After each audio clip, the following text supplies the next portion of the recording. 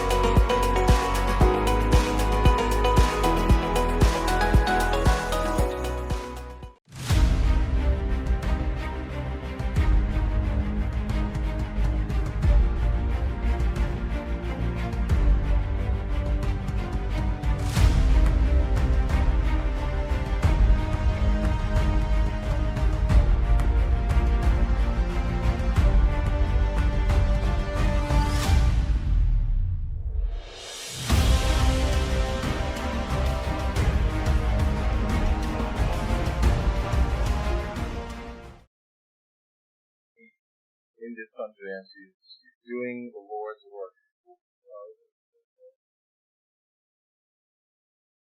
Thank you very much, Rutus, for that warm welcome. Good morning, everyone. Hi, everyone. Awesome. For those of you who don't know me, my name is Uneze, and I'm the convener of the DBNC Conference. I will make this very brief because I want us to enjoy the rest of the day. So it is my pleasure to welcome you all to another edition of the Doing Business in Nigeria Conference, the third edition actually. This year is a significant year for us because this is our first physical event. So you're all a part of our success story. So a round of applause, everyone, for yourself. So today we all have the opportunity to hear from business experts and leaders from various fields who will be sharing their experience and speaking on various topics. So I encourage us all to take advantage of the opportunity to learn and also network minds. So I would say, welcome to the third edition of DBNC 2023. Ladies and gentlemen, we are about to get a keynote session on the diversification of the Nigerian economy from an oil and gas giant. Please, a warm welcome for his keynote address for Mr. Ojunekwu Augustine Avuru.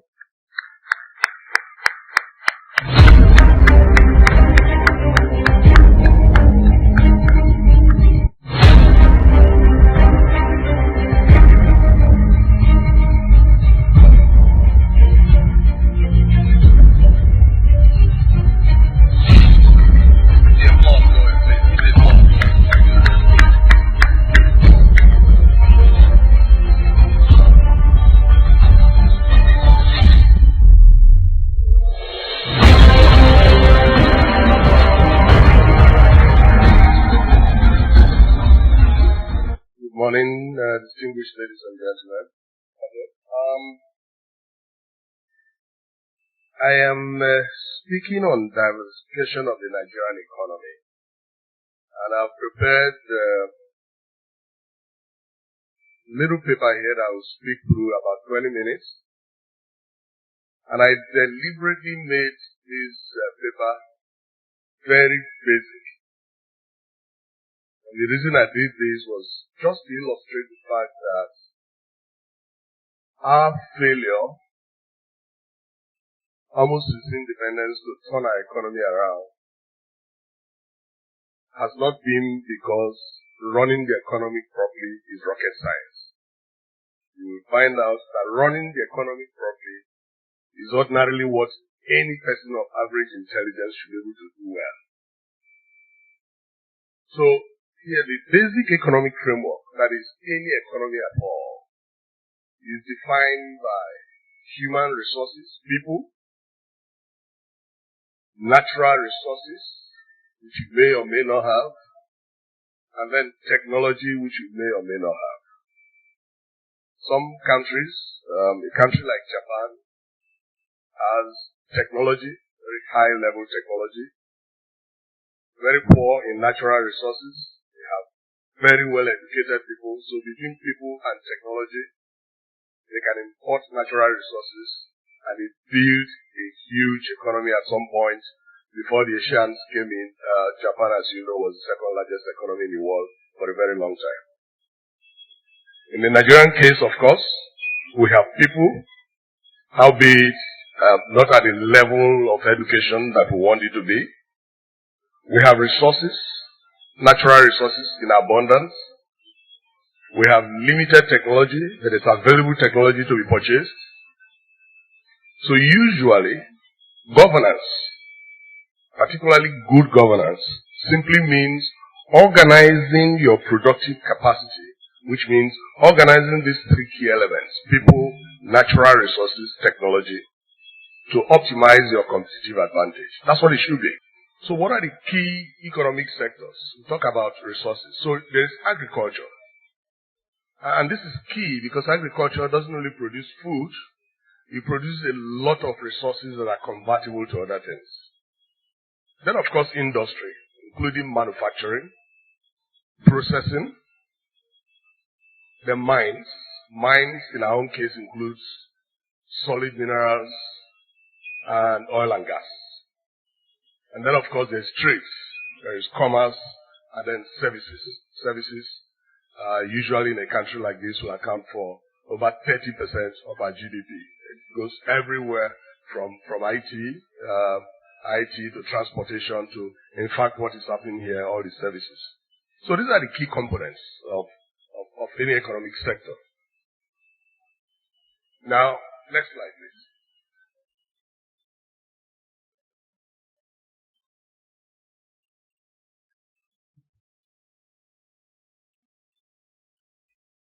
Now, this is where the problem is. The enablers.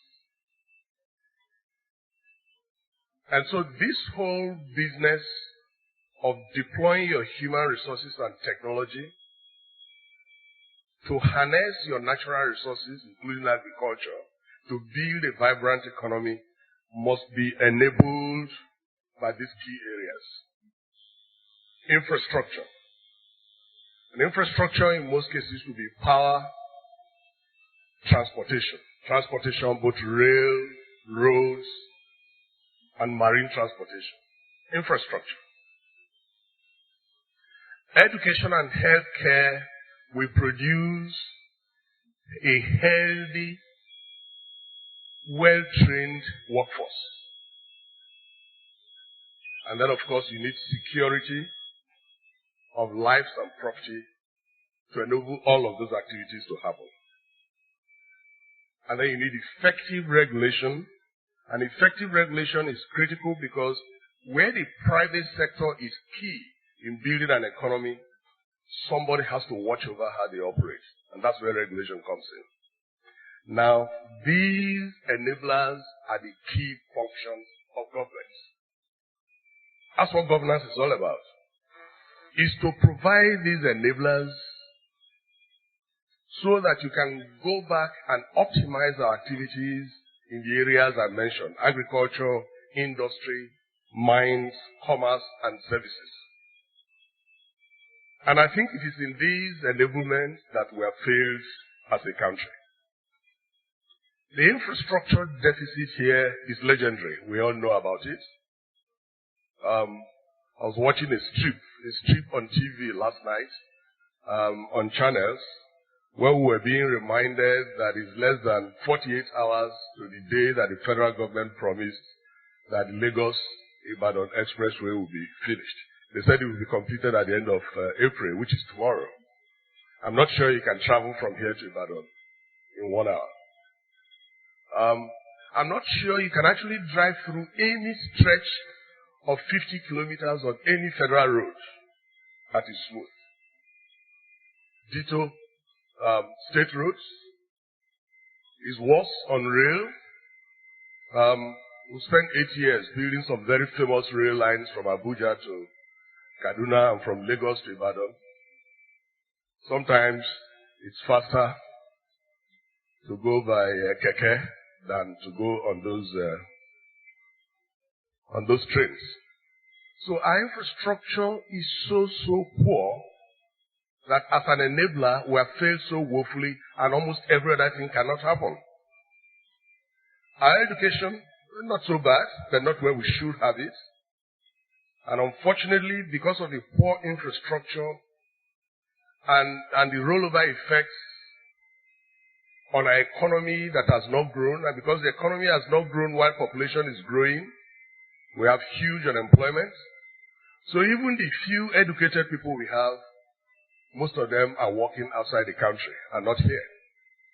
So we may complain that we don't have enough doctors in our hospitals, and we'll probably have God knows how many doctors in the UK and in the US. So have a quagmire where, yes, we should have an educated workforce, but we have a huge deficit of educated workforce here for the reasons that we have given. Healthcare, of course, is critical for what I said. You need an educated workforce that is healthy. Otherwise, productivity will be at the lowest. Now, if we thought infrastructure was the only problem we had, in the past 10 years, we have now added security to it. We almost cannot do anything. Even basic agriculture that we're so well known for in most parts of the north are now hampered by the poor security situation in our country. You will not quite know what the absence of effective regulation is until you run some businesses in this place, and you will understand. Let me give one little example. The power sector. The first time they did all of these privatization of the power sector, we had a problem that simply made the power sector not to take off. After the privatization, they named the regulator, the Electricity Regulation Commission, NEC. When this administration came in 2015, for 1.5 years, that regulator didn't have a board. So they were operating essentially without a regulator.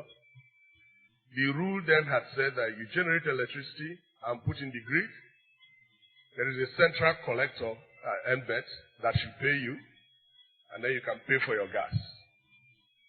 Now, some people where you generate, there's a quota that is given to you that you put into the grid. Because there was no regulator, everybody was doing what he liked. In this 1.5 years, when we didn't have a regulator, the industry fell apart.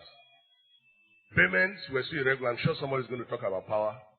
And by the time we finally had a regulator 1.5 years later, it was almost impossible to catch up in terms of who pays what. So if you're a distribution company, you make your sales, 80% should go to the central NBET so that NBET can pay the power company. And because there was no regulator, some distribution companies were paying only 20%. Some were paying 30%. After some time, even those who were paying 80% were wondering, why would I be the one paying 80% when my next door neighbor is not paying? And so by the time the regulator came, it was only an average of about 50% of collection that was going to NBET. And because NBET couldn't pay the generating companies couldn't pay for gas, and then we were shutting off gas. That's what the absence of proper, the whole sector, and render it ineffective. So you will see that this is where I want you to pay attention, that the enablement for economic growth and economic diversification is what has been lacking. And that's why I said it's not rocket science.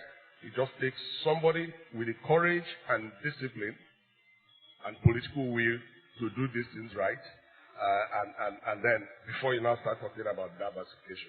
So next slide, please. Let's quickly just run through the key sectors, as I said, and see what would have happened if we paid attention to all the sectors of our economy in terms of diversifying away from just oil and gas. So you take agriculture. Every state in Nigeria has the potential for massive contribution to agricultural production. Every state has something to offer. If you're not producing cassava, you're not producing yams, you're not producing, groundnuts, you're not producing gum arabic, you are producing palm oil, or you're in the fisheries business. Every single state has something to offer. So if we expanded this sector massively, not only do we have food security, but we have abundant resources to feed into our industries. Again, the key enablers, infrastructure, rail and road transport need security, and then technology in terms of machinery and proper inputs, fertilizer for mechanized farming. So we really need to move our agriculture from the where it is now into a massive mechanized state. And these are the enablers. If these enablers were there. Just to show you, in 2021, Ethiopia earned $235 million from flowers alone, just exporting flowers. And we just heard recently how even this our country earned $420 million from cashew nut export. That's just, a snippet to tell you what agriculture will do to our economy if we enhance it just by providing the enablers that we spoke about. Mines. The major part of this sector in Nigeria is oil and gas. And unfortunately, because we have emphasized oil and gas and a generous rental economy built on oil and gas since 1960, we have forgotten all other parts of mines. You may not realize it. The problems we have around Zamfara today, where you have all the militants, that problem arose because we have valuable solid minerals, gold, and all of that. None of it is mined in a regulated manner, and there's not a single dollar from those minerals that goes into the Federation account. So all you have are well-organized illegal miners that have their own military to protect them. That is the origin of the militancy you are seeing in the Northwest today, different from the one in the Northeast. So we have solid minerals that is not organized the way the oil and gas industry is organized. And therefore, instead of mining and exporting them and generating revenue for the Federation account, we have illegal miners, including well-organized expatriate illegal miners that have their own military to protect them. And that's it. So it's not well-organized, it's not optimized, it contributes nothing to the Federation account. Now, even the oil and gas that has been our mainstay, we have seen what has happened over the past 5-10 years. We should be doing about 3 million barrels a day. We are doing 1.3 to 1.5. We should be doing probably about 8 BCF of gas a day. We are doing half of that. Our cost shouldn't be more than $7 per barrel. We are doing $22, $25 per barrel.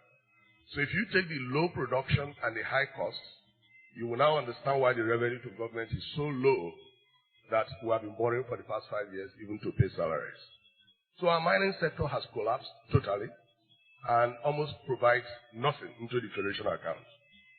Again, key enablers, security, the main issue that has brought us to where we are in the oil and gas sector, security, or the lack of it. And of course, effective regulation is lacking.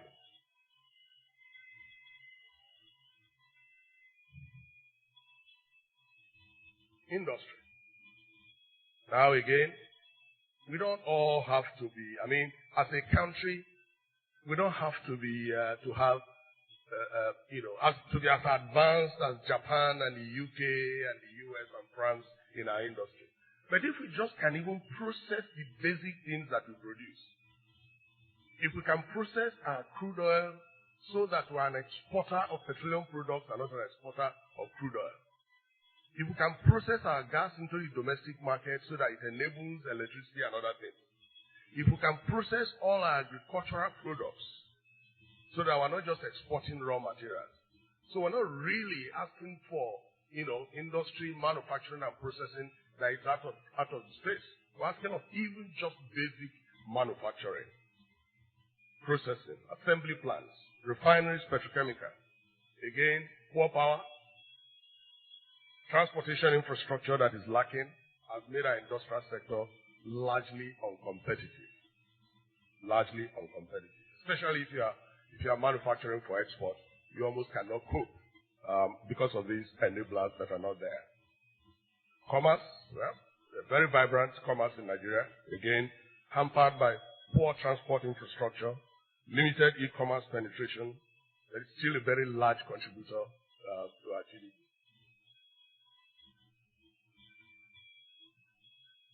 Services, the largest contributor to our GDP today, includes everything from ICT, banking, entertainment, transportation. But again, would have been much bigger contributor to the GDP if, again, we had a right infrastructure in place. So, where would diversification have taken us if indeed we provided those enablers that would then allow this economy to move away from just oil and gas into optimizing all the other sectors we mentioned? Even the oil and gas sector, largest foreign exchange earner, they're usually just about 12% contribution to the GDP. Even that contribution has now fallen from 12% to 4.5% in the past 3 years because of the low volume and high costs that now has bedeviled the sector. So our diversification has to actually start from proper value addition through refining. Hopefully in the next year or two, we should have a refining capacity of about 1.2 million barrels here in Nigeria, which means even if we take our production back to where it was, about 2.4 million barrels, and we're able to refine half of that, and proper petrochemical industry that is functioning, and deliver a lot of gas to the domestic market. So we have fertilizers, we have power from gas, we have gas-based industries that function. So the diversification really has to start from our oil and gas industry, the mainstay, and target the major uptick in our production, crude oil, which will be targeting going up to 3 million barrels a day, and about 12 BCF of gas, both for the domestic market and for export. Now, what will come out of this? Increased revenue, we double our revenues, and then that is the revenue that we then need to fund the critical enabling infrastructure that we spoke about. Provision of critical enablers will deliver, as I said, an educated workforce, a healthy workforce, adequate and efficient power, efficient transportation, security of lives and property, and effective regulation. So, if government were to just do what government should do, which is provide these enablers, and not jump into areas where they have no competitive advantage. Government is still owning refineries. Government is even owning hotels. You go to some states where basic transport infrastructure, you can't go through their roads, where they're building airports, where there are probably only 2 or 3 flights in a whole year. You go to Bayelsa State, low lying, with a lot of tributaries and distributaries. You will think that a priority there is to make sure that these tributaries and distributaries are turned into major drainage channels, so that during the rains, the entire state is not submerged. No, that's not the priority. We'll build an airport. I think in Ogun State, there are probably 2 airports being built, even though they're only 30 minutes away from Lagos. There's a cargo airport in one governor's village and another airport in the village of the governor before him. So here we are. Government has failed at all levels. state and federal level, they have failed to provide the enablers that we require so that the private sector will be energized to diversify this economy. And that's where the problem is. Otherwise, if we had those enablers, this economy will expand on all productive sectors. Massive expansion on all productive sectors. We can achieve double-digit GDP growth by doing those basic, simple things we have listed. Indeed, over a 10-year period, I think that Nigeria's GDP can leap from the current $445, $450 billion to over $1 trillion. It is possible. It's not even very difficult. It's not rocket science. It only requires proper governance. That is governance that is defined by discipline, political will, and people who are honest to do the right thing and not playing to the gallery. Thank you very much.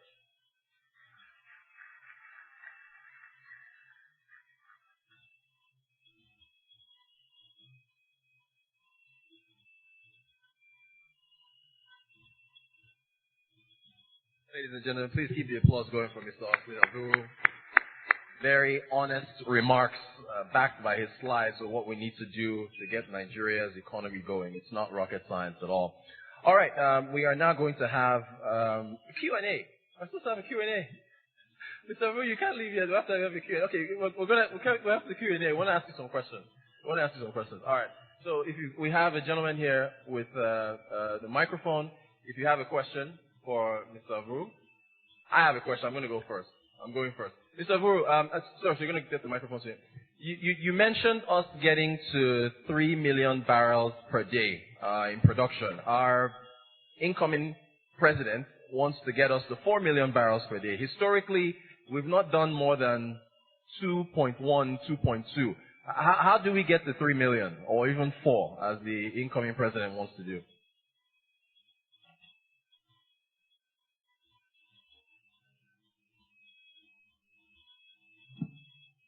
Take all the questions.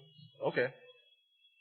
If you have a question, just raise your hand, and the gentleman over there will take the microphone over to you. If you have a question, just raise your hand. Okay. Yes, then have a question. Thanks very much. It's fascinating, and there's so much in there that I think we'd all relate to. I guess the question I have is, I mean, the analysis is reasonably well shared. Most people would share, I think, what you say. The question, not just on oil production, but I think on some of the other bigger challenges as well, like infrastructure investment, is how, given the economic situation Nigeria faces now, and not the situation it faced 8 years ago, some of those challenges are bridged, and some of the people who might choose to invest in Nigeria are persuaded by not just the argument being made by the incoming government, but evidence of policy that they put in place. So, how do you bridge that credibility gap for people who've been skeptical for some time, want to believe, definitely with goodwill, but for whom Nigeria still remains an opportunity that's yet to be realized? Thanks. Any other question? I'm so sorry. I have another question. This is what I do for a living. I ask questions.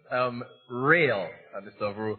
How important is rail, an integrated rail system, to the economy of Nigeria? The NDDC, apparently just Niger Delta Development Commission, just signed an MOU, apparently of about $15 billion with a company in the United States in Georgia to build a rail system through the Niger Delta states.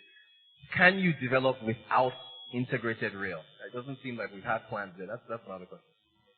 So let me. Sorry. One gentleman behind you has a question. Sorry.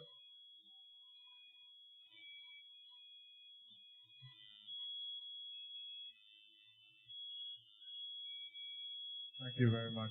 That's very impressive analysis. So from your presentation, it's obvious that since 1960, there is no measure that we have improved in towards achieving diversification of our economy. So that saying about doing the same thing over and over again and expecting a different result appears to be our lot at the moment. Is there a significant thing that we haven't done that you think we could do to break away from this cycle of continuous and perpetual failure? Thank you. Let me start from yours because it's very fundamental. Yeah, because you said that all our problems look so basic, and yet for 60 years somehow we have done the same wrong things over and over again. 10 years ago, the oil and gas sector contributed about 81% of our national budget. In 2022, the contribution to the budget is about 32%. That in itself is terrible, but that is good news. Because for the first time since 1971, we are forced now to move away from a rental economy where we simply sat down and 6 multinational companies produced crude oil and natural gas, sold it and handed over money to us, and we ran our budget without rent. That's what we did from 1979 till about 1971 till about 5 years ago. Fortunately for us, unfortunately, that rental income has dropped to a point where, in fact, 2021 and 2022, there was no remittance to the Federation account from the oil and gas sector. And therefore, you must now start addressing building a more productive economic base that you will tax. Companies' income tax is the proper thing that you then tax that economic base and derive the revenues that you need to run the economy. That is the stark reality facing us for the first time, really. And I think that that's where this new administration will have to start from because they don't have a choice. When you had all of that free revenue, you could talk about subsidies on petrol for 15 years without doing it. You were spending $3 billion a year on revenue and borrowing $2.5 billion every year. That's what we were doing. Before 3 years ago, we were spending $3 billion a year on electricity subsidy that we couldn't afford. When Obasanjo left office, our total national debt was $5.2 billion. It's approaching $100 billion today, total debt. That's so you ran a rental economy where as a nation we're completely unproductive. We can't even afford it today, even if you wanted to. So what are we going to do differently? You have to expand the economic base. Everything we spoke about today, we have to go back to them. And all that government now needs to settle down to do is provide the enablers. So that comes to the rail you were speaking about. Look, in 2012 to 2015, before GE got a new CEO and broke up and eventually abandoned their transport component of their business, GE came here to this country and told us as a country, we are going to spend $3 billion to revamp your rail system. They were going to assemble the coaches in Calabar. They just needed a few changes to our statutes to enable them to bring that money and do it. Because the rail business all over the world is a money spinner. I was speaking to some of the people who are supplying the coaches for this red line and blue line. The rail going from Agbado to Lagos, when it starts working, you'll be shocked, even though it's in Naira, how much revenue they make every single day, ferrying about 1 million people. So if it is properly done by the private sector, it's a money spinner. It's good business. But what did we do? We had a minister of transportation that borrowed a lot of money from China to build railway from Abuja to Kaduna that doesn't function. So again, we had a chance, and like you said, you cannot do massive movement of goods and persons without integrated railway. You cannot. So we need that railway. Forget the NDDC show and tell. NDDC is the biggest. NDDC exemplifies what we are as a failed state. NDDC, an interventionist agency that has spent over $40 billion and you can't see a single thing they have done. They're telling you that signing one agreement to build one rail between one place and the other. And in any case, the NDDC that is making that promise, they will be out of office in 30 days. So why would he even listen to them? So again, if you go back to do the right thing, we don't even need government to build these rails and run it for us. So that comes back to what Ben was saying. How do we then generate the right level of credibility that will bring investors back? And that's the first thing that government has to do. It's not a simple answer, but if in the first 12 months of the incoming government, investors are not scratching their head and saying, I think this is a different thing, we can go back and do business. Because they're not coming here to do business and not make money. They'll make money. See, there's a graph I will show you, and you see that the drop in production from 2.2 million barrels to it got as low as 900,000 barrels at the point. You can correlate it to the lack of investment since 2011. We're doing $22 billion a year investment in the oil and gas industry. In 2021, it was 5.2 billion. So which is what Ben was saying. Investment has dried up. And again, investment will dry up because we have run the sector very badly. Some of the multinationals are going. So we now need critical, well-managed regulation and solve the security problems. And then when you see that production is going back up and that our laws governing how you do business here are well respected and well maintained, people who will make money will come back here to make money. So you're right. This government has to build credibility very, very early in the day as a major point so that we can start seeing the investment funds. Starting even with Nigerians. Nigerians have to then start investing heavily here. So how do we go to the 3 million barrels? First of all, we have to even go back to our 2.2 and then its investments. Again, the environment has to be enabling. You have to have competent operators that are replacing the multinationals that are leaving the onshore and shallow water. The multinationals are still in deep water. Once you have competent operators that then bring in the funding that is required, and then you see production going up. And then again, if the regulator knows this job, once you start tracking that increase in production, you can keep tracking it until we get to the 3 million barrels. Simple answer is competent operations, clear regulation, strong regulation, and then funds will come in, capital will come back into the sector, and we'll head back towards 3 million barrels a day. That's it, really. That's it. That's it. So, if this government doesn't establish credibility very early in the day, if this government doesn't leave all the shenanigans and pay attention to providing the enablers, then we're dead for another 10 years. And in any case, the simple place to start, you can claw back some $3 billion every year by getting rid of what's it called, the subsidy. Claw back that.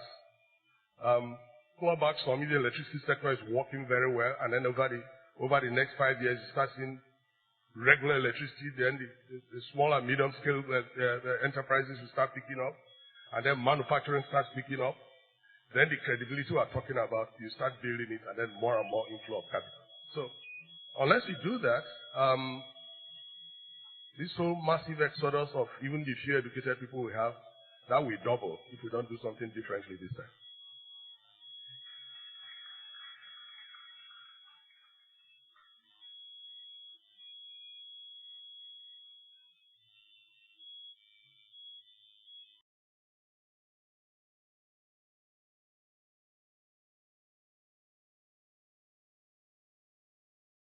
That's the Q&A session there. This is going to continue. All right, so we are now going to have our panelists. So we're going to have the panel session on the diversification of the Nigerian economy.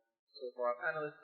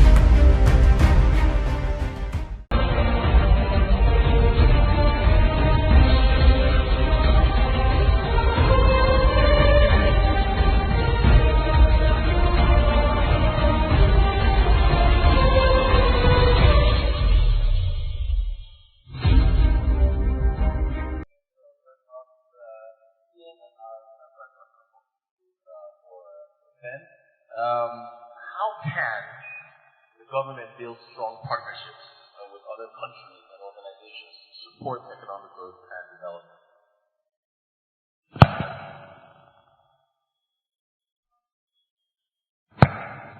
Good morning. Yes, fantastic.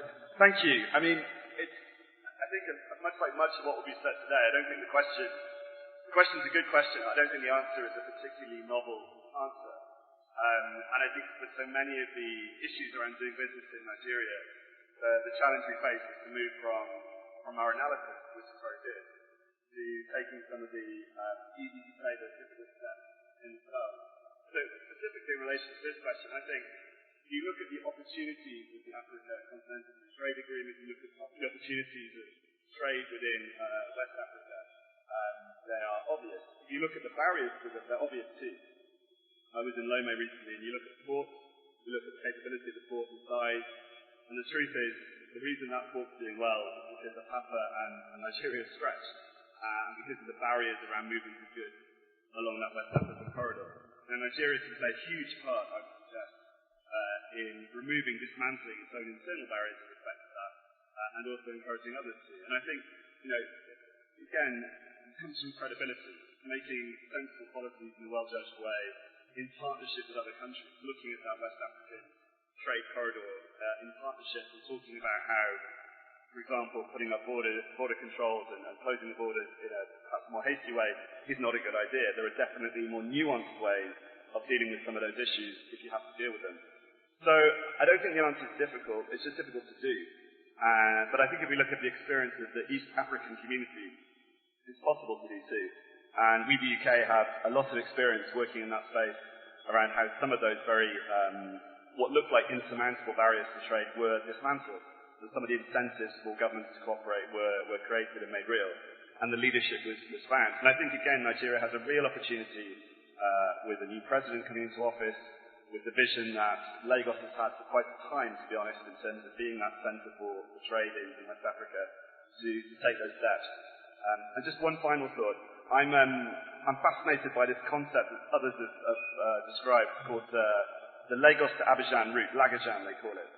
And by 2050, 2060, the population of that West African coastal corridor will be massive. I think that's indisputed. There's nothing that's going to stop that population growth really from happening in the way people have predicted. The real question is how governments respond to that, whether they have the infrastructure, the free trade ability, the kind of things that will really make a difference there. So from my perspective, I think it's about responding to and dealing with the difficult questions. It's difficult to do. Thank you so much, Ben. This next question is for Lola, Esan, and Rotimi, Odushola. So we'll start with Lola first. How important is it for large corporates to partner with SMEs in sourcing materials locally? So we're importing everything in order to promote diversification of our economy.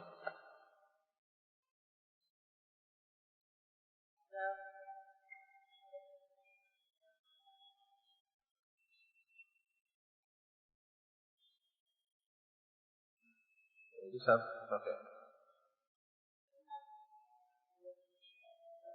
So thanks a lot. So I think the first thing is when we talk about resources, it's both resources for production and then of course human capital. So I think one of the first things would be the opportunity to create more jobs. If we note that obviously well-being and having access to meaningful work is a key skill for well-being generally in society, we do need jobs in Nigeria. So that partnership is very, very important. So that's one option. I think the second thing is an opportunity really to stimulate the development of ICR. We're talking about federal allocation, but honestly, if you do that partnership with MSMEs, there's opportunity for states and obviously offices or locations where these businesses are based to enhance other opportunities of internally generated revenue clearly would be one of the benefits. I think the third thing also is enhanced innovation. There's a lot of talk around innovation being a key to development, but honestly, if you look at what you need to stimulate innovation, a lot of it will come via the PPP route, which oftentimes requires complex policies. But having the partnership in this case gives an opportunity to do things differently.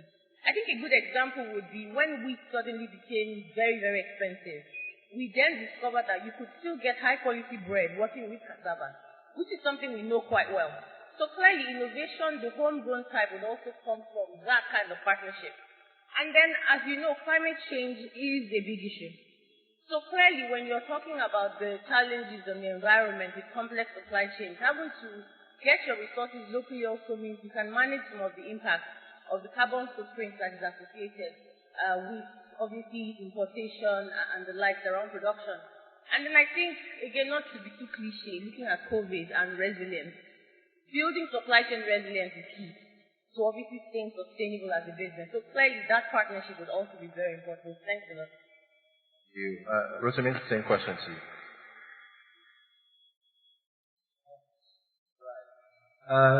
Good morning, everyone. I also would like to add to what Lola said, but I want to call our attention essentially to many of the enablers that the keynote speaker has shared with us earlier today. The importance of government working with small and medium-scale enterprises in order to facilitate business cannot be overemphasized. In any economy in the world, the SMEs are actually the ones that are the engine of the economy. You can have, a few big corporations, but when you check, they probably are employing maybe a few thousands of people. But SMEs are actually the engine of any economy that is serious about being successful. And therefore, the government providing an enabling environment for small and medium-scale enterprises to thrive is extremely important, because then the supply chain that we're talking about becomes, more secured.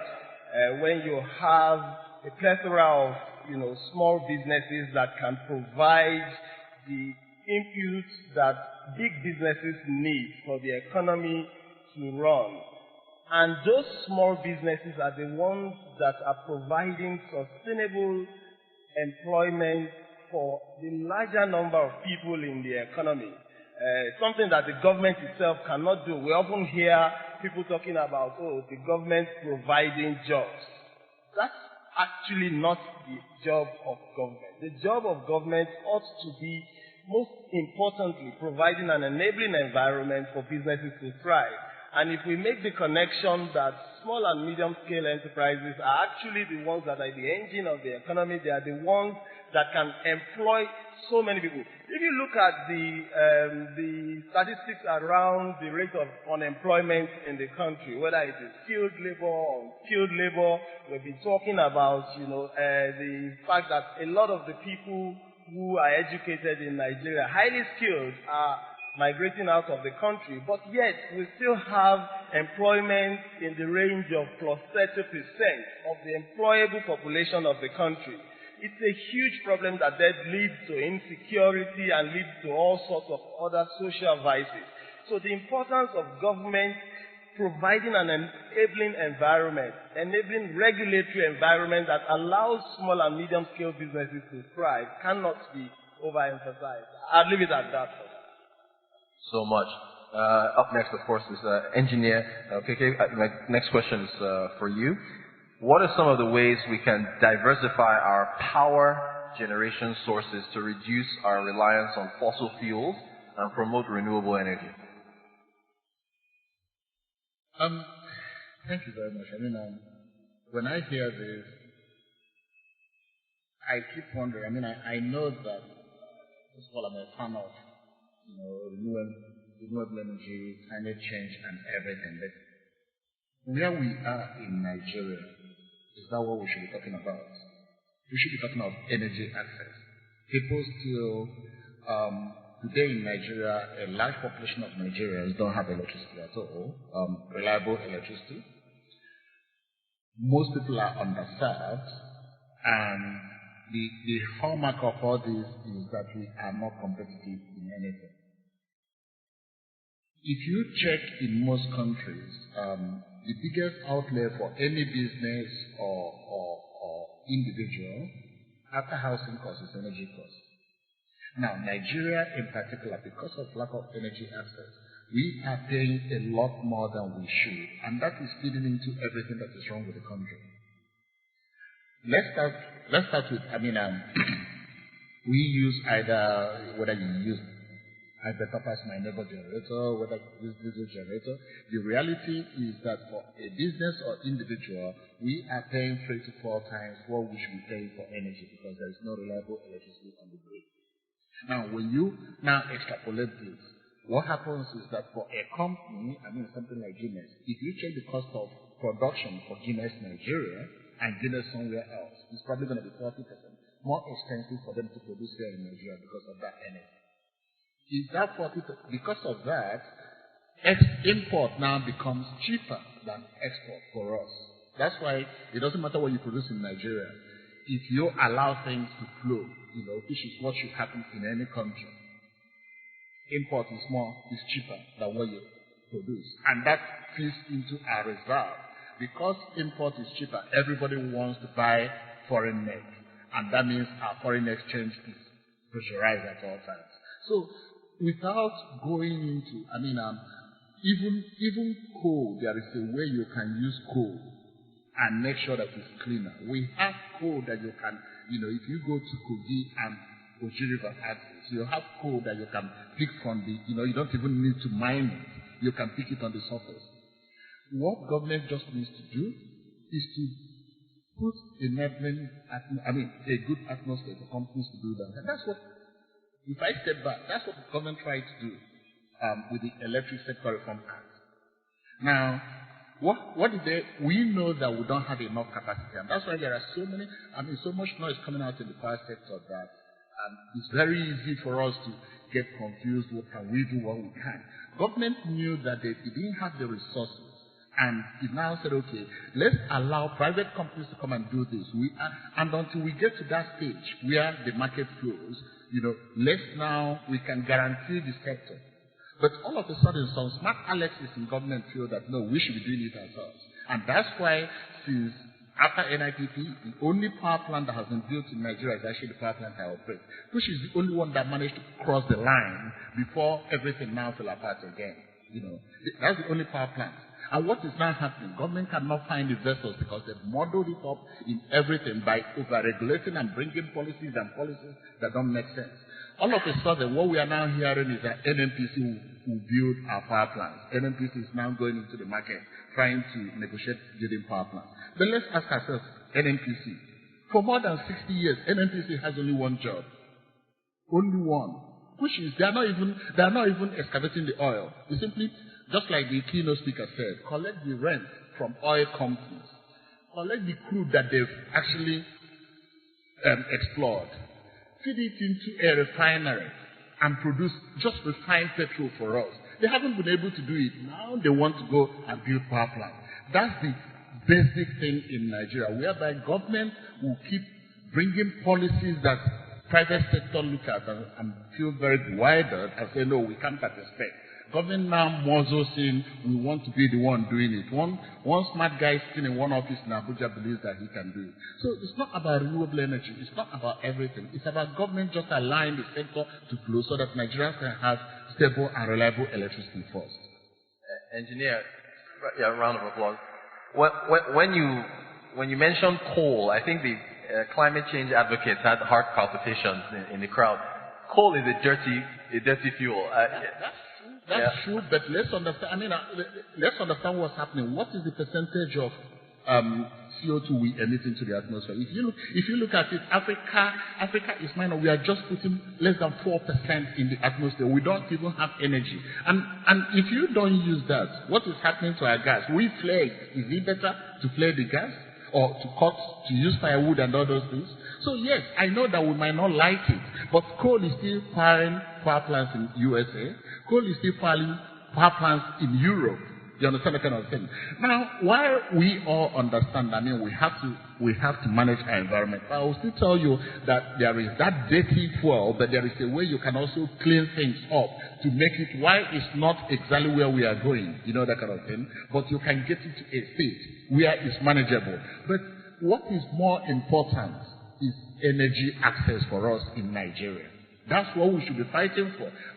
We have to get to that stage where we are actually at least broad section of Nigerians have that access and enough electricity that you now start saying, how do we make sure that it's renewable? If you don't have stable grid, unfortunately, solar, wind, because they are not there 24 hours of the day, they don't make sense. You have to have robust grid, first of all, and we don't have that.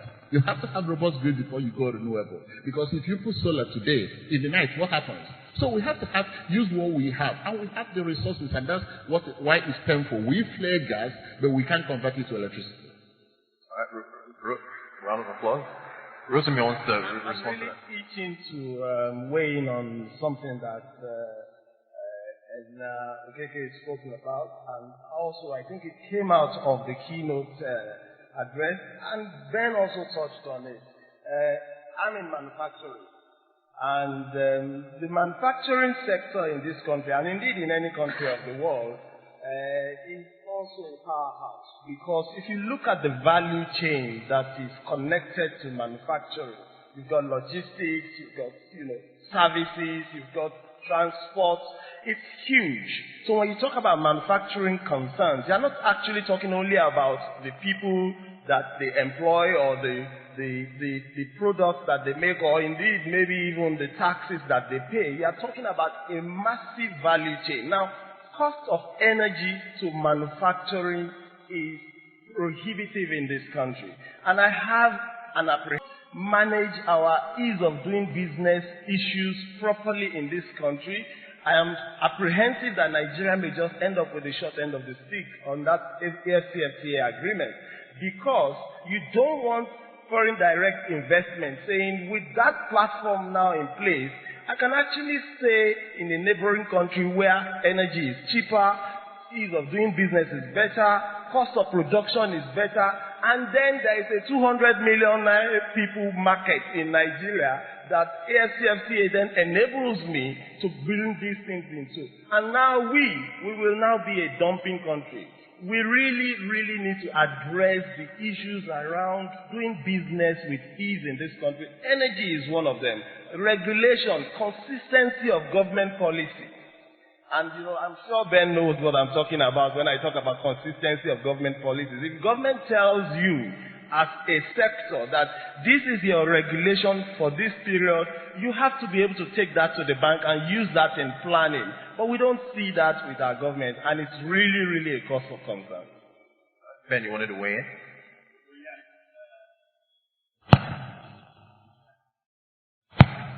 Yes? Yes, there we go. Yes, I would. Very much to agree with that point about consistency of regulation. I think being able to plan as a business, but also as a government, in terms of your revenue is very important, and the revenue growth projections. So I think, again, an opportunity for this incoming government to have a compact of business around how it will grow revenue, which is so important, no question. And I think that will provide the predictability needed, because one of the points I was going to make is some of the business reforms, some of the economic reforms that will happen, we hope that will happen, will be incredibly tough.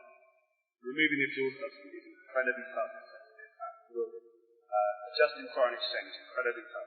These are good things to do, but the impact in the short term will be difficult to do. And the only way to weather that storm, I think, with confidence and create confidence, is for the government to explain what it's doing, but also the business to understand and have confidence in the direction of travel. What this is going to do for them, what it's going to mean in terms of tax, where the end state will be. So I think there's a real opportunity, but also a challenge for government to do that. And just to say, I respect energy very much, but I think Nigeria can get there without coal, if I'm honest. There are other, lower carbon polluting, gas being the obvious one, industries where we may not be as comfortable with that, but we can already see a pathway. But I think when it comes to coal, with whatever is happening in Europe and the USA, I think we really want to see, for example, China move away from coal.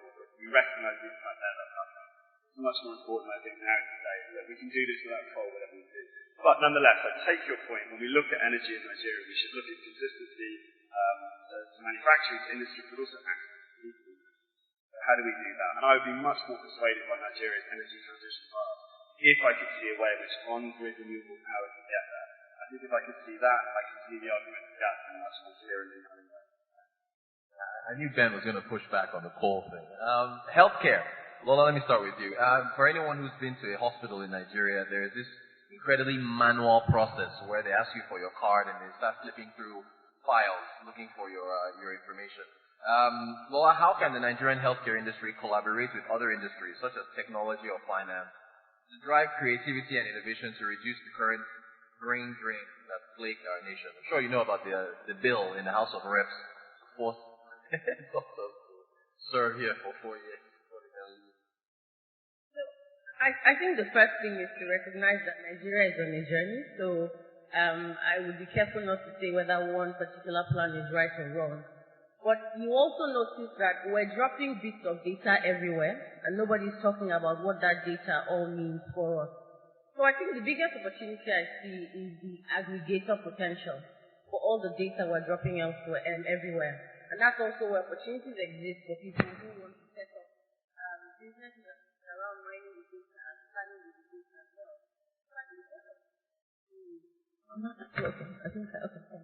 So I think data aggregation is one.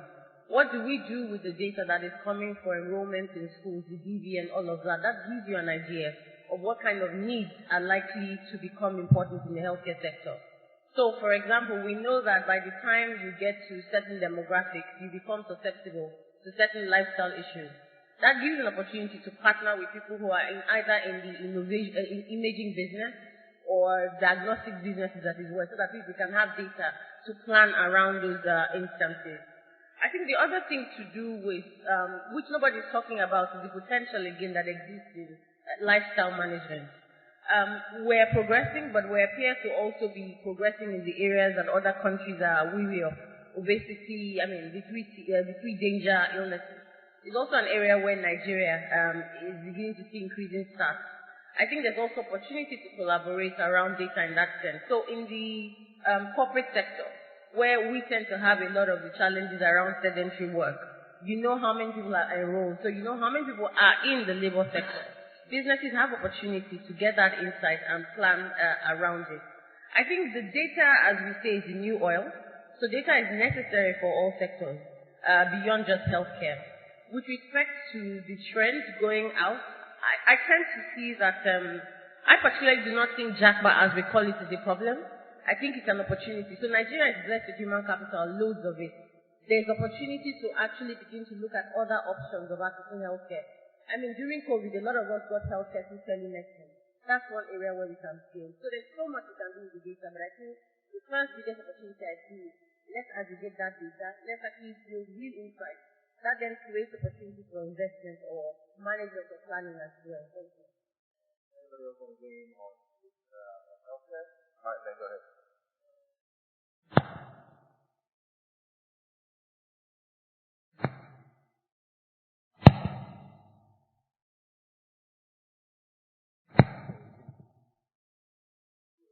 Thank you very much indeed. Broken microphone, I apologize. I think when you look at JAPA, let's be honest, from Nigeria to wherever, not just the UK and healthcare, you also have to, understand context in the UK and other places. We have JAPA of healthcare workers to Australia, to America, other places too. And to some extent, that kind of migration is normal in professional sectors. I won't make a comment on how Nigeria's healthcare is today. That's Nigeria's feminist society. I think having incentives in any country that persuade people to specialise today are very important. I am included. What I would say is, to be honest though, when you look at the quality of professionals Nigeria produces, actually the starting point, not just in healthcare. How do these people find the opportunities they want to find within the Nigerian system and have confidence? And again, I think confidence is really important. Over the next year, that trend of JAPA might change, but it might not. And I think the opportunity to adjust that trend is short. So I think persuading people who make real life decisions with their families for the next few months is very important. Thank you so much. I do want to follow up on this data issue, if I can pick the brains of the panel. Lola earlier was talking about job creation. We don't, okay, so here's an example. Every Thursday, the United States has jobless claims. That is the number of people who are looking for work that they file. Every Thursday, standard. Every end of the month, there's a non-farm payroll. It tells you how many jobs are created. We have a real data issue here. I don't know if anyone knows how many jobs were created in Nigeria in the last 4 years or 5 or how many have been lost.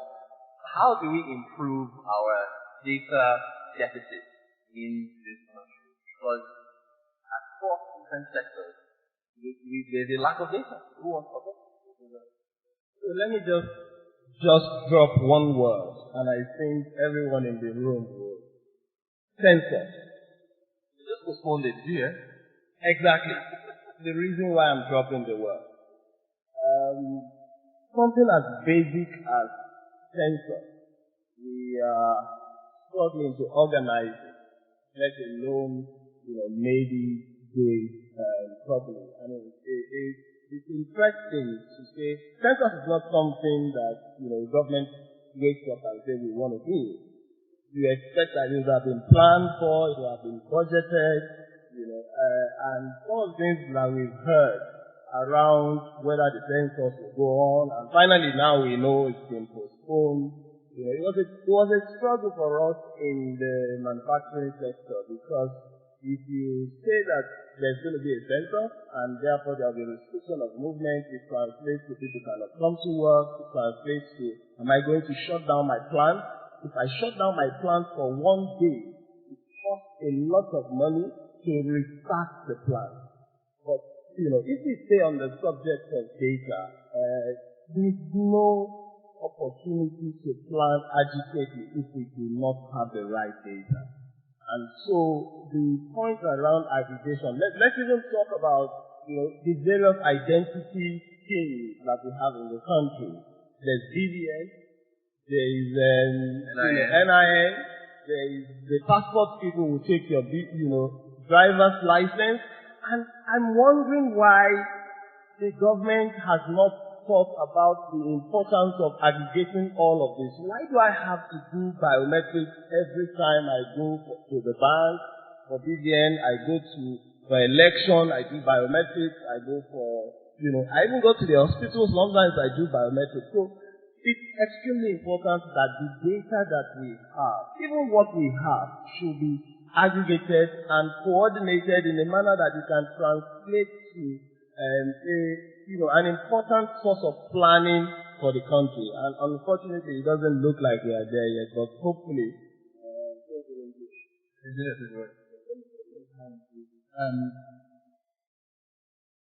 Well, I'll tell you that the data is there. Data is there, simply that this job is to use the data for planning purposes, for political reasons, don't want to use it. That's what is happening.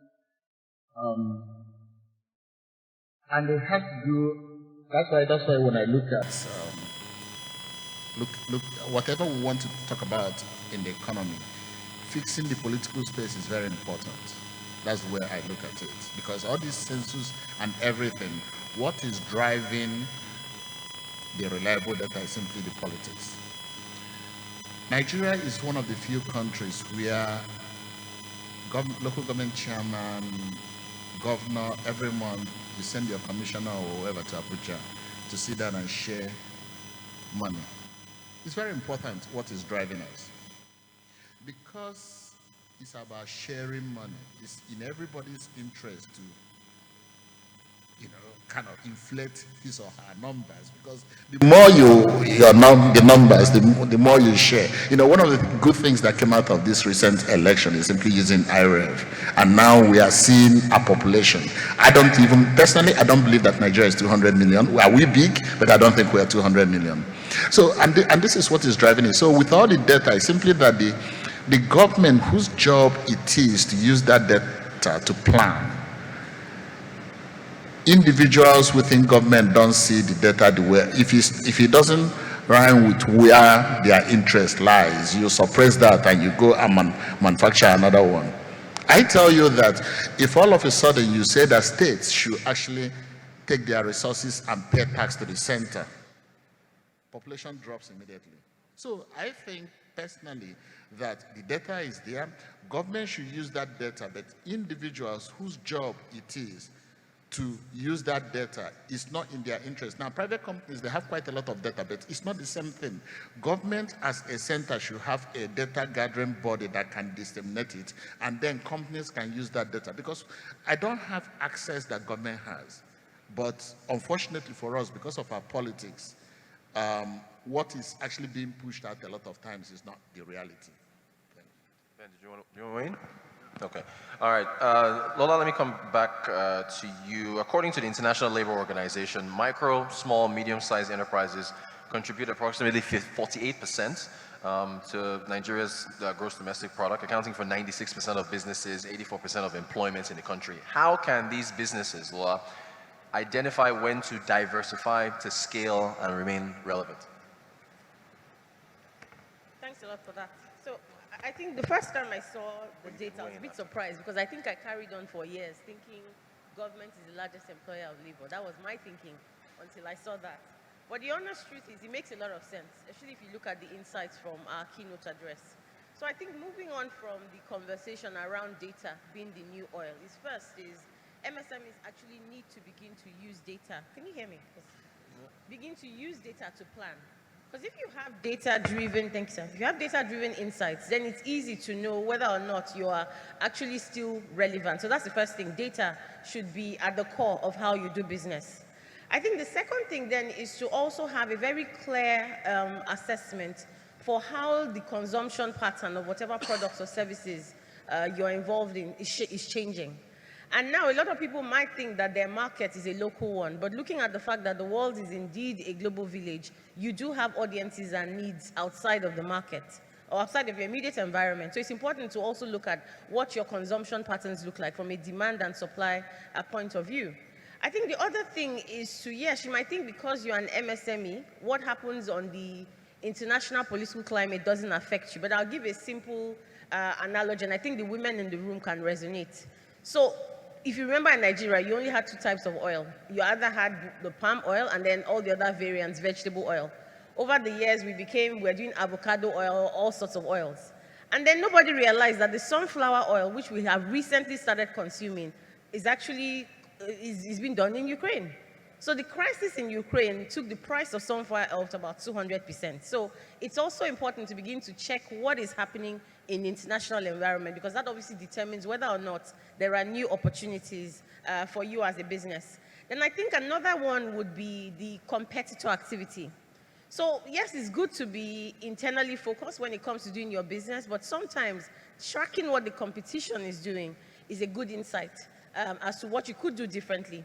And then that probably also speaks to another point of how should we do business in an environment that could be challenging like ours.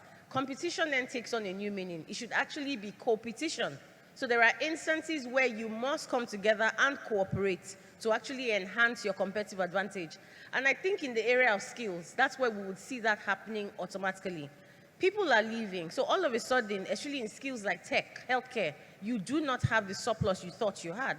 So we would need to actually come together and collaborate on certain areas or certain aspects, which would then even bring about new business options.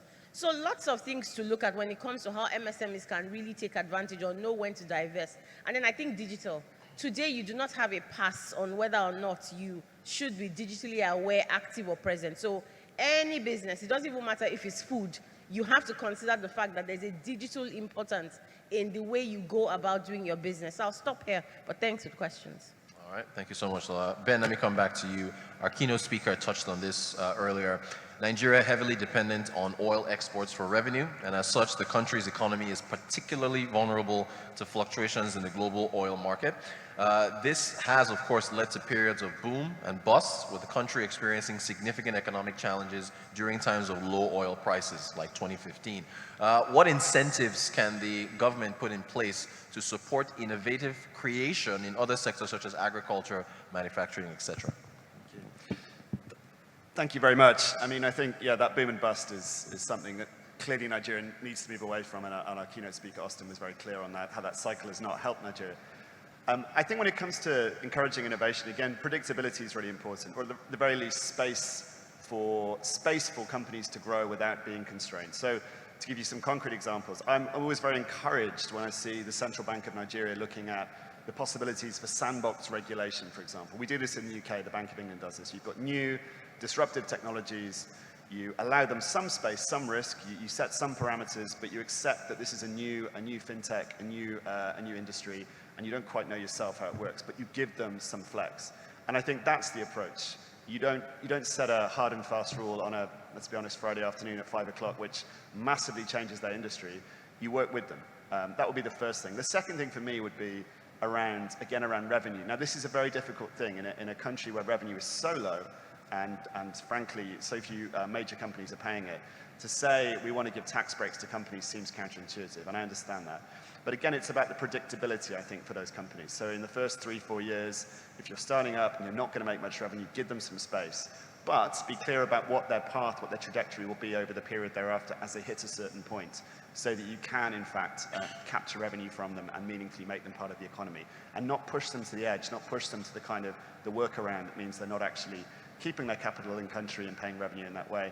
So, I mean, these things are possible. They require nuanced policy. I think that's really important, not big sweeping statements, but nuanced policy. And I think they also require clear communication, because when it comes to revenue, and I get it, you know, I'm sure others in the room would say, everyone needs to pay tax, we pay tax, of course, but there needs to be clear communication about the point at which people are all playing by the same rules and the point at which they're not, and why, so that you can have the confidence that, you know, there is a level playing field in the end. Thank you so much. Rotimi, let me come to you. What measures can be taken to promote regional integration and diversification within Africa? Right. Thank you. Let me start by saying, so I don't know whether the organizers are aware of this. The Manufacturing Association of Nigeria has a sector that is called MANEG, Manufacturing Association of Nigeria Exports Group. And I happen to be an officer or an official of that export group. And the reason why I'm using this as a precursor to my comments is to re-emphasize the importance of exports to us as a country now, facilitating the ability of manufacturing and concerns and even service providers in Nigeria to be able to export the products and services that we have to other countries, regional, and I will speak specifically to the question. And if you also look at that in the context of the struggles that we have had, with availability of FX in the country, considering that all the revenues that we get from crude oil has dipped significantly. Mr. Avuru did a fantastic job earlier this morning analyzing for us how we got to where we are. And then juxtapose that with the fact that there is now in place an Africa Continental Free Trade Agreement, which ought to be a massive opportunity for us as a country, but could be a disadvantage for us if we don't, or if our government doesn't manage it properly. Then answering this question about what African governments can do to help, to facilitate regional integration becomes important. I will only sound a note of caution that we as a country, Nigeria, must make sure that we are at the forefront of that regional integration. We're not, we're not on the back foot. We're ensuring that the advantages that can accrue from that Africa Continental Free Trade Agreement are available to businesses, small and medium scale enterprises in Nigeria, and even big manufacturing concerns in Nigeria. So we are, a beneficiary country and not, suffering. So the things that I think African countries can do will include creating scale for manufacturers to be able to do things on a scale that then means that Nigeria is not the only market that they have, but Africa is indeed a market. But that means that, the government has to put in place the appropriate regulatory schemes. Then integration. Governments need to drive closer integration between governments and that enables business. So I think it was Ben that earlier mentioned the Lagos-Abidjan highway. Those sorts of infrastructural integration across the continent, across, economic blocks such as the ECOWAS and, the larger African continent are extremely important. And as a country, we need to be sure that we're doing our own bit such that, businesses in Nigeria can also be part of that. So an example in aviation, for example, providing the enabling environment for bilateral and multilateral agreements in aviation that enables airlines to operate more freely. It's amazing. If you talk about, flying to some places in Africa at the moment, you want to go to Cameroon, you have to go around like 2 or 3 other countries before you get to Cameroon, when actually, it's literally next door. So those kinds of, integration is important. Then facilitating mobility of people, of goods, of services, of technology.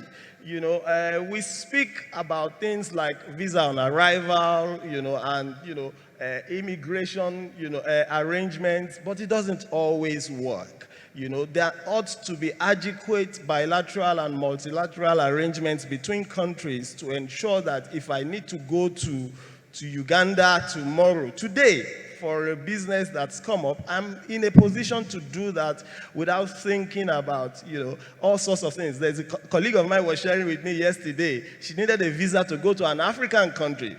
And part of the requirement is that she should produce the death certificate of her parents. And I'm wondering, what has the death certificate of the parents got to do with providing visa? So those kinds of things. Then the policies that governments have must be consistent. They must drive that, integration amongst companies, amongst, businesses across the continent. And finally, but I think most importantly, security. Many parts of Africa, it's a shame what's going on the African continent today. Mr. Avuru again, hit the nail on the head when, he spoke to us about Zamfara. We all think, there's conflict going on there, but it's on account of the failure of government to take charge of, what is otherwise valuable resources, but has now become the subject of organized crime. So if you look at, places all over Africa, Sudan, that's the most topical at the moment, but we have it even in our country as well.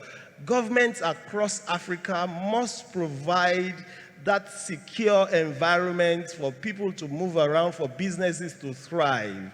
And again, please permit me, and not just because I'm part of MANEC, but that Africa Continental Free Trade Agreement, we must get the benefit of it and not, be on the back foot. Thank you. Thank you so much. Okay, I really do want everyone to, you touched on it for a second, foreign exchange. We're talking about doing business in Nigeria, and SMEs have to import a lot from equipment and so on and so forth. So starting with Engineer Okeke and then Lola, the multiple exchange rates, the fact that you have to access FX on the parallel market is about 732, 740 now. Can you speak on exchange rates and how it's impacting businesses?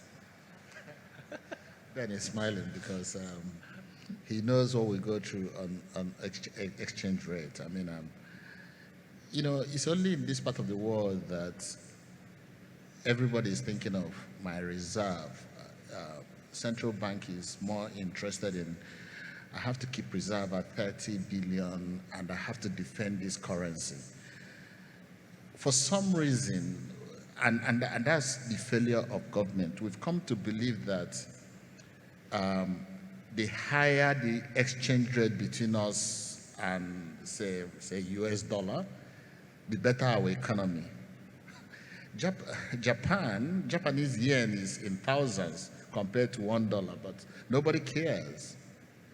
Unfortunately, what we don't understand is that once you create that bottleneck, rent seeking comes into play. As long as you have it's natural, when you have multiple exchange rates, unproductive part of the economy now spring up.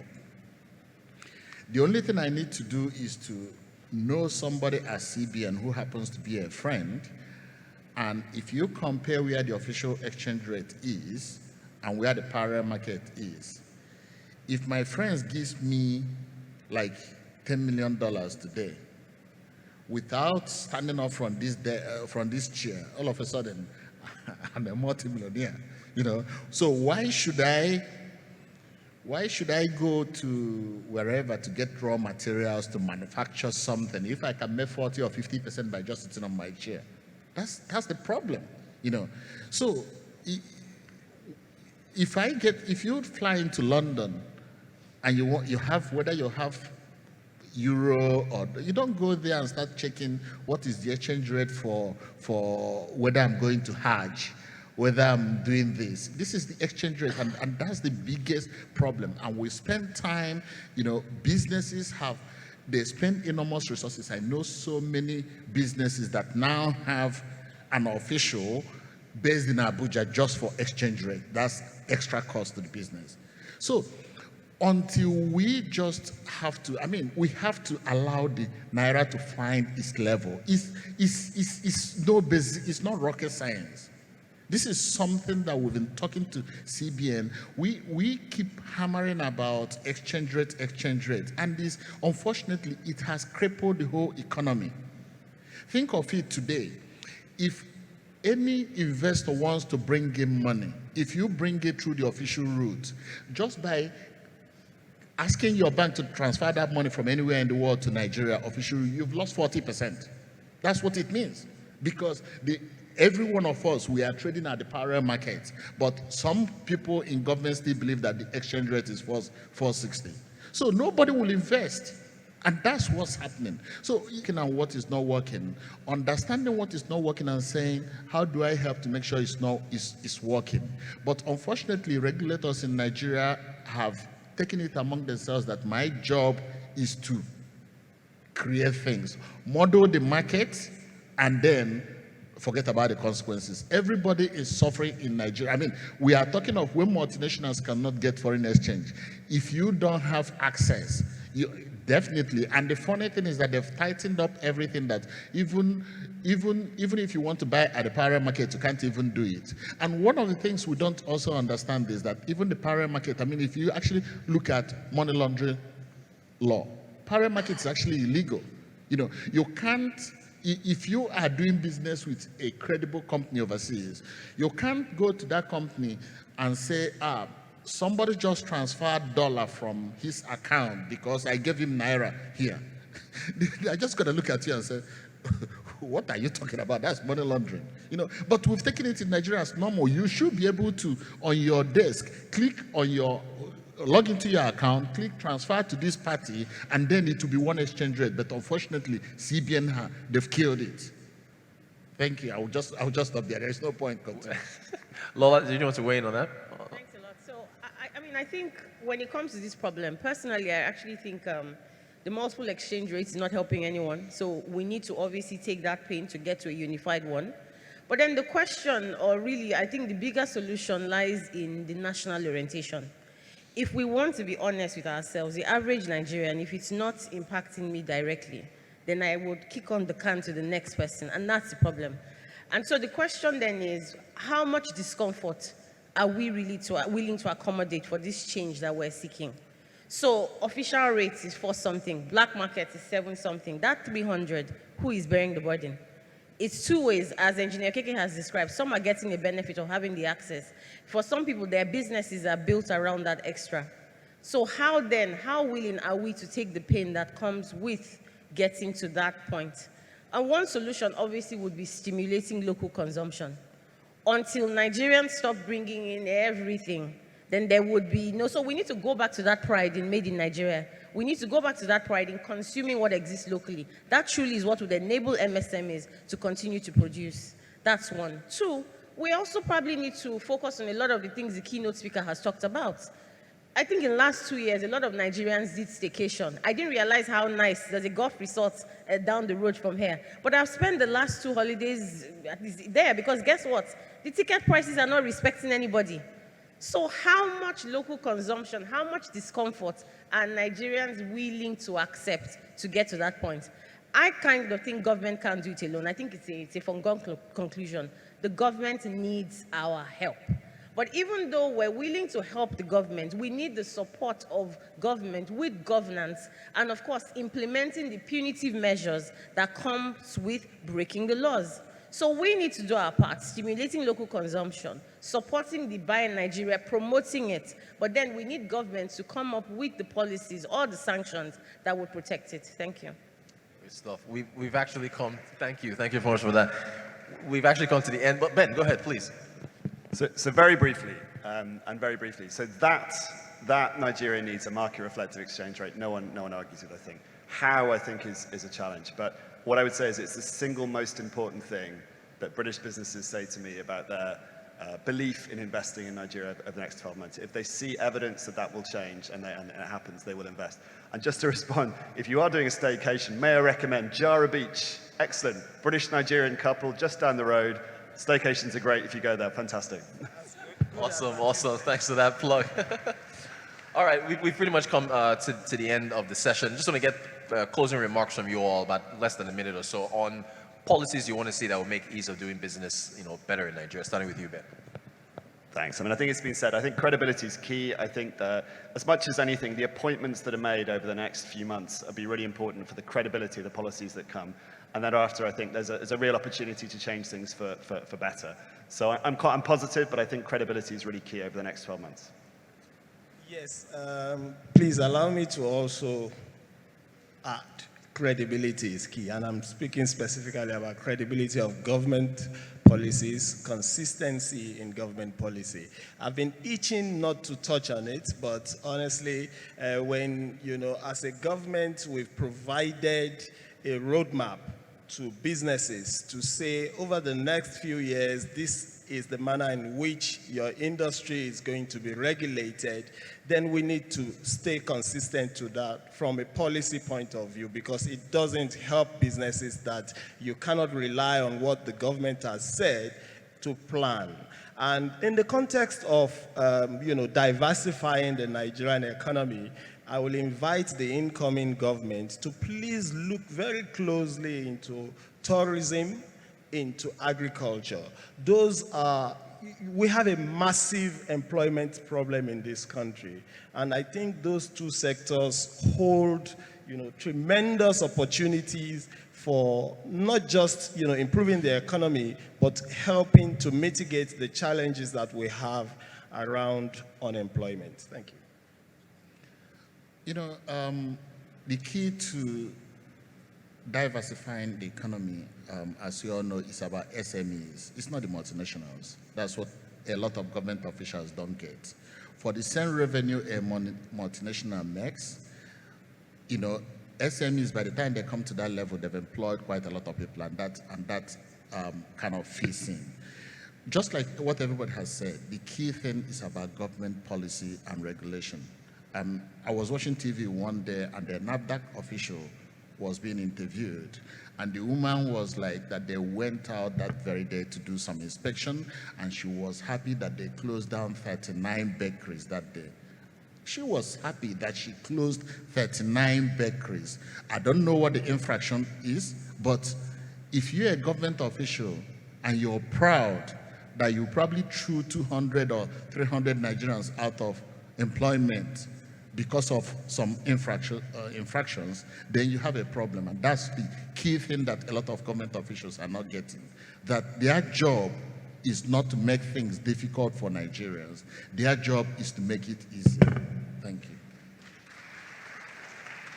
So I think for me, the first thing is we need to revisit our policies around education.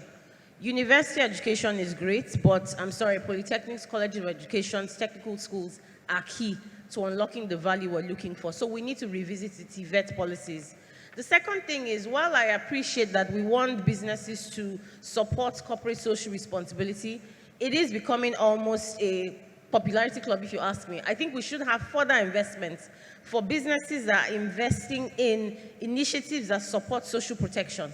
So they shouldn't choose where their 1% goes to. It should actually tally with what we need in Nigeria. And then I think the third point, I tend to agree Nigeria is still a big deal.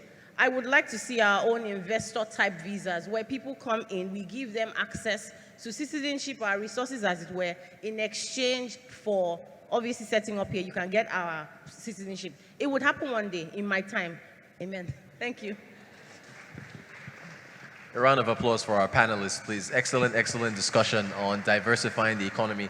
I want to call up Linda to come and take pictures with our panelists.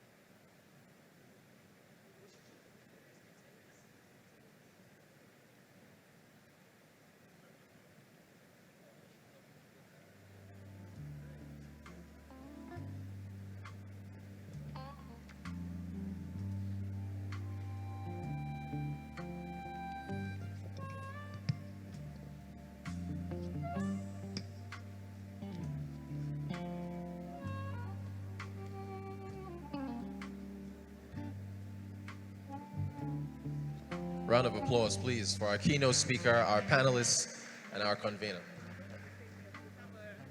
Can we have some of the gifts to our speakers? We'd like to say thank you very much for sharing with us your wealth of wisdom and knowledge.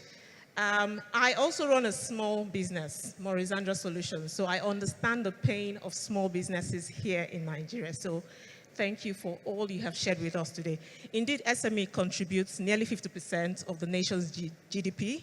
So we need to start taking the small businesses and the growing businesses seriously as well. And we should not leave it all to the government. Entrepreneurs, stakeholders as well, we have a role to play. And today, we'll be having a business segment where small businesses will have the opportunity to pitch live to a panel of judges in exchange of a grant of 10,000 USD. That would happen today. Thanks to our sponsors, Providence Bank. So just to say thank you for coming and, taking time out of your busy schedule. Can I have the certificates, please? Can I please have the certificates? Okay, Mr. Avuru, thank you so much, sir. Very quickly, so we don't... It's just a token of our appreciation. Mr. Ben, thank you so much. Oh, oh, that's fine. The pictures, right? You want to take pictures of me? Don't worry, certificates, we can do that. Who is this for? Mr. Rotus? Okay, he's here till the end of the day, so. Can we very quickly do this? Awesome, thank you.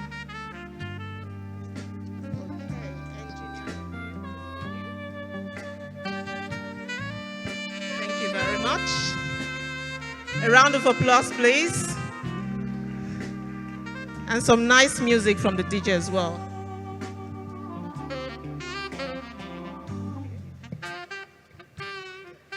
Don't worry, you're not the last. Do we have the certificates, please?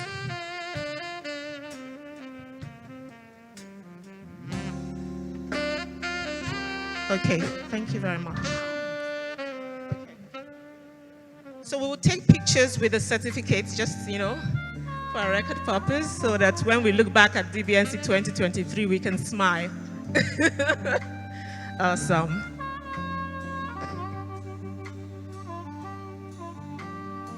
Okay, for the cameraman, this is your time, right?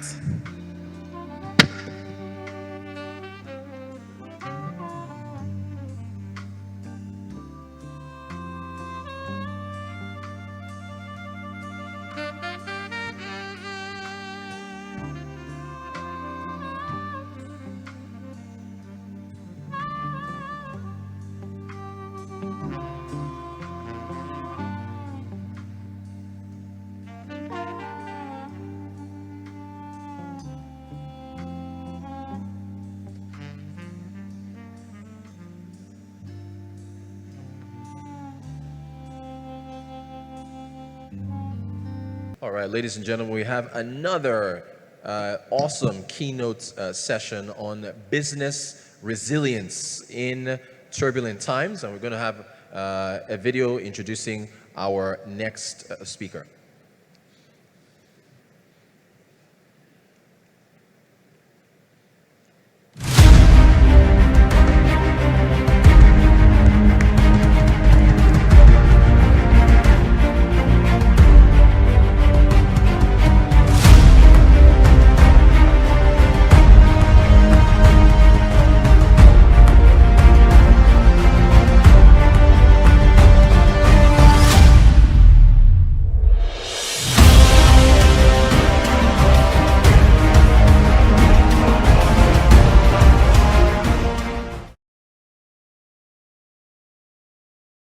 She comes to give us our keynote on business resilience in turbulent times.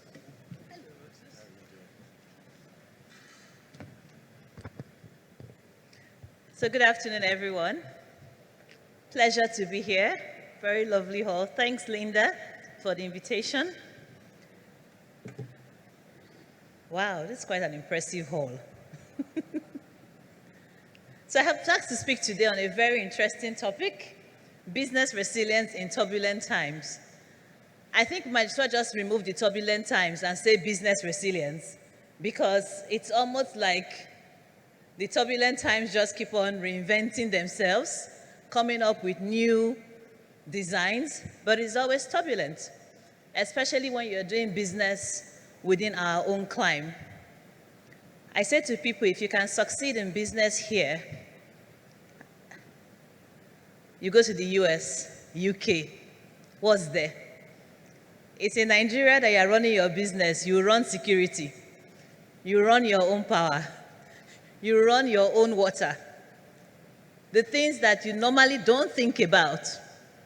You want to run a business in Nigeria, you're paying at least 1 year rent. In UK or US, what do?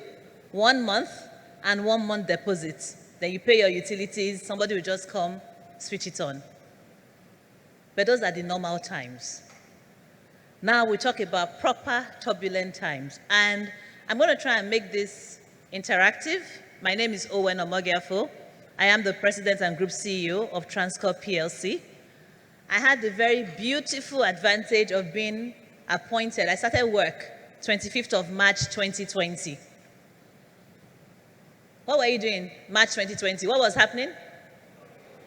COVID, right? We were going into the lockdown. Oh, and by the way, if you want a staycation, you should go to the TransCorp Hilton Abuja. Just saying. Ben has left, right? Lockdown. So imagine you are assuming a new job. You're the third CEO in 3 years.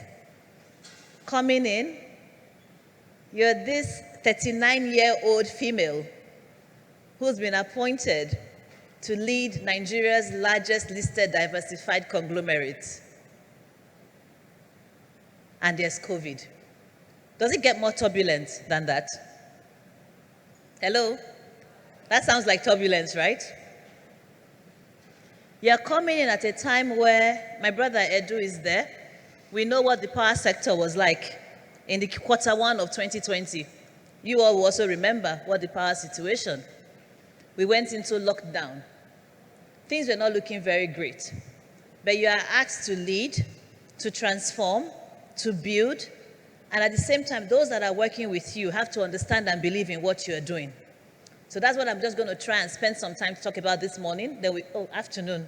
Then we'll go into the Q&A. So March 25th. What have we done? Look, 2020, our revenue was 75 billion. Despite the turbulent times, everything I just described, we went up to 134 billion as at the end of 2022. Still in the same environment. That's why if you read any press release from TransCorp, we'll tell you that in spite of the challenging operating environment, what does that mean? It means that if you keep your head when there's crisis, you keep your head when there's trouble, and you stay focused, and you continue to reinvent yourself, you will grow. Look at it. The figures speak for themselves. I had asked my team to help me with a video. Let me see if they were able to get it on. in there to show a few more stats. What are you guys able to test it?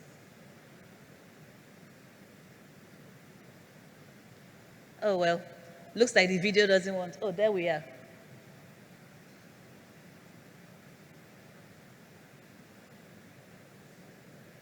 So revenue, we grew from 75 to 134.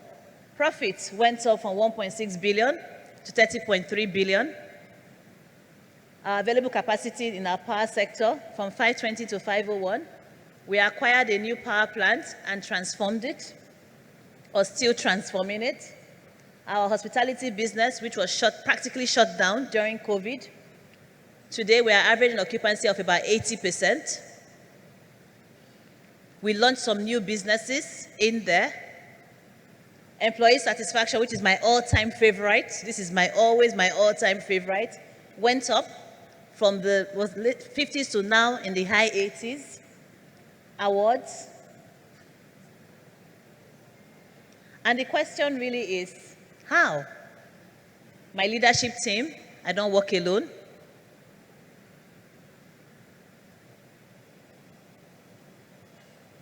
We are Transcorp. We improve lives and we transform societies. When you have a purpose like that, no matter the turbulence you're facing, you know that I'm not doing this for myself. I'm doing this because I have people around me. Oh, sorry. So when you have an organization, there are some questions you really need to ask yourself. When you're in turbulent times, how well do you deal with unexpected challenges and disruption? Keep in mind, challenges and disruption would always quickly adapt and be able to still connect with you and deliver the message. So as a business leader or an employee or whatever you're doing, ask yourself, how do we deal with unexpected challenges and disruption? One of the first things you should try and tell yourself is to expect it. You might not know what it is, but just expect it so that when it comes, you work out what you're doing. Do you have a well-defined crisis management plan? It's not when the crisis has happened, it's when you start planning. You need to ask yourself, I'm sure we all have fire extinguishers in our houses, don't we? Or in your car, you have fire extinguishers. Why don't you wait for the fire to have started? So you need to ask yourself as a business leader, what mechanisms do I have in place to respond to a crisis that could come, that can come? And when the crisis happens, what do I deploy? Who are the stakeholders I need to keep in mind? How do I engage with them? How do I let them continue to have faith and hope in me? Sorry. Am I building resilience? Some people say, but what is this resilience you guys talk about? I keep going back to my brother, Edu. You know, a lot of time we complain a lot about, oh, power, power, power. There's a lot of resilience to stay in that sector. Resilience in terms of you manage your turbine, you think of the gas supply that's coming to drive your turbine. You're not the one in charge of the gas. You're meant to be buying from someone, but you have to pay attention and know that it's going to come to you. But you also deal with the evacuation issues. So it's not enough for me to say today I have 600 megawatts of available capacity in one of my machines. I have to also work out other things. And the frustration sometimes. Resilience is you're down. But what do? You pick yourself up and you keep on going. And as a leader, one of the key things you must learn to do is to keep your staff, your colleagues, whoever you're engaging with, let them stay focused on the destination, where you are going to. You indeed will falter, but it's okay. You stumble, you get up, you keep on going. And there are different ways you build in this resilience. Changing work styles in your organization. Just switching things up a little bit. People begin to learn to adopt. How do you run your meetings? How are decisions made? How do you carry the people working with you along? Have you designed your business in a way that you are able to adapt and innovate? During COVID, we were all under lockdown. Remember the first 3 months? How were you getting your groceries? Hello? What happened? Delivery companies. Yeah? Yes, we talk about the things that happened. But one thing that happened during COVID is that a number of businesses sprung up. We called our Instagram vendors became very, very strong. The person that designed the beautiful dress that Linda is wearing today, I hear she's here, Mimi Kasu. I understand she's here somewhere, or maybe not. I found her during that period because somehow you couldn't walk into a store anymore. You had to change the way you operate.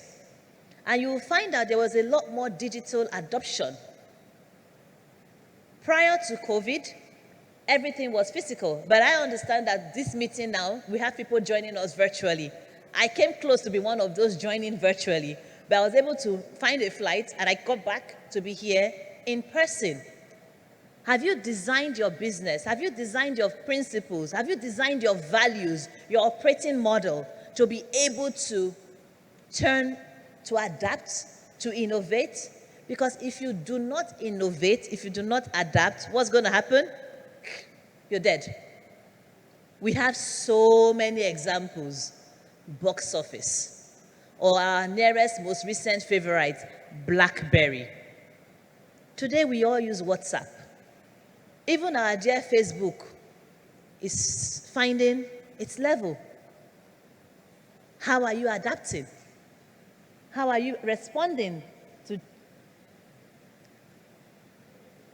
PwC has done a survey that said that 40% of CEOs believe that they don't think their business will be viable in the next 10 years. So as you sit down and you're looking at the various businesses that you run, you're asking yourself, how is my business resilience, my business model going to be able to change, adapt, remain relevant? And how do you do this? You continue to ask yourself the questions I asked earlier on.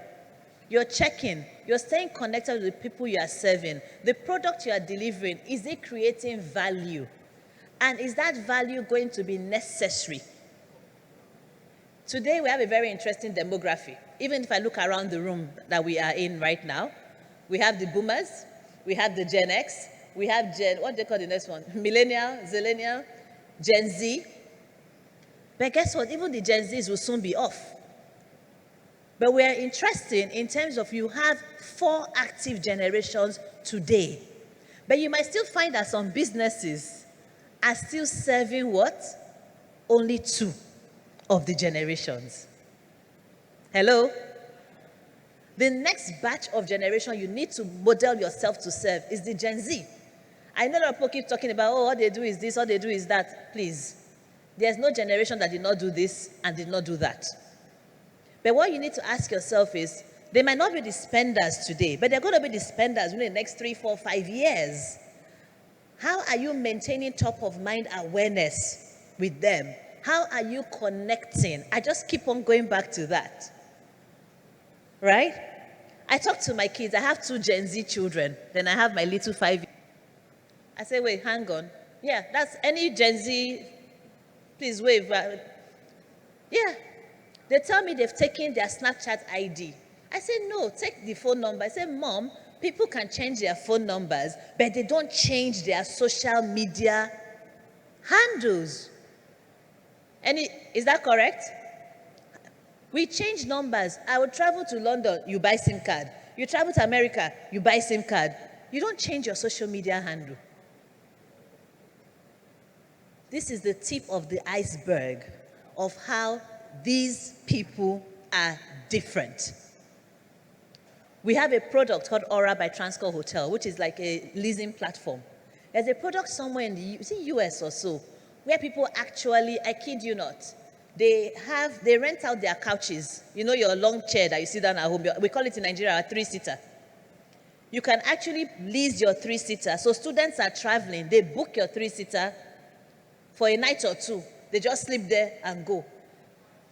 What do you call it? Couch sharing? Thank you. Couch surfing. Me. Is it those people I'm going to be building 5-star hotel for? They don't care. They travel light. So building resilience in your business is not just about today. We talk about, say it's in turbulence time. It's looking at how am I going to stay relevant? How do I continue? And let me just pause a bit, talk about this. 2020, when we had the COVID, hospitality businesses, a lot of them have still not come out of it. We see them, you go to the hotels, standards have fallen in the number of hotels. I went to one hotel yesterday, I was like, what? No. What's going on? But let me tell you what we did. 2020, Transcorp Hilton Abuja. We recognized that, or we believed, let me put it that way, we believed that because COVID was a pandemic, right? We used the knowledge of how other pandemics had been dealt with in the past. This was not the first pandemic the world had gone through, right? But it was the one we were experiencing. We looked and said, what is the pattern? People will adjust. People will adjust. The vaccines would come, and life as we know it will continue. Look around the room. Can you see anybody wearing a mask today? This same time last year, we were still doing social distancing. This room would not have been, it was 50 people? 50 people maximum. That's what the Lagos State would approve, and they would have come here to do this, to do this, to do that. But because we knew that things would come back, what did we do? We kept our hotel open. We didn't shut down. It cost us a lot of money to do so. But we kept it open because we know that if we close it down, it will be difficult because it's a very huge asset. We stayed with our clients. We were always writing them, sending them messages, all right? Then we were innovative because during lockdown, I'm sure like everybody was looking for something to do. Were you not? Hello? We all got bored at a point in time. What did we do in Abuja? We brought drive-through movies. We were the first to do it in Nigeria. Then others followed. We had the land, and people came. Why? You're connecting. We opened our kitchen. People were ordering food. At that point in time, we're not doing it because of revenue. We're doing it to stay connected with the clientele so that when the door opens, they will not have forgotten us. Rather, they will remember these people who are now like family. Because you know it's family that looks for you when there's a problem. Your friends tend to run away. But your family would always stay connected with you. And one thing that people don't know so much, for those that spend a lot of time at the Hilton prior to COVID, you will say, how do you keep this place clean? We never see people cleaning, right?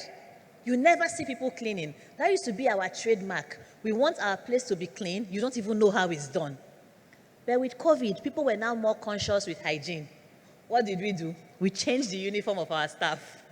We changed their hours so that they are cleaning and you can visibly see them cleaning. Because when you see them cleaning and wiping off, it gives you reassurance. So that's about adapting, adopting, recognizing that one strategy that you have before might not always work for you. And you must always keep in mind, we're constantly transforming. And please do not get complacent. Don't ever think I am number one. Because I'm number one, I will always be number one. Do you know there's only one place for number one to? Number one actually cannot go higher. If you move, where are you going to? Down. So when you're number one, it's fun, but it's not that much of a great position because everybody that is competing is looking at you. Is that number one person? I don't know any Olympic athlete that has ever gone there to say, I want to go and win bronze. Or those of us that follow football, we go for the cup. You go for gold. Wow, this thing keeps changing behind me. So just some elements of business, as you are building resilience in your business to keep in mind. The first one, and really, to be honest, if you get the first one right, you'll be able to flow through with the other ones. Your organizational culture and leadership. Do you have a leadership mindset that understands that that turbulence is part of life? An ability to build resilience is what you should encourage. And when there's turbulent time, a leader must know how to stand in the fray. Don't be flustered, running all over the place. Your people must be able to look up to you and say, there is something here we can believe in. In the heart of COVID, when people were worried, sick about whether they're even going to be alive tomorrow, one thing we did in Transcore Group, we broke out into strategy sessions. Everybody was in the strategy group. And we're looking about how do we transform when we come out. You would think that the vaccine had been found. No. But why? You need to be able to keep people to see ahead. And when people remember that our purpose is to improve life and transform societies, they're not thinking so much again about what is happening just right now, but they have hope for the future. So as leaders, we must ensure that you're doing things that would let your people continue to have faith and confidence in your society, in your organization. Assess your risk. What is this risk that we're facing? How have you assessed it? What's the impact? What are your mitigants? We've talked about crisis management. Identify people within your organization that people can go to. Because you see, it's always good when you are facing a crisis. A lot of time people focus on even just managing what's happening externally. Your people in-house, they need your assistance. They need to be helped through. So pay attention to them as much as you're paying attention outside. Amplify your communication. Have a business continuity plan. Have a business continuity plan. I don't have a desktop anywhere in my office. And we've always operated like that. We've had laptops. We were using Teams, Microsoft Teams before COVID happened. And we've moved on. Our power business, because we had engaged with our employees, because you cannot generate power remotely, at least not yet. You have to be there to switch on the turbine and co. But I'm sure Edu is working on something like that, that will let us have radioactive waves that get power. But we're still physical. And the staff, because we had gone through all of this, you had staff who were putting up their hands to say, our BCP, we will be resident and plant to ensure that we are able to generate. Now, having done all of that, this is where we are. We've been able to show that when you keep your head calm, you manage the resilience, you manage the crisis, you're actually able to emerge victorious. I believe there's a saying that says, don't ever waste a good crisis. You've heard that before. Don't ever waste a good crisis. And indeed, it is not the existence of crisis that changes you. It's how you manage and deal with that crisis that changes you. And you can see the figures speak. 2020 from 75.3, it grew to 102, 111, and then grew further again to 134. This is despite the turbulent time that we have operated in. So, in summary, you have your strategy is good. But to be resilient, you have to continue to build flexibility and adaptability into that strategy. You need to have a resilience agenda, a mindset of anything can happen, anything can change. What do I do to adjust, adapt to those things? Dealing with short-term as well as long-term. Critical. You have to be willing and able, because you know you can be able, but you are unwilling to change. You must be willing and able to change and recognize that you need to change at the right time. Otherwise, you will not be able to drive. Have a vision. Communicate it clearly. Let it be clear to everybody. Make changes as you need to. And you must provide leadership during uncertainty. And this is the business, how you manage turbulence with, in business. You continue to drive your business. Continue to remember what it is. Communicate, communicate, communicate. And perhaps, if you successfully do that, you will end up like me, getting a handshake from her group chairman to say, well done. Thank you. Okay. Round of applause, please, again for Dr. Owen Omogiafo. All right, question and answer now, so do raise your hand. Okay, we have the lady here.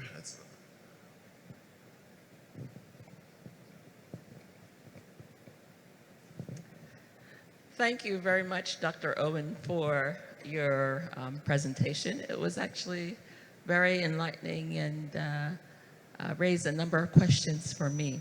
My name is Engr.Edu, and I'm the CFO of Azura Power. I work with Edu. My question is around, I'd like to know two crises that you were involved in. One where it didn't go so well and what you would have done differently. And the second one, a crisis that you handled, you mentioned the COVID situation here, that you're most proud of. Thank you very much. Wow, very tough questions. Let me see. Which crisis didn't go so well? Let me talk about something that happened during COVID that made me sad. We had to let go of some staff in our hospitality business. So if you spend time, do I have any, I can see one of my HR people here, Lara. Yeah. Do I have more HR? Hello, my constituency. At the Hilton, Transcorp Hilton Abuja, our attrition rate is less than 0.0005%. People don't leave. Most of the staff started from, maybe some of them even from secondary school, some even without secondary school.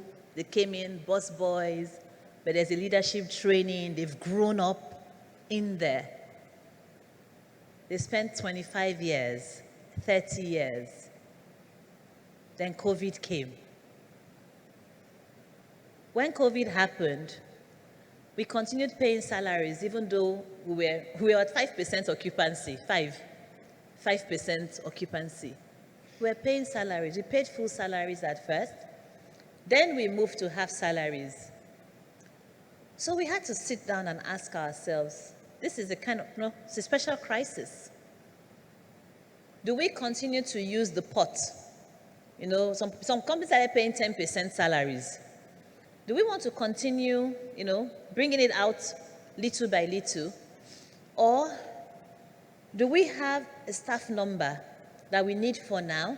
Then the ones that we don't need, let's see how we can pay them, because we actually have a very good gratuity scheme that we can pay them so they can, that concept of go and try to set up something. And that's what we did.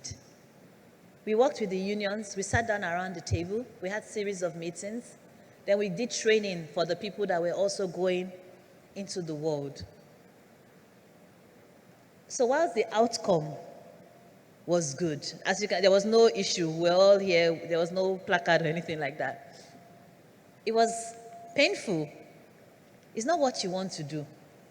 Because when you tell somebody who has worked in your organization 20 years plus that, I'm sorry, I can no longer keep you on.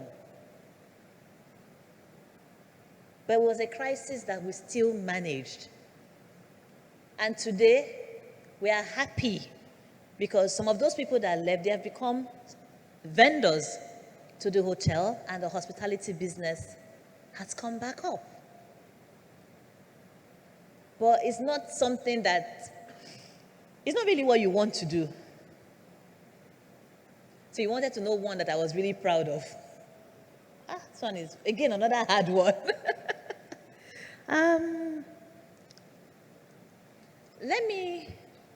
Which one will I come up with now? I'm so confused at this point in time. Because you're always managing it on a daily basis. Thank you very much. There are so many, but we just keep on, because like I said, it's once you're operating within us, you're operating within our continent, your crisis will come to you. Actually, when I assumed duty, our power company wasn't doing very well. You're in power, you know what we're doing. We're doing about 200 megawatts in Ughelli. That was a crisis out of about 900. I am very proud of the team in Ughelli and how they've stood up. We told our technical partners, we give you 6 months to leave, the foreign technical partners. We want to grow our talents. And we have worked on them, invested, trained. Today in Transcorp Power, we don't have any expatriates in our 2 plants. So indeed, I am extremely proud of that, because it means that we are building Nigeria by Nigeria for Nigerians. Thank you very much. Any other? Any other questions? Also raise your hand if you have any other questions. Okay, go ahead. Thank you very much. My name is Chisom. So I have a question. I have two questions for you. Did you concentrate more on your people or your policies when you were focusing on the disruption? And there are some companies that they actually do everything right, but they still fail. For instance, Nokia, the MD said we did everything right, but I don't know why we failed. So is there a timeline that businesses could run out of business? We can see DSTV is struggling now, if we all know that. So I don't know what you think about this. Thank you. Thank you very much, Chisom. Let me start with and come back. No, actually, let me start with my favorite, people. There's a common saying, which the men would agree with. Happy wife. Why are the men not answering us? Happy wife.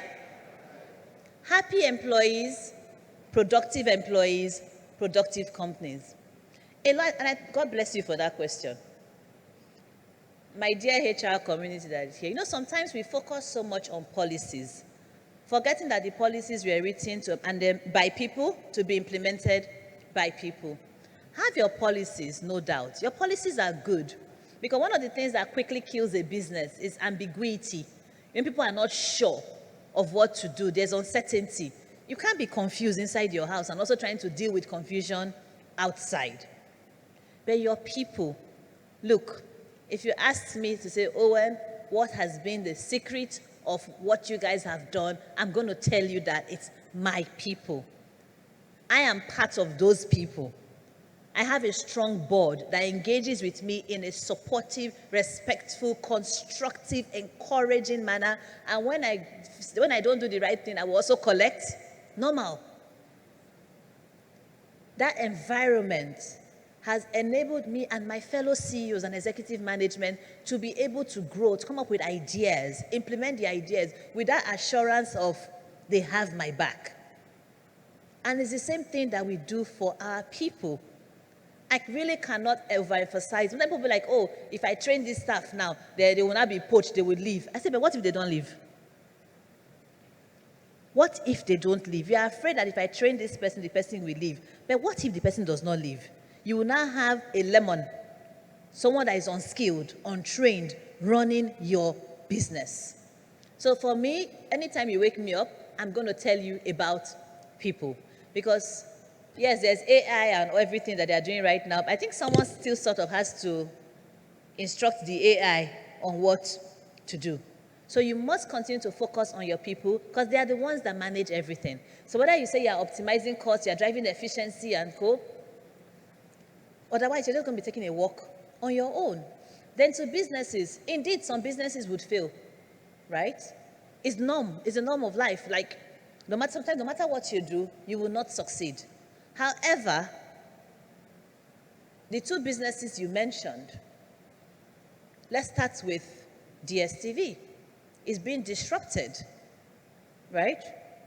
It's being disrupted, but they do have time to respond. And I think they've been trying to respond. So as a business, don't try to avoid the trap of number one.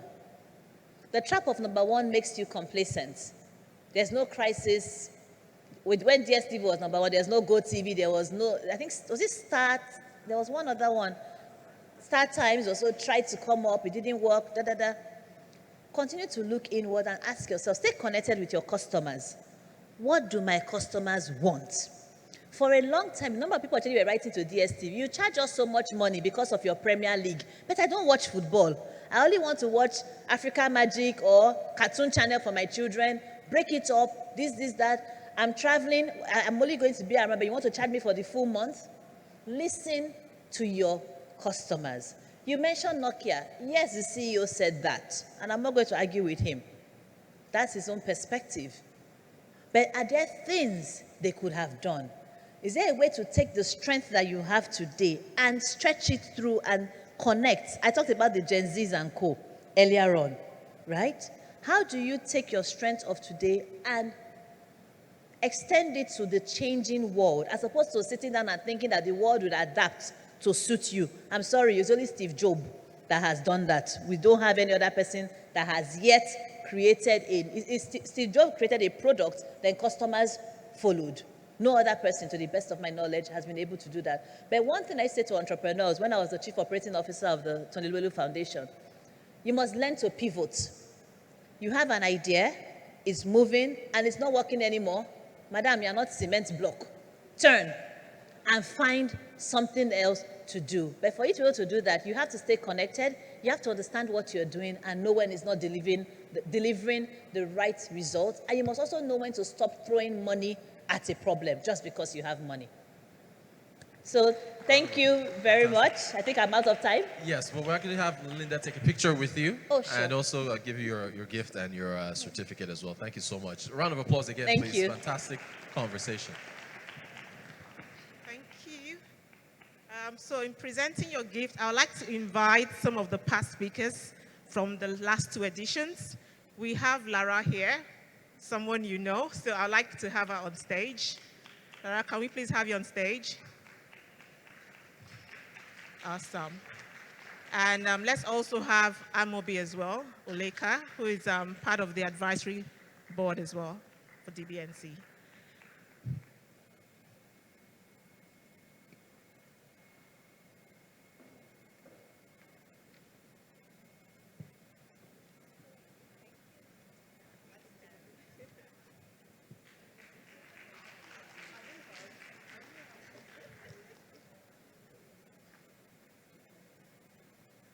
So, do you want to say it? Okay, so thank you very much for honoring our invitation. It was a pleasure to have you. We hope to invite you again, and when we do, we'd like you to say yes. Very simple.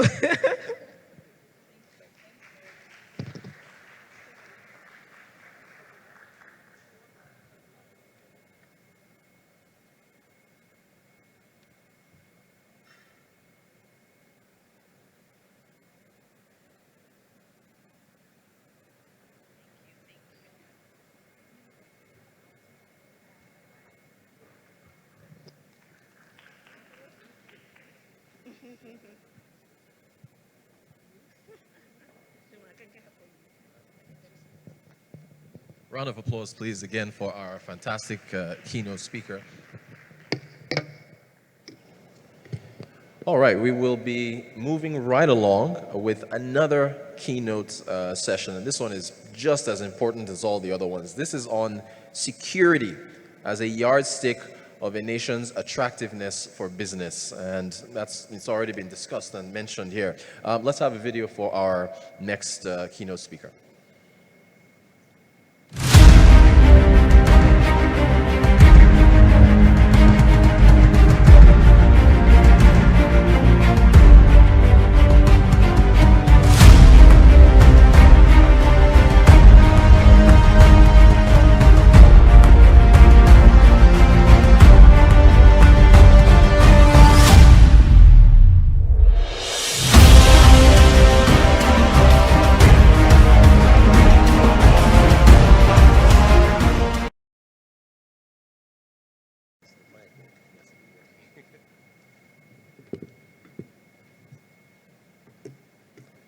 No, he's operating it.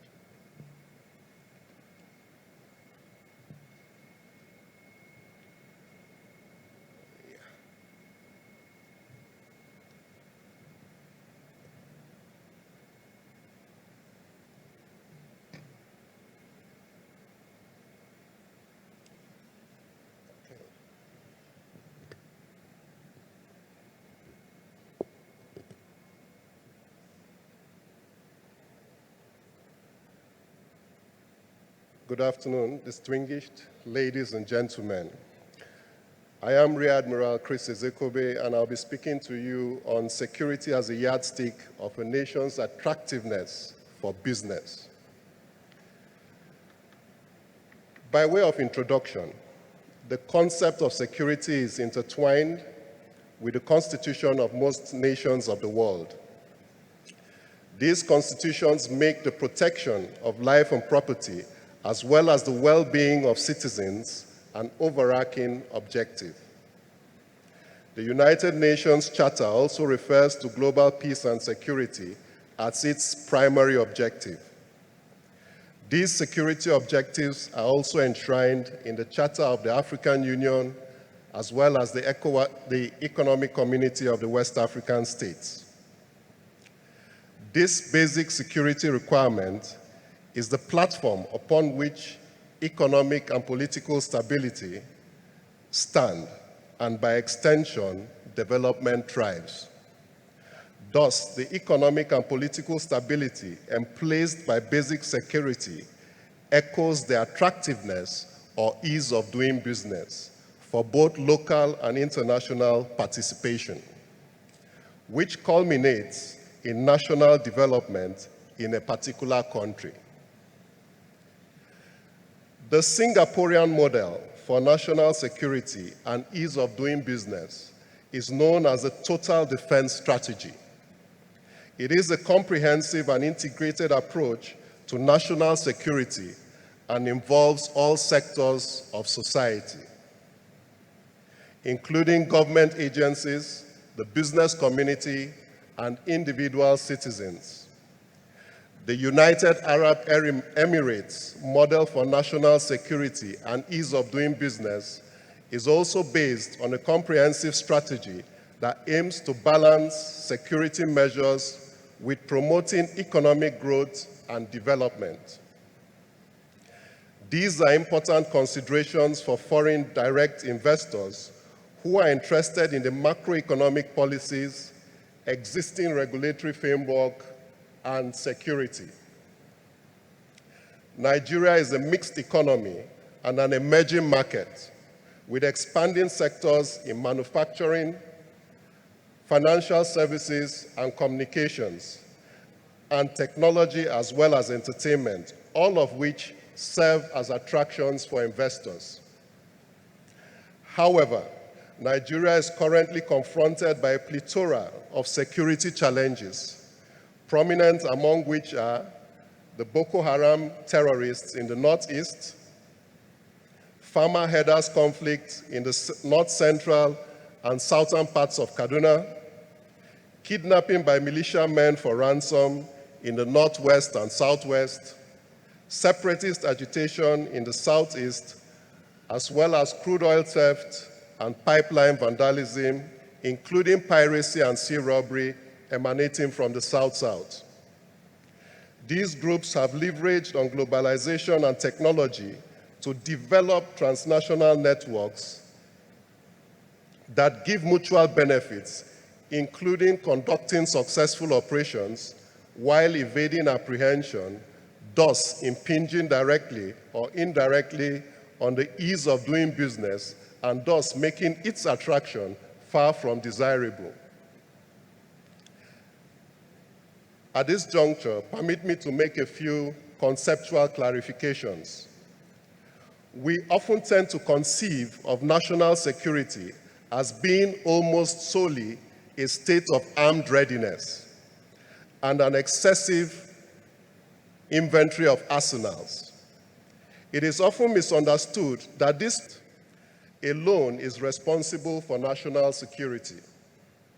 The contemporary notion of national security envisages the protection of the state, as well as the individual safety from a variety of existential threats, such as hunger, violation of human rights, crime and criminality, political instability, and conflict, poverty, as well as environmental degradation, amongst others.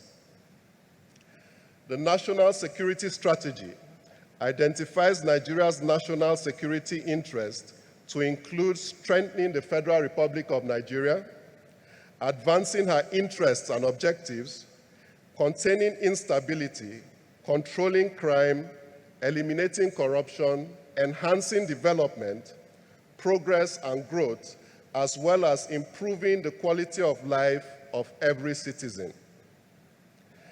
In the same vein, Olusegun Obasanjo defined Nigeria's national security as the aggregate of the security interests of all individuals, communities, ethnic groups, and political entities. Though Obasanjo made an attempt to define national security in contemporary times, it would be desirable to connect it with the economic imperatives and external drivers, which are the crux of the discussion today. On the other hand, Robert McNamara espoused that security is not military hardware, though it may include it. Security is not military forces, though it may involve them. Security is not traditional military activities, though it may encompass them. Security is development, and without development, there can be no security. Consequently, developing nations that do not use their full potentials and natural resources to grow their economy cannot provide adequate national security for their citizens. This conceptual approach, which reverberates the nexus between security and economic development, is considered apt for this discourse. One of the yardsticks for measuring business attractiveness across the globe is the Ease of Doing Business report published by the World Bank Group in the field of private sector development. It details analysis of costs, requirements, and procedures for investing in any particular country. A nation's ranking on the index is based on an average of 10 sub-indices. Wabashi asserts that the ease of doing business in Nigeria, specifically foreign direct investment, has been poor, most especially in manufacturing and the production sectors of our economy. This, he states, is largely as a result of poor infrastructure, corruption, and multiplicity of taxation, and the challenges of insecurity. Some have questioned the reliability of the objectivity of the ease of doing business measurement, while others doubt the relevance of the issue it addresses and fear it may unduly dominate countries' reform agenda at the expense of more crucial developmental objectives. Attention given to the indicators may also be inadvertently signal that the World Bank values less burdensome business regulations more highly than other strategies for poverty reduction, sustainable development, which are hinged on a robust national security.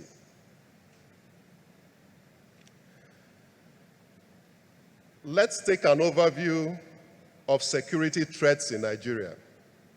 Several threats exist in our domestic environment which undermine the well-being of the populace. These include terrorism driven by violent extremism, banditry and militia activities perpetrated in the form of kidnapping, armed robbery, and cattle rustling. Others are farmer-herders conflicts, separatists, as well as resource-based conflicts leading to agitation for self-determination. Socioeconomic imbalances also manifest as poverty expressed in crimes such as vandalism of critical national infrastructure, crude oil theft, attacks on farmsteads, as well as illegal bunkering, all of which threaten our national security. There is definitely no doubt that this array of security challenges impact directly or indirectly on the attraction for doing business in Nigeria. This leads us to the relationship between violence and economic status. The World Bank divides nations on the basis of per capita income into rich, middle, poor, and extremely poor nations. The rich nations of the world are quite few, perhaps about 27 of them, and constitute less than 25% of the world's population. However, they control about 75% of the world's wealth. Studies have shown that 32 out of 38 extremely poor countries of the world have suffered significant conflicts. Similarly, this trend also affects the poor and middle-income nations of the world, though to a lesser effect. It therefore follows that there is a direct relationship between violence and economic backwardness of a nation. There is also a noticeable youth bulge in most of the extremely poor and poor nations of the world, accompanied by unemployment and inability to create wealth as well as jobs to engage the teeming youth in these countries. Nigeria not being an exception. This is respite for violence as enunciated in the youth bulge theory. In pragmatic terms, security implies a minimal measure of order and stability. Thus, nations need to develop internally at least to a minimal standard. Otherwise, order and stability would not be possible. Devolving from the foregoing, security in this context is assumed to mean economic, social, and political progress. This involves a reasonable standard of living, which entails that as development progresses, there is a corresponding increase in security. The import, without ambiguity, is that it is most likely going to be more attractive to do business in a stable nation with sustainable development that is capable of emplacing order amongst its population based on its capacity to provide employment and reasonable remuneration.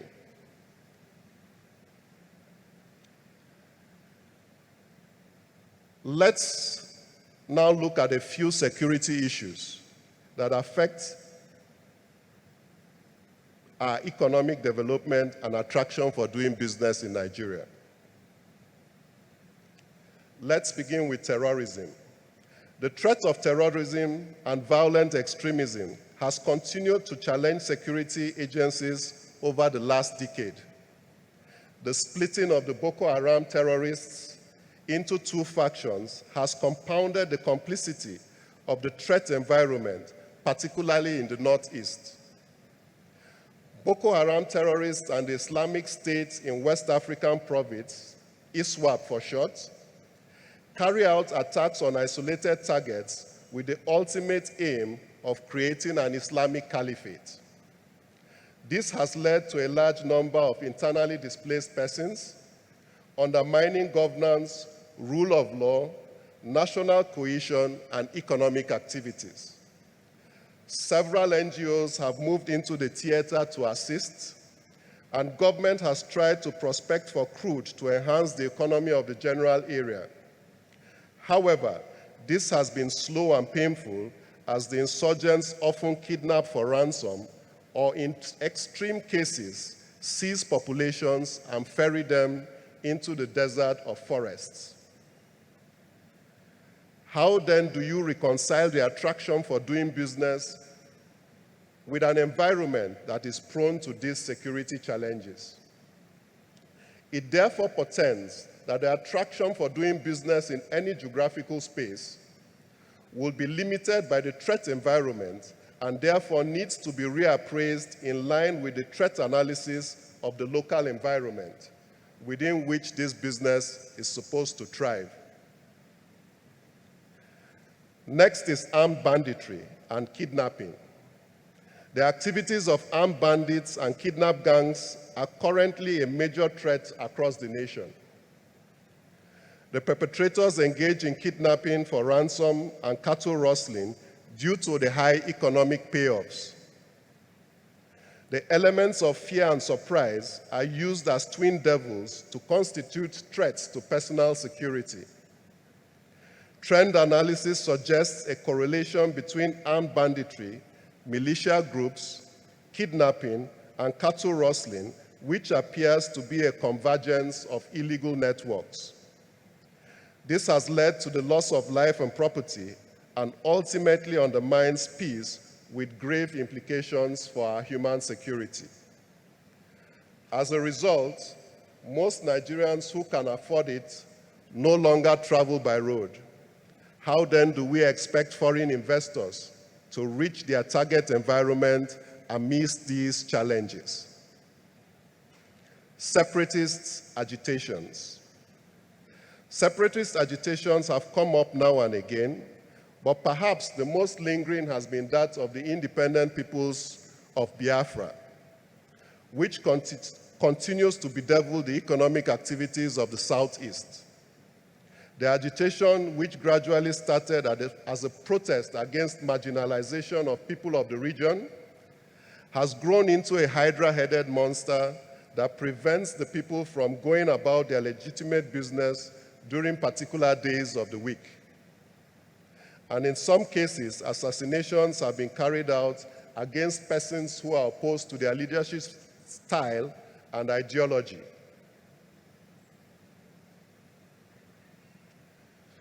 The Southeast, as many of us know, is an economic hub, and these activities altogether negatively affect the attraction for business in that environment.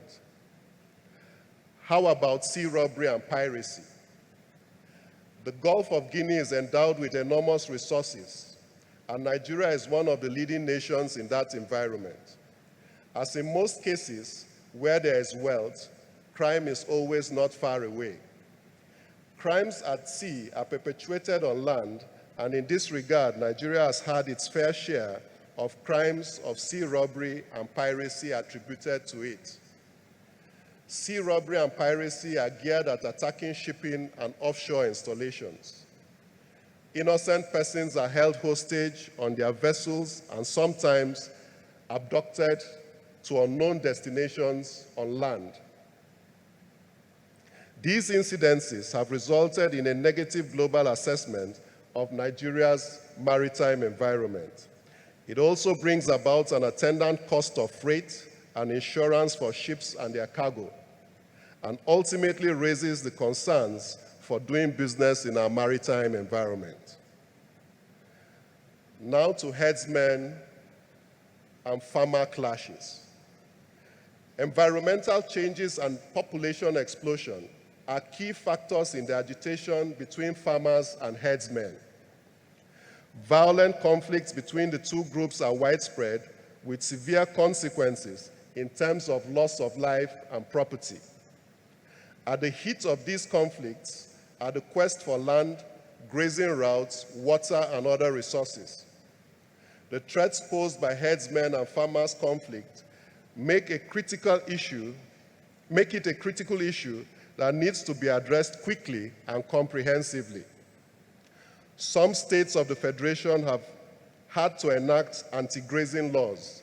However, the threat still persists and has a ranging effect on the nation's agricultural and livestock production, as well as investments in that sector. Let's close the discussion of threats to our national security by looking at crude oil theft and pipeline vandalism. The militancy that raged the Niger Delta for some time appears to have reduced by the creation of the amnesty program and efforts of the leaders of the Niger Delta who have been able to calm agitators. However, some elements have taken to crude oil theft and illegal bunkering. This has dire consequences, as some have described our economy as a monolithic economy. Some estimates suggest that Nigeria loses about 600,000 barrels of crude per day. This figure at any price of crude vis-à-vis the exchange rate is colossal. It therefore has grave consequences for our foreign reserves, exchange rates, and other economic indicators. Most of the international oil companies have divested their assets since 2012 and are more engaged in the deep offshore. The consequence being that Nigeria has lost substantial amounts of revenue and jobs from the sector, while impacting negatively for securing further investments for the development of the oil and gas industry. Having discussed the threats, let's look at some of our economic challenges. The rising interest rates, as well as the rising inflation, the nation's foreign and domestic debts, including the current scarcity of the local currency, the naira, have compounded the economic decay the country is experiencing. This is further exacerbated by endemic corruption as well as energy and food shortages. The rising rate of unemployment and the youth bulge that is waiting to explode are some of the current realities of our economic downturn. Most challenging, perhaps, is that a lot of our working population that are highly skilled cannot find jobs at home, or where they do, the take-home is far from reasonable.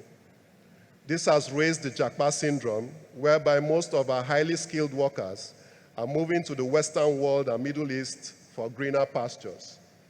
These economic challenges on the global space question the viability or attraction of doing business in Nigeria.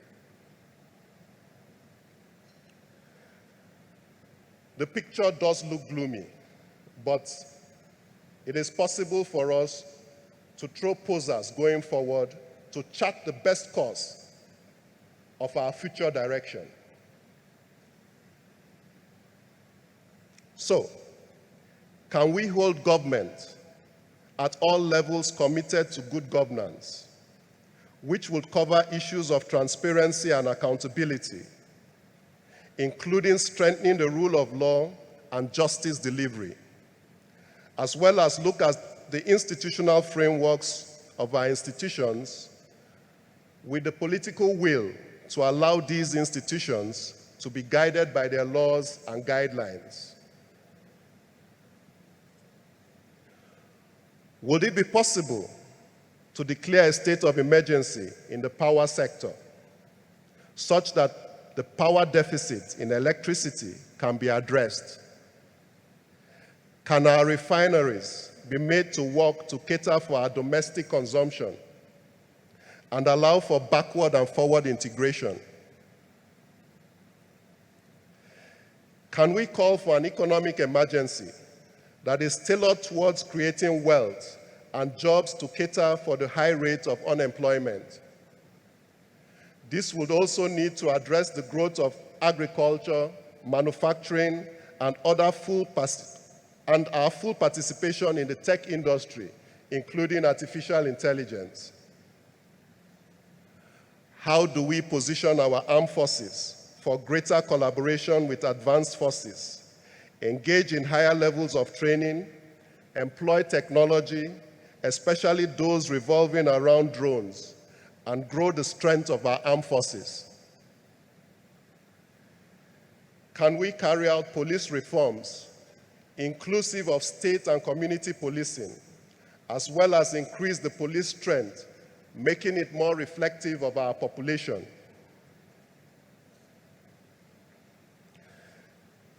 Can our legislators support and enact laws that could check the brazen state of lawlessness of state and non-state actors, perhaps to include the death penalty for certain crimes? Can we jettison the quota system and federal character for a purely merit-based system?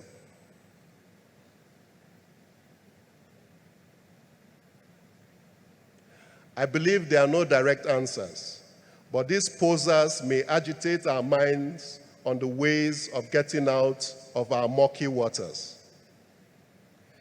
Distinguished ladies and gentlemen, in conclusion, the state of our national security is directly related to our national development. It is therefore imperative that we adopt a whole of government and a whole of society approach to rejuvenating our economic and political space that is based on strength of character and sincerity of purpose. We need to grow and reform our economy to the point that we stand tall in all the check boxes, be it the Human Development Index, per capita income, Corruption Perception Index, World Poverty Index, the Terrorism Index, as well as the Ease of Doing Business report, amongst others. It is my firm belief that if we succinctly address these parameters and the state of insecurity sincerely, we should be out of the woods and the attraction for doing business in our dear nation will no longer be a subject of critical national discourse. Thank you for your rapt attention. It's been my privilege talking to you on this topic. As we say in the Navy, onward together, and God bless. Thank you so much. Thank you so much. Questions? It's time for Q&A. If you have a question, just raise your hand with respect to security for our Admiral. Okay.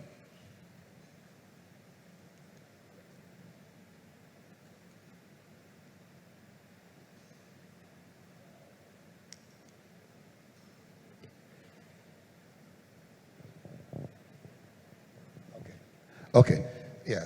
So thank you so much, Admiral. I personally found the presentation enlightening and quite illuminating. Trying to jump, I have two questions and they are somewhat related. With the bit to jump from problem identification to solution. You interestingly mentioned a Singaporean security model. I would love if you could, give us some elements of the model that made it worthy of mention. And secondly, is it something we could adopt, those elements that is, in Nigeria, and are there possible inhibitors to a successful adoption? Well, the Singaporean model stands on 5 pillars, one of them being security, infrastructure, access to credit. The other two elude me at the moment. But you know how Singapore came out of the woods, the third world to first world, Lee Kuan Yew. There was a perfect example that my daughter gave me this morning while I was trying to rehearse for this lecture. And Singapore, in its heydays, was made up of Malaysians and Chinese. Most of the Malaysians were Muslims and didn't really imbibe the Western style of education as quickly as the Mandarin. So they reached out to community leaders, to Muslim scholars, and told them that this is where Singapore needs to be in the next few years. And these are the pillars that will take us there. This is what we need to do. So it was all-inclusive. That's why I speak of a whole of government and a whole of society approach to doing things. With that kind of attitude and that kind of posture, you can get people to make things work. I think that's the best I can say.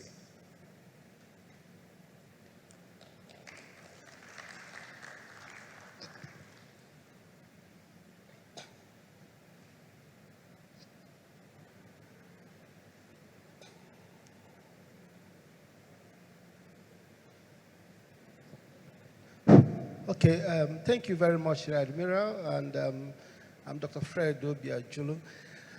What is the importance of dialogue in resolving Nigerian security challenges? It seems we've not explored that to resolve that. And looking at what is happening in Africa, is there any, in terms of foreign angle to most of our security challenges, and how do we engage in resolving them? And also look at some of the agencies being accused of filtering this crisis, so for them to continue to be seen to be helping the society. How do we marry this confusion around our security in Nigeria? Thank you. Sorry, I didn't get the part of the agencies. Yes, NGOs. NGOs. Yes.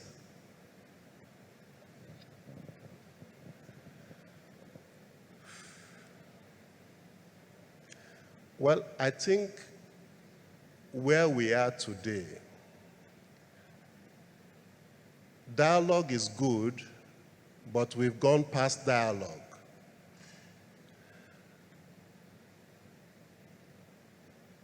Nigeria is in a dark place. And except government steps up to the table and smells the coffee, anarchy may let loose. We are not far from that point. So while it is still okay to dialogue, government needs to sit up. I'm happy this topic was given to me because some persons may assume that the military has a magic wand.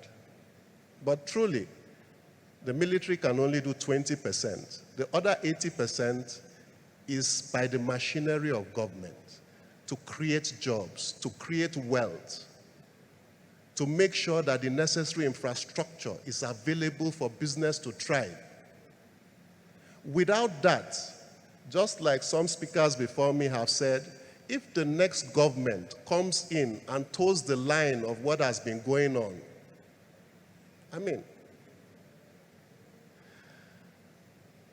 is there a foreign angle to the challenges we face? Of course, to everything there is a foreign component. But do you now refuse to take ownership of the problem? The problem is ours. Other countries of the world are solving their problems. So why do we run about saying that there are foreigners who are creating or fueling or fanning the embers of fire here in Nigeria? If you are incompetent, you leave the space and let people who are competent take over. For the NGOs, I am a fan of NGOs. I have spent a year doing UN activity in the Sudan. So NGOs are good. They may have their nuances, they may have their affiliations to some particular nations, but overall, what they bring to the table is more than what they take away from the table. So I'm a fan of NGOs. Rear Admiral, I have a controversial question to ask you. I think that Nigerians should own their own guns. You are in traffic on a bridge, somebody comes with an axe and breaks your window and steals from you. In southern Kaduna, bandits just walk into a village and start shooting people like they're chickens. The government has failed at keeping Nigerians safe, and I know in the United States, there's gun violence, everything. I think that's just a consequence of it. Do you think, since the government can't keep us safe, the law should be changed and Nigerians should be allowed to own their own weapons? Rutus, I love you, and I watch you a lot on TV. Owning a gun is illegal.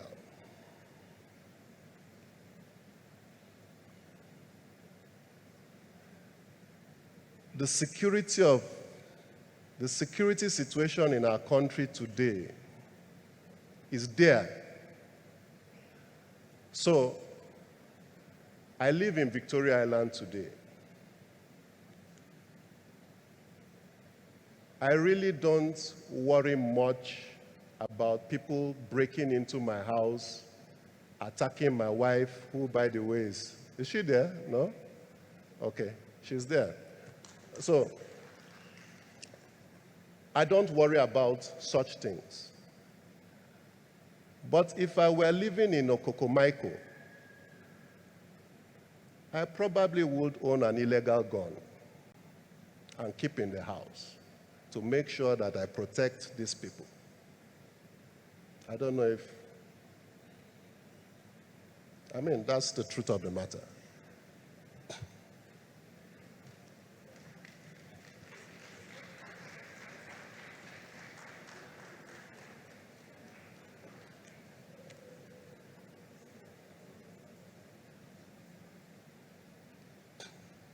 Good afternoon, Admiral.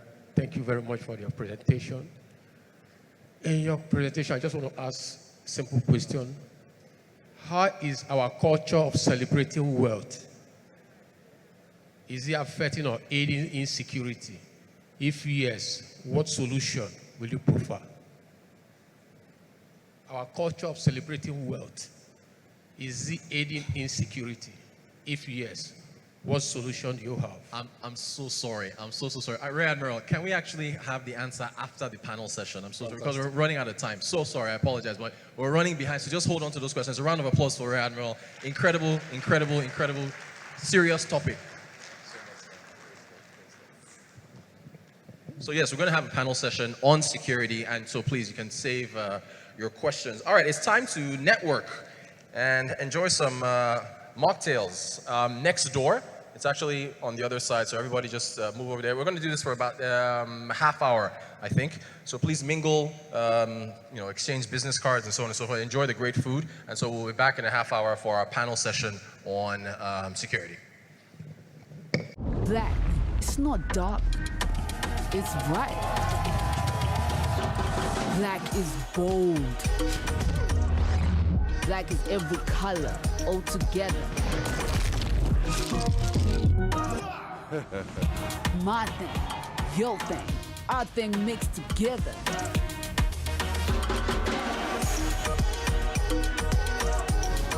Black shines brightly. Drink it in.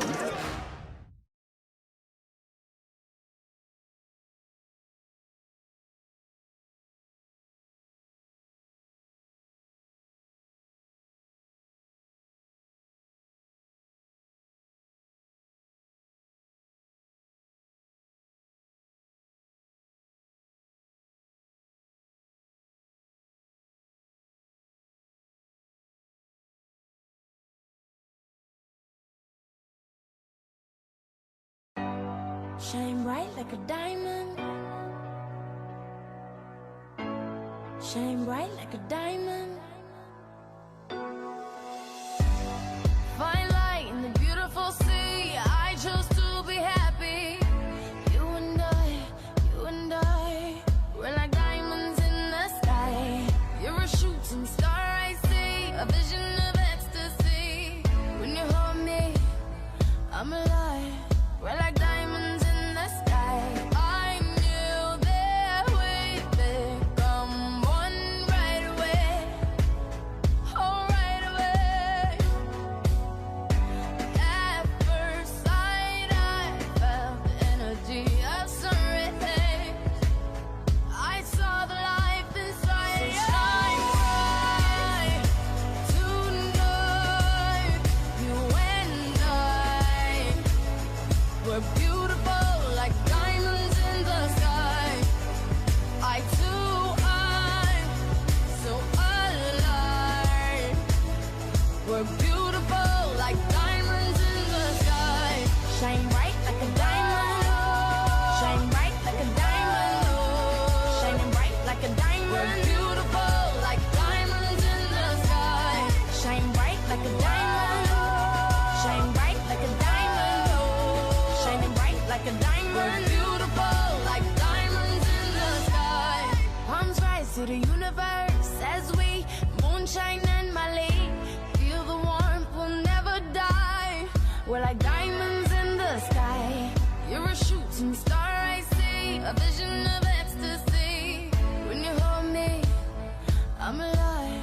We're like diamonds in the sky. At first sight, I felt the energy of sun rays.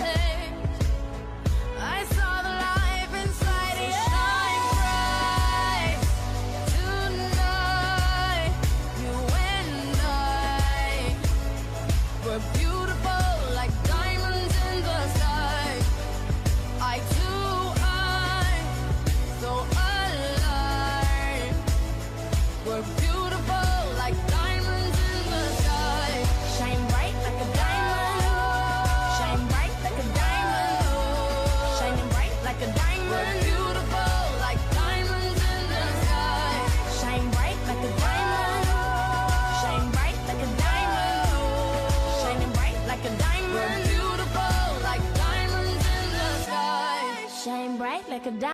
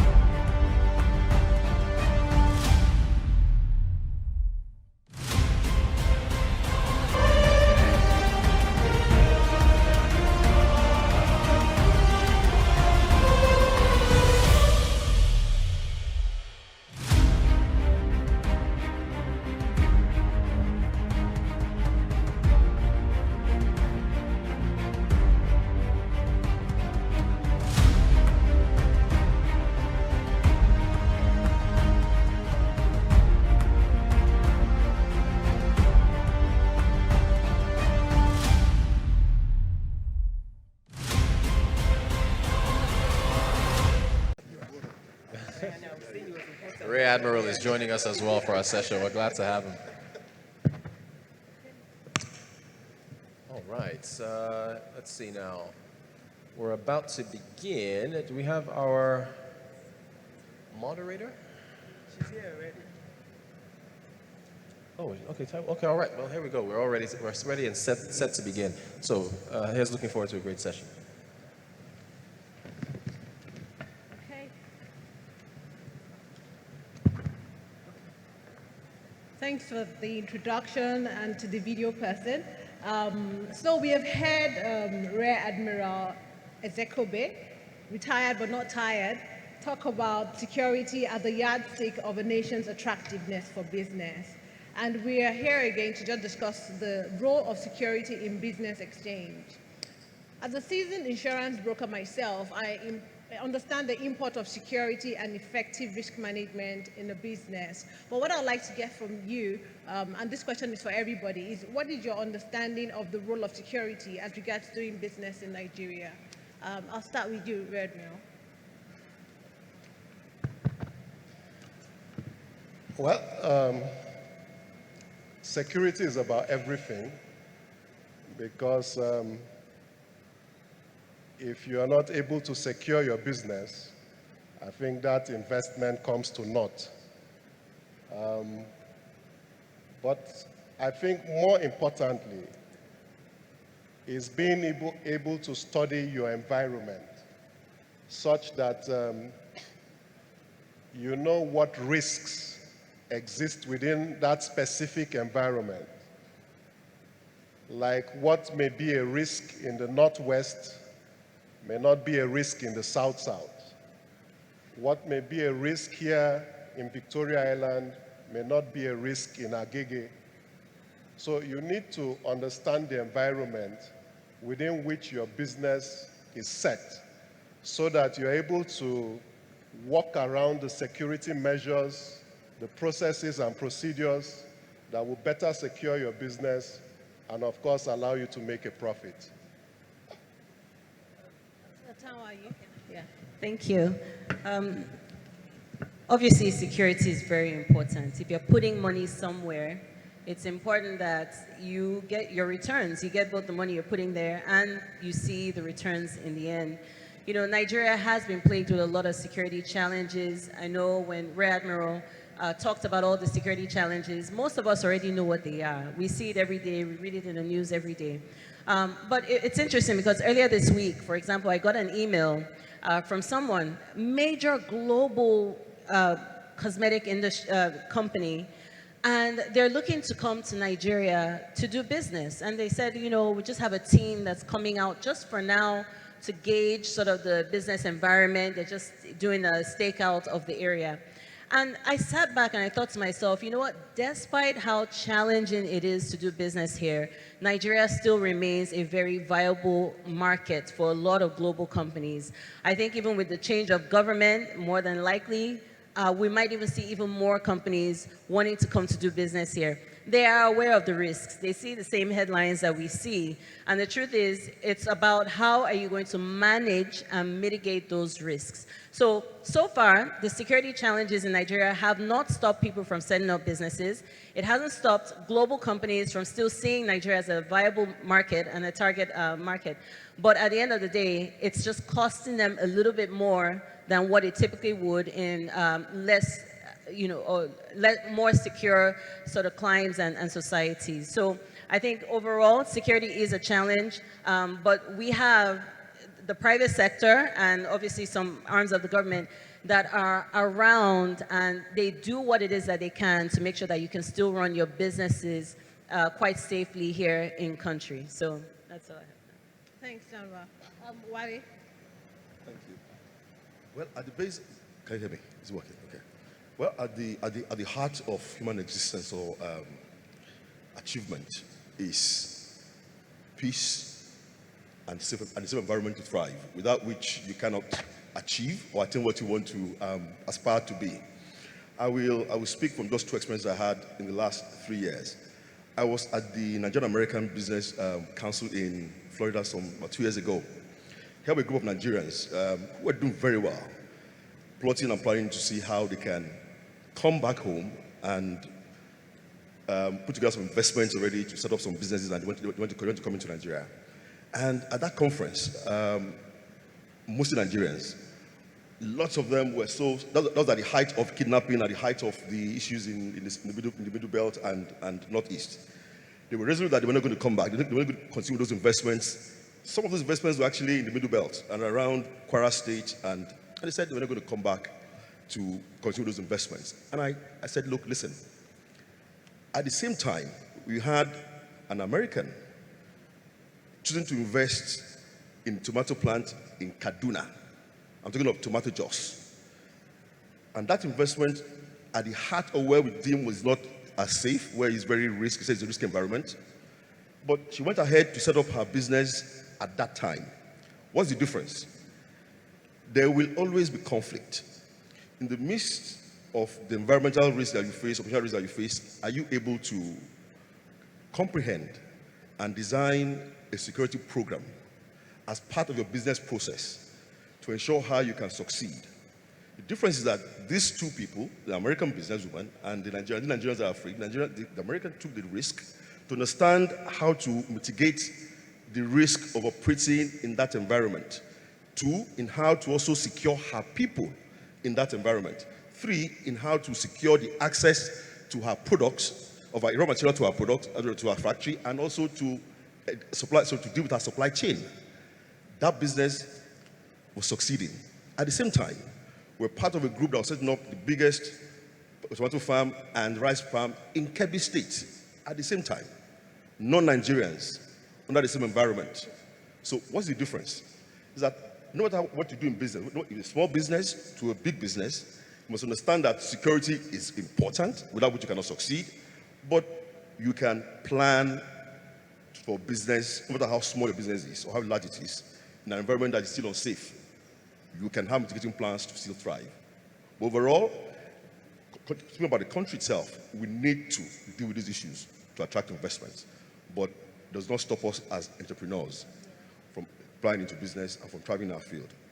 Thank you very much. Like Owen said, turbulence is a part of the everyday life of any entrepreneur, so it depends on how you react to it. Absolutely. Bukola, because you work in a bank, I will be very keen to know what your own view is. In perspectives my fellow panelists have raised. I liked it the way the Admiral put it, that security is development. Without security, development is or could be constrained. And we have obviously seen a lot of that in Nigeria. I like the example of the tomato factory that you used, but I would also say that one of the largest tomato factories in Nigeria, which is the GB Foods in Kebbi, had that challenge where they had a number of their staff kidnapped and killed. So when foreign investors come in and they are faced with this level of insecurity, it hinders a number of them from coming. So we've seen a reduction in our foreign inflows as a result of insecurity in Nigeria. So it's extremely important that for businesses and security is taken as critical, and also for our government in particular, and we need to ensure that they secure the lives of people and the lives of property. Another aspect of security that I would like to mention, apart from human security, is data security. So there's a lot of issue now around data protection. So for businesses, even small, medium-sized, and large businesses, cybersecurity, data protection are things that we must take into consideration and provide mitigants and policies to ensure that we keep our data safe and intact. Security, security, security, extremely important, both for the country and for businesses. And to your point, from a bank's perspective, we never will take security of our people or our properties lightly. And we also take security of our information extremely, extremely important. Thank you. Thank you. So I'm coming to Tanwa for this question. In an era of remote work, what role do technology and innovation play in enhancing security, and how can businesses leverage them to improve security measures and mitigate cyber attacks? All right, so a couple of things here with remote work. First and foremost is about background checks. So I'll come to the cyber aspect. But even background checks of staff, right? You have people that you're hiring. Do you know anything about them? And I know that's one of the challenges that businesses face here in Nigeria. You know, do you know who these people are? Are you conducting due diligence on them? Someone asked the Rear Admiral a question earlier about people flaunting wealth and if that affects anything. And I leaned over to Mr. Wale and I remember saying, I just saw on social media, Davido bought $500,000 car and is putting it out there. My security mind tells me this is a premium target right here. And didn't Tiwa Savage recently face something similar, right? Her driver was a basic security background check done on her. So again, remote work, you're hiring people even remotely. Are you checking them, making sure that they are not, moles, making sure that they have clean records and things like that? That's number one. Number two, obviously, like one of the panelists just mentioned, is also about cybersecurity, very huge right now. Your data, are you able to protect it? Do you have proper encryption in place? Do you have proper firewalls in place? Making sure that, people don't just have access to information that they otherwise shouldn't.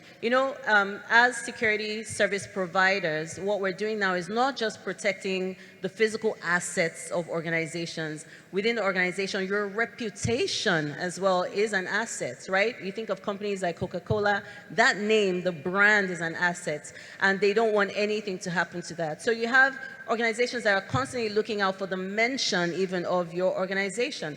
I know of one of our clients, for example, with the elections that we had, the election season, they were worried because their brand name kept being mentioned alongside a politician, and that was something that they were a bit worried about. So protection of even the reputation, which is the non-tangibles of organizations, equally important. So one of the things, I'm part of this organization called the Cybersecurity Experts of Nigeria, CSHAN, and there's something they do. They go around to various, SMEs rather, and they try to talk to them about cyber security, just the basics, all the things that you need to know, what your staff needs to know.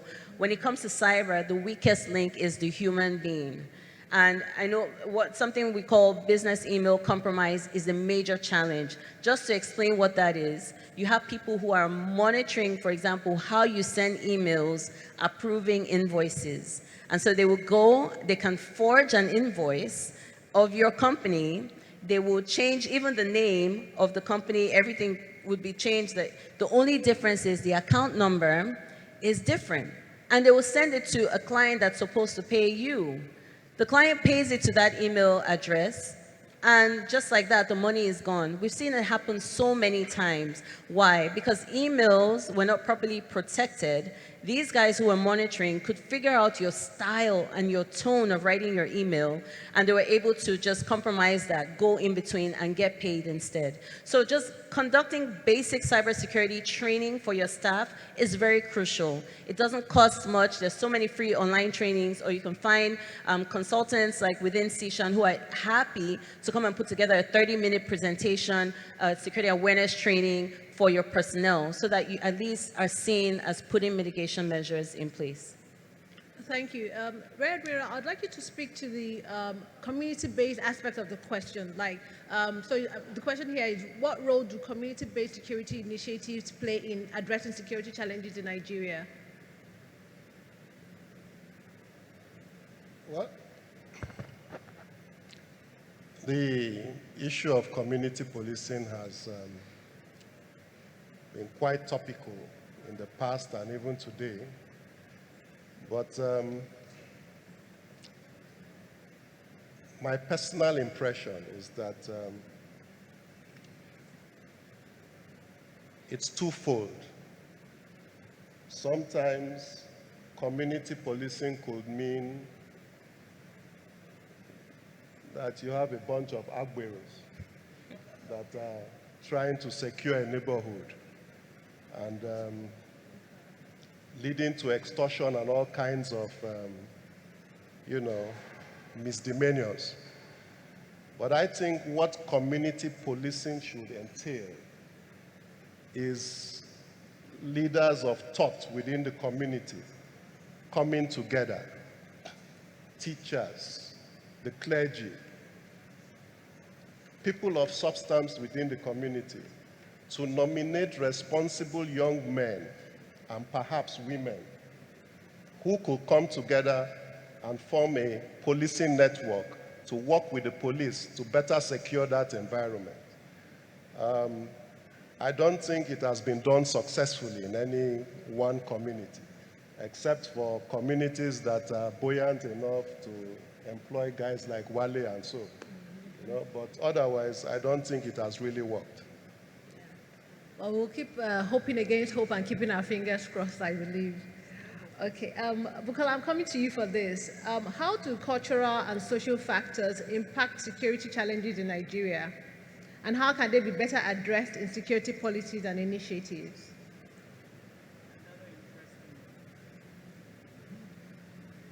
Is it working? Okay. No. It's working.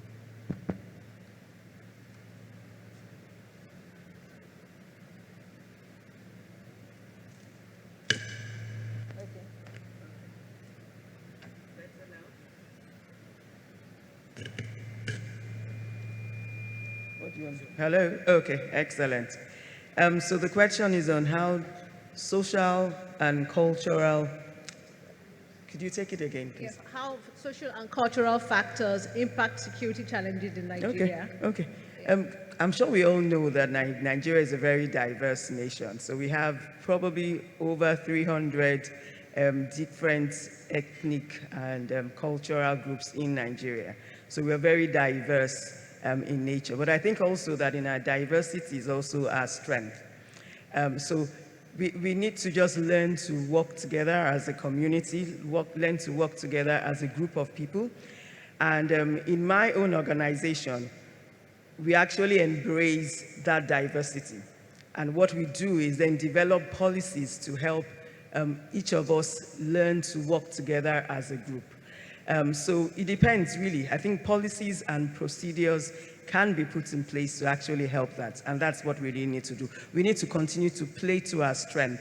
When I look at what has happened during the elections and how the politicians have stretched us and drawn us apart as individuals using cultural and different issues to dilute us.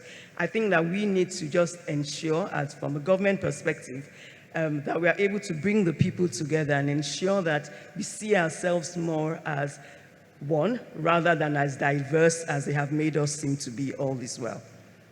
Thank you. Okay, thank you for that. I'm coming to Wale for this. With the current security issues around kidnapping and banditry, with emphasis on the eastern and northern regions, should businesses explore going fully remote, and what are the other options yet to be explored? I know you had addressed it in your former answer, but I would like you to emphasize more on that with regards to working remotely.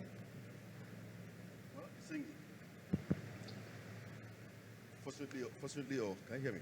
Yeah. Well, unfortunately, not all businesses can you hear me? Yes. Not all businesses can offer just service. Some businesses have to just produce real products and take to a market. So from that perspective, we need to speak to businesses in its entirety. Whilst kidnapping has been going on in Nigeria now it's going onward 14 years plus. We had Boko Haram issue with us in Nigeria for 14 years plus. Prior to that, we had initial incidents in the Niger Delta about the agitation of the Niger Delta, and there was a lot of kidnappings in the oil sector and all of that. Did that stop business? No, it did not. But it meant that the risk was heightened. There were more critical issues to deal with in terms of security. There were more learning, there were more new things to learn, and also organizations had to make adjustments. Let me speak from our own experience. In the early days of the Niger Delta crisis, we had operations in the oil regions. Initially, a lot of companies left initially. Quite a few of staff left. But gradually started coming back. Then we didn't have GPRS as a solution in the market. Then it became new systems evolved, technology began to evolve, and it became more difficult to actually kidnap without the ability of the state operators and civil operations to also trace and track. Now, that, to some extent, allowed some operations to go on, whilst agencies also began to learn on how to mitigate and manage operations in those domains. Like I said, it doesn't mean that because there was kidnapping, every business had to stop operating.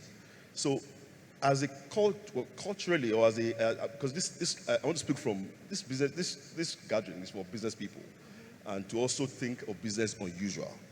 The entrepreneurs here who are young today and aspiring to expand the frontiers of their business. Now, you can imagine what happened in Maiduguri, for instance. Maiduguri, people forget that Maiduguri in the Northeast used to be the gateway for companies like Nestle, PZ, Unilever to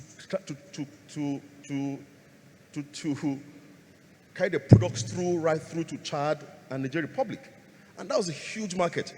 So you imagine that during the time when Boko Haram was at the worst operations there, it reduced the productivity of those businesses to some extent, and how they were able to sell the goods out there. But gradually, under that same situation, we began to find ways to operate and find the goods and products still pass through Maiduguri, right through to Chad and Nigeria Republic. It didn't stop the business. It reduced it to some extent, but after a while, it began to also recover lost ground. So for the young business person out there who maybe all he's doing is producing his garment, or is producing some candy or some products that he wants to sell to the Nigerian population across the country, you must find a way to operate in spite of the difficulty that insecurity has caused. Are there ways to do it? Yes, there are. When we talk of organizational resilience, it's about you taking the entire spectrum of your business, from your raw material if you're producing or if you're running a service, to the risk of people, your enterprise risk, your information asset, your static assets, your virtual assets, how you can build resilience around it, meaning thinking through what worst thing can happen and how you can continue in that operation even when your worst hit. So we need to, as business people, no matter what you do, begin to have the mindset that it is yet. That's why you do your personal and co in business, your political, economic environment, and security in business. We must find a way to run models that will make you succeed in an open and volatile world. And Tanwa said something. Look, reputation is part of it. Today, you're talking of deep fake, talking of disinformation, misinformation. It's part of what our new world has become.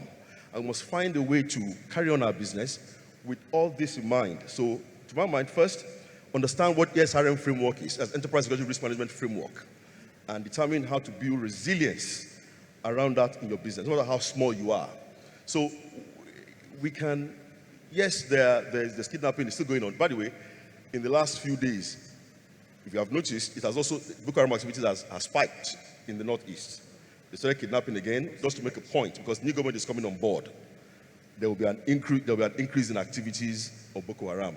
That's given, and that we have started seeing that trend. In the southeast, look, they said there's no certain days of the week you don't go to work. As part of, it has become a culture and a demand if you operate in the northeast. You must adapt your business to understand that, learn to respect that, and carry your business with that in mind. So, with kidnapping and co-increasing, are we able to? My take is that that has become a reality in the last 18 years of Nigeria. So it's learning to mitigate against it, while government is trying to do what they're doing, which they have to, because no country succeeds in an atmosphere of insecurity, and no business can thrive in an atmosphere of insecurity as well, because you say, look, after all of us want to achieve. You can have food and shelter. If there's no security, the food and shelter becomes nothing. So we need to understand that it has become part and parcel of us, but we need to learn to build our businesses and our plans around the need to understand resilience, how to understand what it is to have business continuity planning, risk assessment, risk management planning, and also having experts work with you to design your risk framework for your business, no matter how small your business is. And you can continue to succeed in business despite of our own peculiar challenges as Nigerians. But it's encouraging for all of us as young people who are in business. No matter what you do, please understand that you need to begin to expand your mind around the need to have your own enterprise, no matter how big or how small it is. Build that enterprise security management framework for your business. Whether you're a small trader, a big business, or a mid-sized business, as you aspire, have this in mind, and resilience that you build your business will see you through, despite what we're facing as in our country today. Thank you very much. And I think that's the role that insurance also has to play when it comes to managing your risk. Although in recent times, because of the spike in the kidnapping, a number of insurance policies have taken out kidnapping as an insurable item. Thank you for that insight. I'm coming to Rear Admiral for this one. What are the steps that government should undertake in collaboration with organized private sector industries to incentivize the latter on promoting local technology adoption? Okay. What are the steps that the government should undertake in collaboration with organized private sector industries to incentivize the latter on promoting local technology adoption? Meaning the private sector. Yes. Well, I hope I got the question well. That's how government and the private sector should collaborate to improve security matters. Yeah, and in a way that the private sector can be incentivized as well. Well, I think if you drive about, perhaps here on the island and elsewhere in our nation, it's almost like a status symbol for you to own an SUV and a Hilux in front with 5 Mopol officers and another Hilux behind with another 5 Mopol officers. That perhaps shows you how affluent or how achieved in society you've become. We have a police force that you run into money and you begin to think of all manner of malfeasance. I want to leave it there. Thank you very much, Admiral. This is going to be the last question because of time, then I'll be coming to the audience. Unfortunately, I'll be only able to take 2 questions from the audience, so please get your questions ready. And this is for Bukola and Tanwa. And because of the current reality regarding e-design of the Naira, should policies in organizations be aligned with national policies? Take, for example, the effect of the Naira redesign and its impact on the banking sector as regards the safety of staff and assets. What are some of the proactive measures that organizations can implement when such policies are communicated to avoid future insurgents? Okay. First off, I mean, there are a couple of things that I kind of also wanted to speak to because I know earlier they talked about this tomato processing plant in Kebbi, and again, you know, I know Mr. Wale will know a lot about that as well. But let me just give you a bit of context as to what really happened and what transpired. So this company comes and decides to invest about $51 million in Nigeria, in Kebbi. They set up this processing plant. And this was like around 2020 was when they opened it. By 2022, about 2 years and a couple of months later, they got attacked by bandits. The bandits gathered, they showed up there. But now, the security structure that they had was pretty unique. So it wasn't as detrimental as it could have been. So number one, we know that the target at that plant were the 10 expatriates that worked there. They wanted to kidnap them for ransom. However, because the security manager and all of that, and even the security private company that was there, they have ears on the ground. They had relationships with the locals in the area. They got forewarning about this incident before it happened. And because they also had plans in place, right? I know Dr. Owen mentioned earlier, having these sort of strategic plans that you have in crisis management plans. So they were able to actually get the expatriates out of there ahead of time.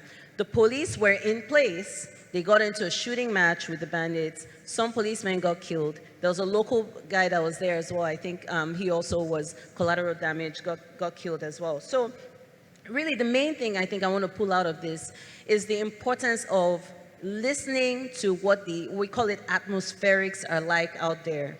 What are people saying? What's the chatter about? Before you implement any of these policies, it's important to know how are people going to react to this, and then put your plans in place to respond to it effectively. I know already now there's already a lot of talk going on. I think one of the banks had like a webinar or something yesterday about what will happen when they remove the fuel subsidy, right? There's chatter about that going on. But then the important thing that we need to be asking too is, how are Nigerians going to react? And again, this was a question with the removal of this cash policy that they put in place. Around the time that they put in place, was anybody asking that question? How are Nigerians going to react? How could this spiral out of control? And then putting those measures in place. I just want to round up here just to give you some tips, because at the end of the day, we are still going to run our businesses in Nigeria. It's still a very good and decent market, but there are certain things you need to be doing to make sure that you will be successful and your business is successful. Conducting your risk assessment, asking those questions ahead of time. Before you set up shop, go there. Let me tell you something about stakeholders. Before any of these decisions are made, you need to talk to stakeholders. There's a reason why oil and gas companies, the Exxons, the Chevrons, they're still running their businesses in Nigeria.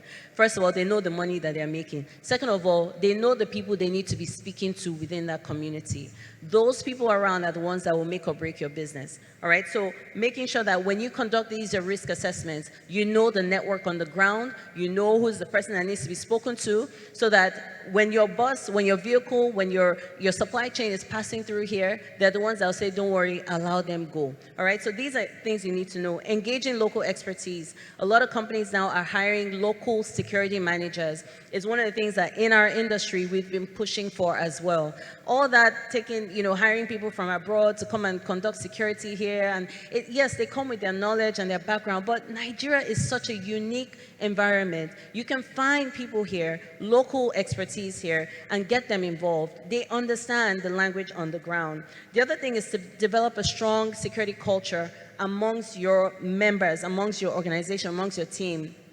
A quick example about that, we went and did something called I know they do penetration tests for cyber and for IT.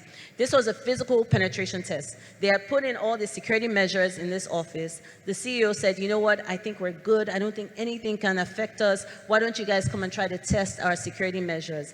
And all it took was the investigator sitting at the gate and just watching what was going on. Within a few minutes, he noticed something. He noticed, number one, there was a food seller right across the street that he could sit there and watch the gates, scouting, scoping, conducting surveillance on this business, and nobody asked any question. He just bought corn, he's just eating the corn and watching the operations, how people were going in and out. Second thing that he noticed each time they would scan their badge on the turnstile would still turn 3 more times after the initial person entered. And he realized, that's my gateway. So as soon as he noticed one person had badged in, he just piggybacked and followed in with the other person, made it all the way in, did video, recorded the entire building and came back out, and we sent that to the CEO. Can you imagine? So after that, not only did they put the proper measures in terms of correcting the turnstile, but also conducting a security awareness training for their people to say, listen, as soon as you enter, it's not okay for someone to just piggyback right behind you. It's a major risk. And then obviously, implementing cybersecurity, staying informed is very, very key and crucial. On our way here, there are 2 ways to come to Landmark. You have the way through Legally Ayorinde. And I figured, okay, there's a lot of stuff going on with GTB. Maybe it won't be a good idea to take that route. So we came the other way. See, even me, myself, I wasn't probably following my own rules, because if I was, I would have checked and realized ahead of time that Lagos State government had destroyed all the shanties that are around that area. And not only did they destroy, they were burning it. I mean, some of you saw like smoke coming or something. Huge bonfire. So you had all these people that were just standing there very rowdy. The only thing that saved me at the end of the day, I said, you know what? Good thing they were not a violent crowd in that moment. It didn't stop the fact that I noticed several of them that had knives tucked into their trousers there. Okay? So you must stay informed ahead of time. There are organizations that put out this information ahead of time, like one of the things that our organization does as well. We put out this intel ahead of time. Just know in Nigeria, things don't just happen. People know it's about to happen before it happens. Your job is to make sure that you are equally in the know. And as long as you can put these measures in place and try to anticipate how you think people are going to react to these things, you can mitigate whatever risks that you'll be exposed to, and then things will work out pretty well for your organization as well. Thank you. Thank you very much. Yeah, so the last comment from Bukola. Okay, so just to add to that, so in training your staff is extremely critical. You need to invest a lot in that and ensure that you understand what security and measures they need to take. And ensure that they actually imbibe by those rules. I'll give an example and relating it to the Naira issue. So yes, I agree, government policies must align with organizational policies.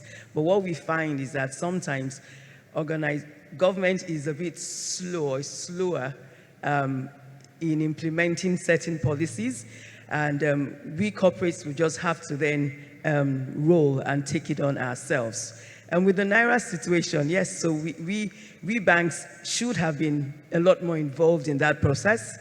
I remember sitting in a number of meetings where we actually were asking our regulators to implement it in a certain way, but unfortunately, our views were not completely accepted. It happens all the time. When that happens, what do we then do as companies? We will then go back internally, educate our clients, educate our employees, and activate what we call a crisis management policy that you have, hopefully you have in place. And it might sound like big words, but even in your small, medium-sized organization, you can also put that policy in place where all your employees know what they need to do when there's a security alert. So we, for instance, had to do that during this period to safeguard our assets, but more importantly, to safeguard our people. How can government and organizations must continue to work together? I remember back to one of the questions that was asked. Some time ago, during the NSAS situation, we also had to activate crisis management policies. But beyond that, we had to also work with government to see how do we provide certain resources. So there were issues around police and supporting the police. A number of police stations were damaged. A number of banks had to contribute to rebuild that. Those are some of the things that corporates will continue to have to do.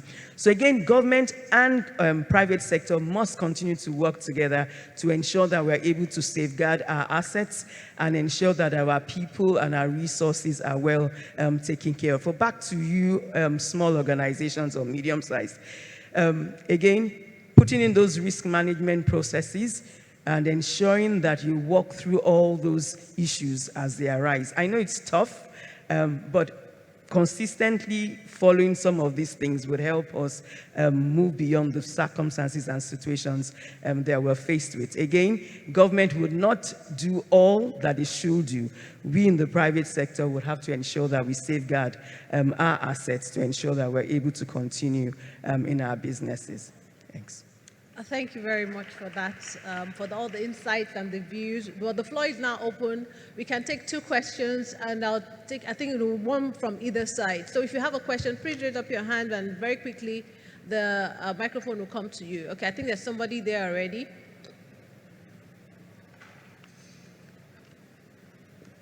Good afternoon. Thank you so much. My question is through the lens of breaking the barrier of federal character, stemming from our Rear Admiral's keynote speech, into the analogy of the tomato business in the midst of kidnapping, and then into seeing the knives in the pocket, preempting the danger. is coming all back to federal character. How can a small business break the barrier of the current federal character, scape, in the sense that this small business wants to retain customers and not have to break good business ethics, if that makes any sense. And then also, security measures, everything. Thank you. Hope that makes sense. Okay, thank you. So who was that question directed to? Sorry. It's actually directed to the Rear Admiral. Okay. But I've learned so much from everyone, so, Okay, all whoever right. wants to. Thank you. Thank you. Well, small business will grow into big business. I think the classical example we like to give here in Nigeria is Dangote. Alhaji Aliko does not employ you based on religion, ethnicity, creed, or whatever. He employs you based on what is up here. So, the same applies to small business. Except your business has a religious model or an ethnic model. But if it is based on business, which aims to make profit, I don't see myself doing a business and lining people up to say how many of you are Igbo, Hausa, or Yoruba. Most likely I'm going to go through your CVs and speak to those CVs that I think are intelligent enough and hire you to do a business. So be it small or big business, I think, look, we've run this thing since 1960. It has not helped us go to anywhere. It is time we kick it out of the window. I am an advocate for kicking federal character and quota system out of the window. It has helped nobody. Ghana under Rawlings reformed the system in Ghana. The North in Ghana was disadvantaged as at the time Rawlings took over. Today it is the most advanced. So we just need to let go of some of our nuisances and our country will become a better place. It's as simple as that. When you begin to tell a young child that you don't have to do as well as the other child to get into the university, how do you do that kind of thing?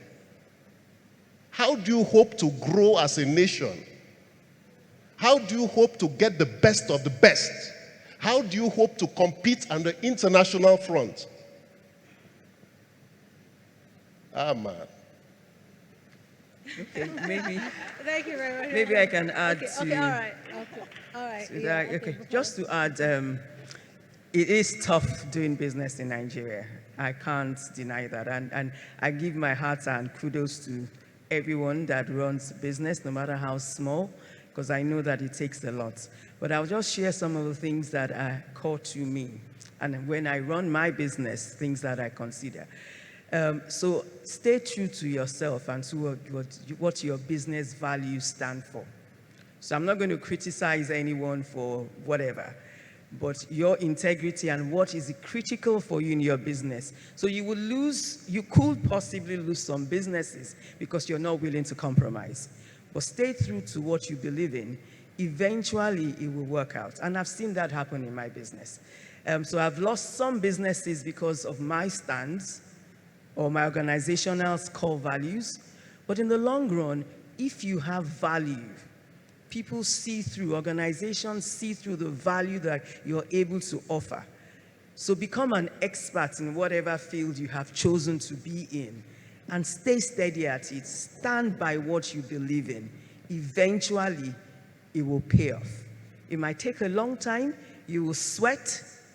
but I can assure you it's paid off in my organization. My organization has been in existence for 30 years, okay?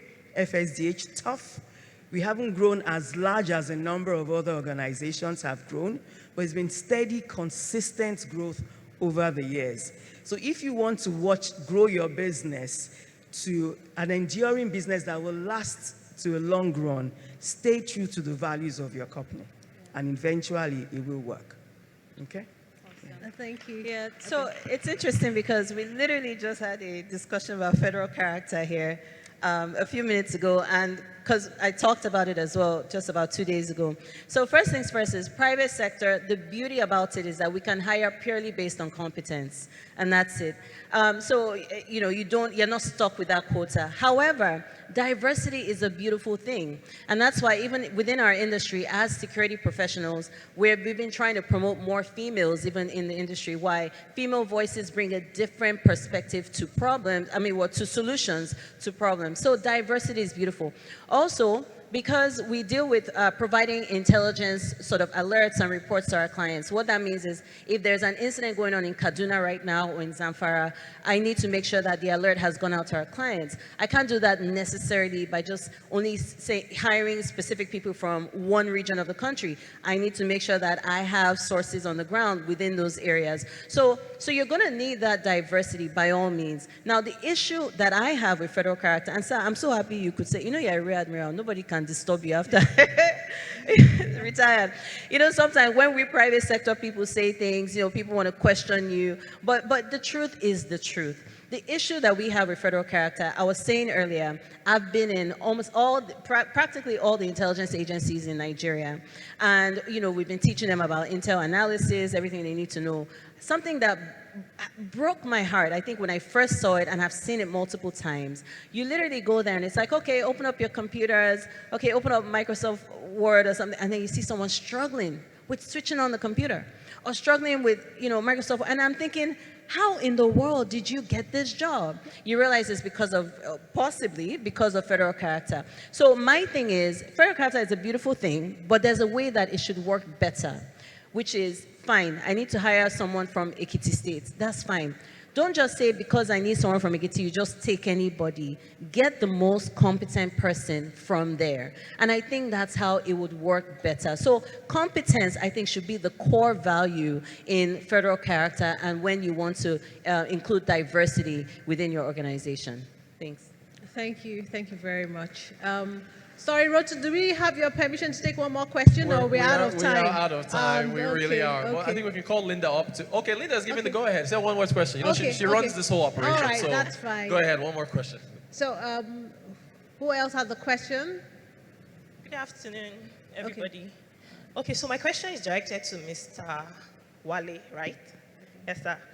I think it's safe for us to say the government has failed us to an extent in Nigeria, and that's why an average person trying to quote and unquote jackpot is saying, I'm trying to protect myself, security in Nigeria is, you know, and all of that. So unfortunately, I'm trying to bring this home, like we're here for doing business in Nigeria.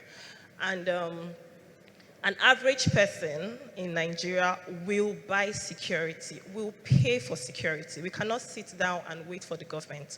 That is why we get to hire people like your firm and other security private agencies to come to us. So the question is, it's bad enough that as a business person now, a small scale business person, I'm not talking guys with policies and plenty money and all of that. I probably cannot afford a Hilux in front of me and behind me, like the Admiral said. But then I'm struggling. The least I deserve is safety, right?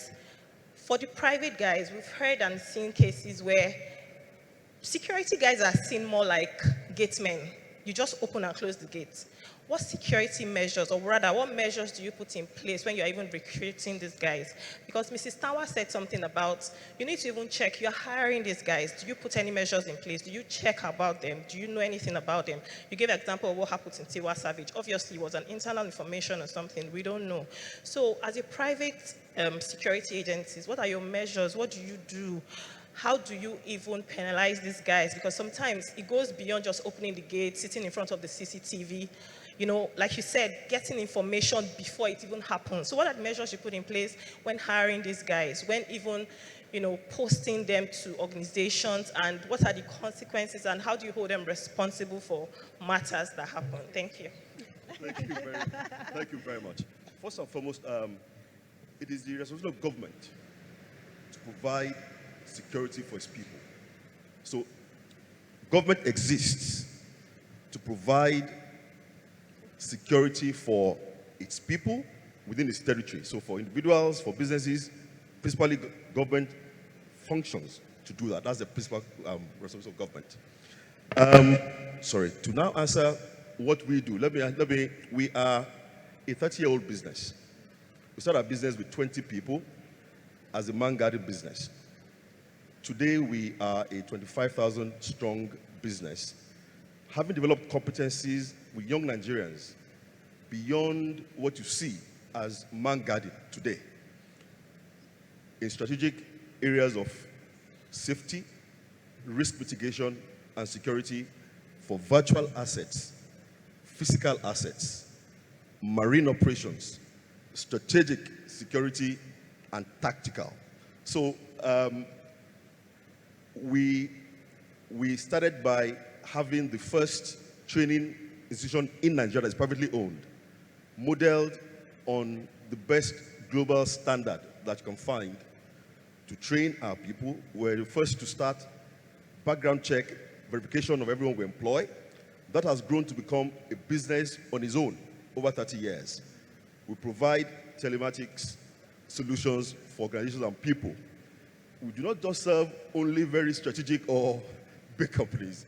For individuals as well, we've understood that security is a need for everybody, but not everybody can afford security that private sector offers. But within the kind of what we do, we recognize that, to answer it directly, when we deploy people to your business, one, they're trained. Two, we are not, because as a nation, private guards don't bear arms in Nigeria, they don't bear arms by law. But we have those that provide that support to us legitimately within operations that are complex and that we cannot manage with civil operations alone. But you know, we also do not expect to send people to you. That's why if you start our industry, there are three categories. There are what we call Tier A, Category A companies, Category B companies, and Category C companies. You will not see a Category A company deploying people that are not trained, that are not verified, that are not background checked, that we cannot respond to. When I mean respond, it means that anywhere they are, we see what they do virtually. They're connected to a central command, no matter where you see the people. And if any, because look, human beings can always misbehave. If they misbehave in any form, I can tell you for free, in our own business, or category business, we will restore and respond. Anywhere they are in Nigeria, we bring them. So it's a very serious business, and it's not a business that, you know, Nigeria, people go to business because you think you can make money there. We started this journey 30 years ago, and it has cost us an arm and a leg to be able to become a national business. In a sane society, companies like ours will be a national signpost to take across Africa as a Nigerian brand in that space that should be doing exploits in our continent. You need to understand our operation. I can't say all of that here. We have 8 operating companies, all within safety and security space, from man guarding to electronics and telematics, to cyber security, to maritime operations, to critical project operations in complex, in mining, in oil and gas. So it's a complex operation, and everybody can do that today. That's why I came here, because I'm trying to speak to people who I think are starting business. We started small in 1992 with only 20 human beings. Like I said, it was a green area for us at that time, but we chose to bring people that have done it before elsewhere in, so we can have a global view to a local problem. A local problem with a global view to understand how we can bring that into operations here. So I think our story is a story that I think should motivate every young person who is an entrepreneur today. If you commit to do what you do and stay on what you do, the more you succeed, the more said, if your entire IB be what? Be light. The whole inside of you, if your eye be single, every inside of you will be light. We focused on that for 30 years. One operation, one business, the garden business, has taken us to eight operations or 8 companies in the same area of security, safety, and risk mitigation. So we aim to see others do more in other areas if you stay focused and if you know that doing business, is, as she said, it's tough doing business in Nigeria. But if you stay on course of what you do and do it well, stand on your ethos, and you do it well, every young Nigerian, that's what, for me, the beauty of what's happening in Nigeria is that we're faced with a lot of issues. Nigerians are productive and ingenious people. In our stance, let me share this experience. At the height of the Boko Haram issue, we brought together a lot of young Nigerians in telematics technology. And we trained over 50.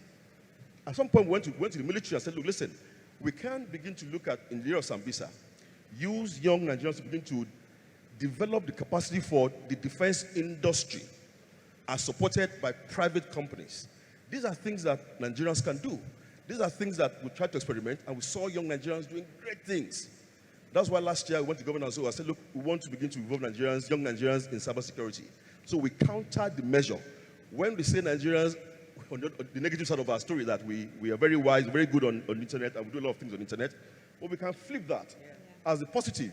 And we said, we want to train 100,000 Nigerians to begin the journey of cybersecurity awareness, certifications, then to begin to increase the number and to build an army of young Nigerians that we call the white cap cyber guys, the white cap guys, who will begin to build an army and the capacity for young Nigerians to flip our story around cybersecurity and what it can become for us as a people. So we change the narrative from negative to the positive, because we've seen so many of them with talent. Yeah. In our business, we have incredible young people doing great things. And that's why we went to government last year to start our program. We read about it, 100,000 Nigerians. Obviously, they're not taking it further as we are who they'll take it further. To start with 100,000 young people and to change the narrative around how we can build that capacity and competence and the passion in them to flip the story and how to begin a new private partnership. That's what I asked Admiral, that's what I speak to, look to have collaboration where private companies are going to develop young people, a lot of them, in the defense industry space. It's a gradual thing. It can be done. If the will is there, we have the people, we have the talent to begin to flip the narrative in the defense industry space. Then, of course, in cybersecurity space as well, as a way to change the narrative and how Nigerians can begin to take the commanding height of all these areas and create opportunities for Nigerians to do great things. And it's doable. We have the model to do it. We've tested it as a small pilot as a company. It can be done incredibly well. And out of our 12,000 people that we have in our company, by the way, not all of them are guards. We have many mariners, we have many tech experts, we have many cyber warriors, we have many telematics people, we have many electrical engineers in that core of the 5,000 Nigerians that work within our operations in different spheres of the industry. That is still burgeoning. It's so huge. So if we change the regulatory regime in private security in Nigeria today, we'll have an explosion of young people, Nigerians doing great things in that industry. And that is possible. I will trust and hoping that with this new government on board, we can begin to look at things more differently and how we can explore and expand these capabilities of young Nigerians that we can do business in different areas, unusual areas that are not even that you cannot begin to imagine in just that sector alone. It's huge. If a company that started 30 years ago from one thing has now 8 companies, everything still in the area of safety and security and risk mitigation, you can imagine what that can be with the kind of Nigerians we have on our hands today. And we can change it. It can happen. Thank you. Okay. Thank you very much. Okay, yeah. That's where we draw the curtains, right? Okay. I can see Linda already signaling to me. Thank you so much. Okay, we're going to take pictures with Linda and also give you your gifts and certificates. Round of applause to our panelists. That was a very engaging discussion on a very serious issue affecting investment in Nigeria. Great conversation.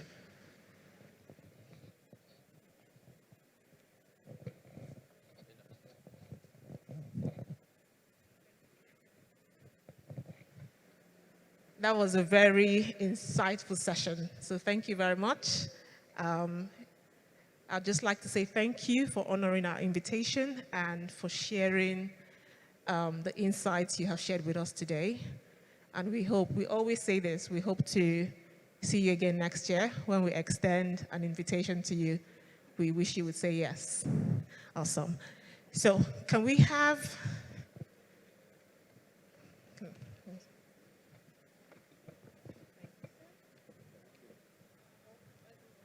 Can I have the gift certificate? Why are you bringing them one by one? Okay, so paparazzi, are we ready? Awesome. Okay.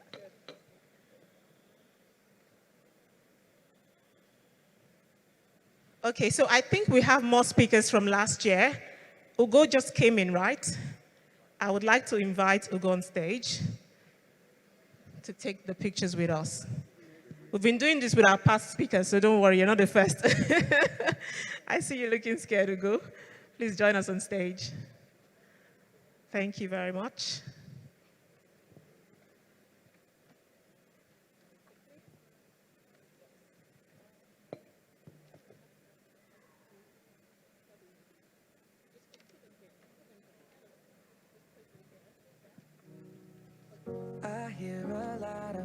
Thank you, DJ.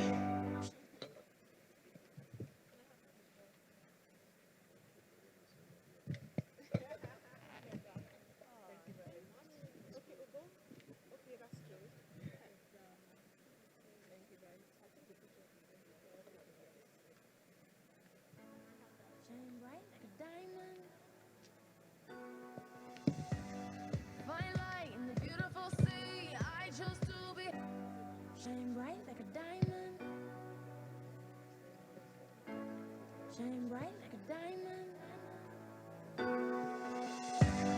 Fine light in the beautiful sea. I chose to be happy.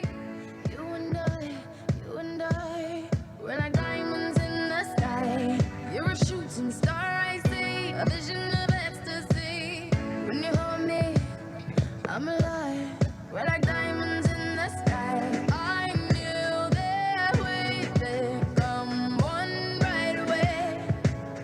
Oh, right away. At first sight, I felt the energy of sun rays. I saw the life inside. So shine bright tonight. You and I, we're beautiful like diamonds in the sky. Eye to eye, so alive. We're beautiful like diamonds in the sky. Shine bright like a diamond. Shine bright like a diamond. And to our amazing moderator, we'd like to say thank you as well. It seems like I'm being partial, right? Priya and I were in school together, so you can understand why I'm being partial, yes.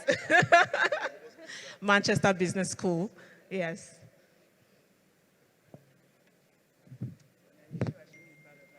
Oh yeah, that's true. There's also another alumni as well, alumnus. Bukola Smith is also, she also went to Manchester Business School as well, so yeah.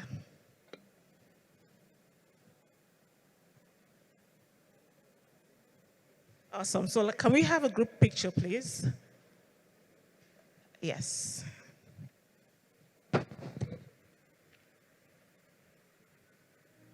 Ladies and gentlemen, this here's another one for the steppers. Shine bright like a diamond. Shine bright like a diamond. Fine light in the beautiful sea. I chose to be happy. You and I, we're like diamonds in the sky. You're a shooting star, I see, a vision of ecstasy. When you hold me, I'm alive. We're like diamonds in the sky. I knew that we'd become one right away.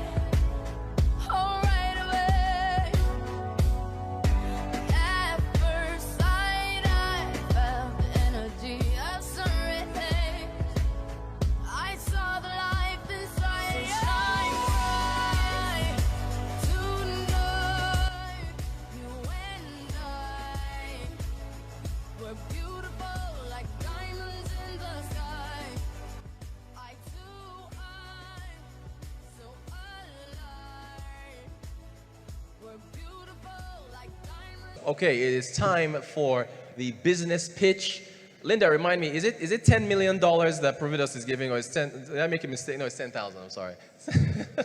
It's time for the business pitch, and we're going to have a number of entrepreneurs that are going to be pitching their brilliant ideas. It's always hard to pick a winner because every time I watch one of these things, all the ideas are good because we've got smart people in this country. So we're going to have our pitch. The judges are ready, and this promises to be very, very interesting indeed. Always love seeing ideas for business. So let's get ready for that.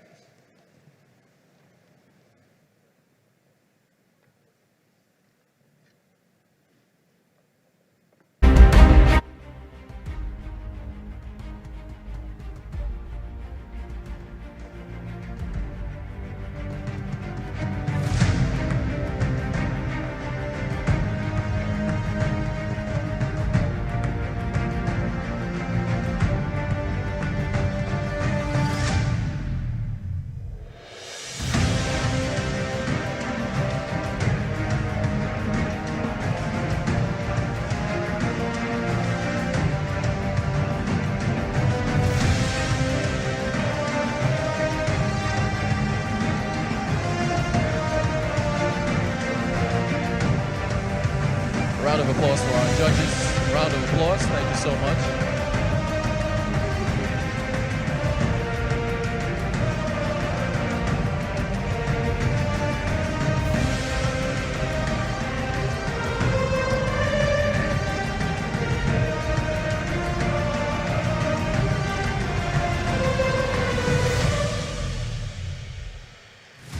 Round of applause for our judges. You're welcome, sir.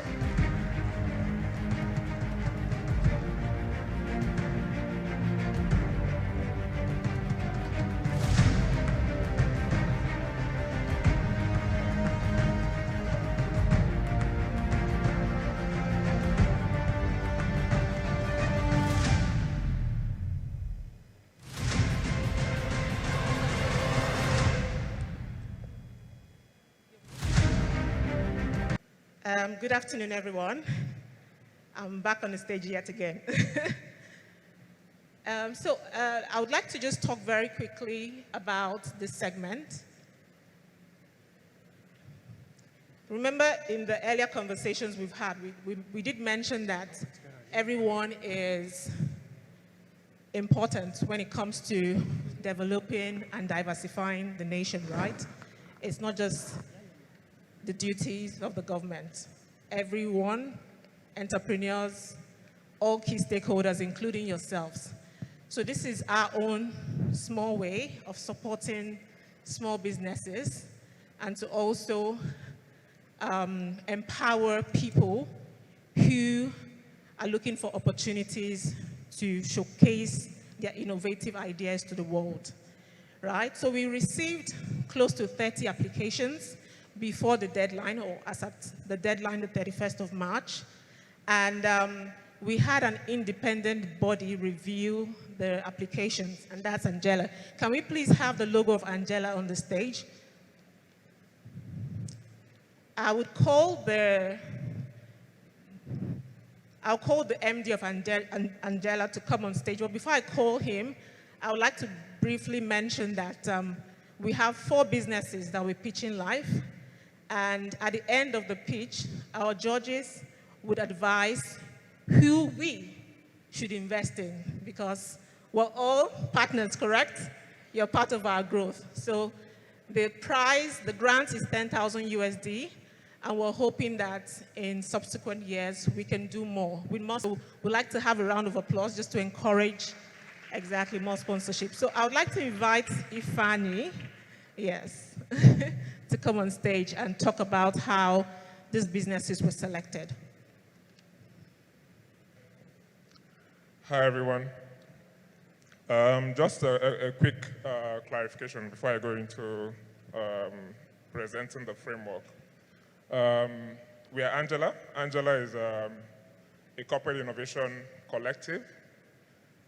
So we are a group of leaders, professionals who have come together to mentor and provide access to startups to our professional network. So what I'm going to do is just to present the framework. So the first one, relevance.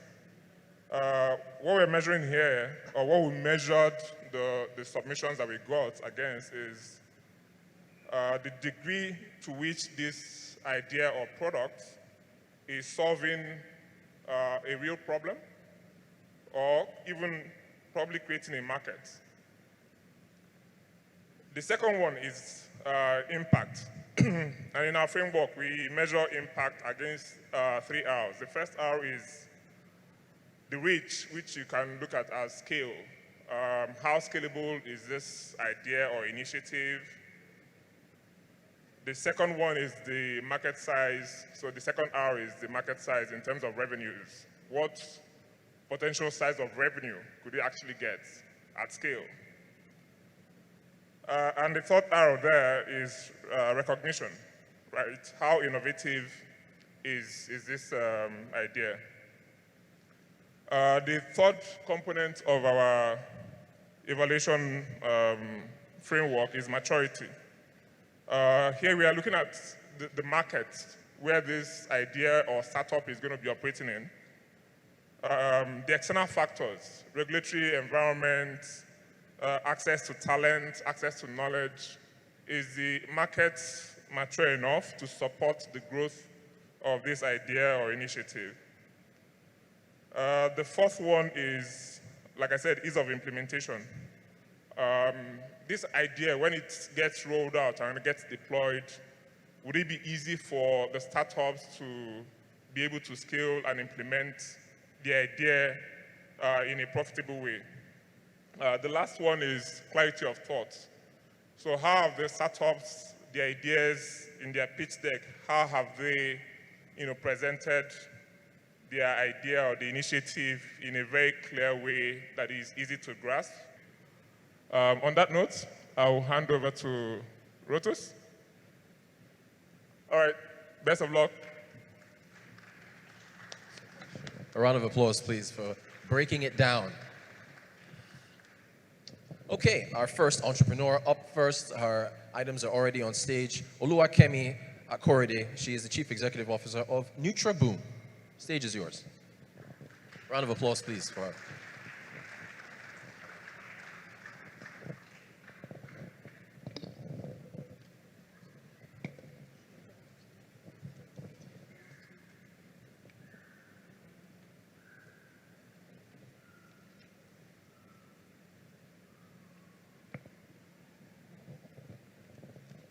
After exclusive breastfeeding of my baby at 6 months, I was looking for a natural instant cereal for her. I checked some of the supermarkets. I couldn't find what I wanted. What I really wanted was a cereal that is beyond grains and fruit. I want something that contains animal protein, like egg, fish, meat, some kind of fruit, some kind of vegetable, still remains natural and affordable. After so much research, I came up with my own. I fed my baby with it. She grew up with it. She was healthy and chubby. So mothers around me were asking what I was feeding her on. I gave them for free, and they later came back, asking me to produce more. That was how NutraBoom came to existence. My name is Oluwakemi Olaniyan. I'm a pediatric nutritionist and the founder of NutraBoom Nutrition. What do we do at NutraBoom Nutrition? We are SDG-focused company where we produce healthy, safe, affordable, natural instant cereal for children from age 6 months and above in respect to SDG 3 of health and well-being. Our product contains all the essential nutrients needed for child development as recommended by WHO.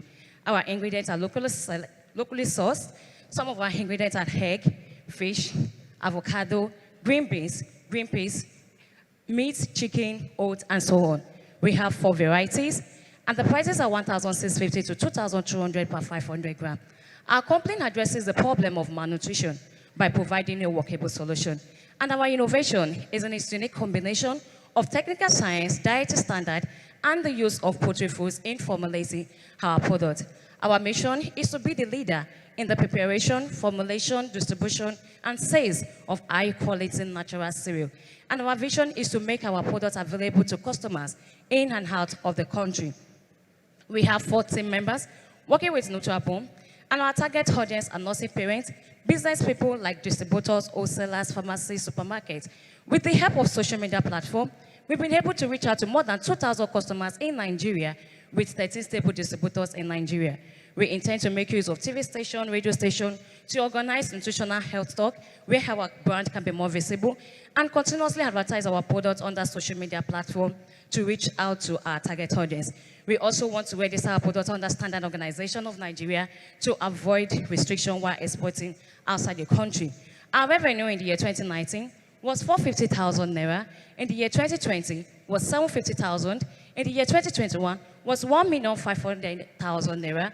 In the year 2022 was 5,550,000 naira with a net profit of 1,575,000 naira.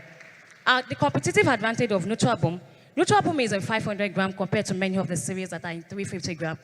As you can see, NutraBoom is a balanced diet cereal because it contains all the classes of food. NutraBoom makes a child add weight. NutraBoom also helps a child to get used to family food in no time.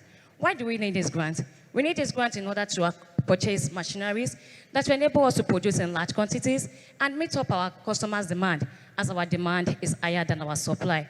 Also, it will enable us to employ more staff in respect to SDG 8 of decent work and economic growth. I believe in the next 5 years, if all the necessary equipment are readily available for NutraBoom Nutrition, NutraBoom Nutrition will not just be an household item in Nigeria, but across the world. Thank you.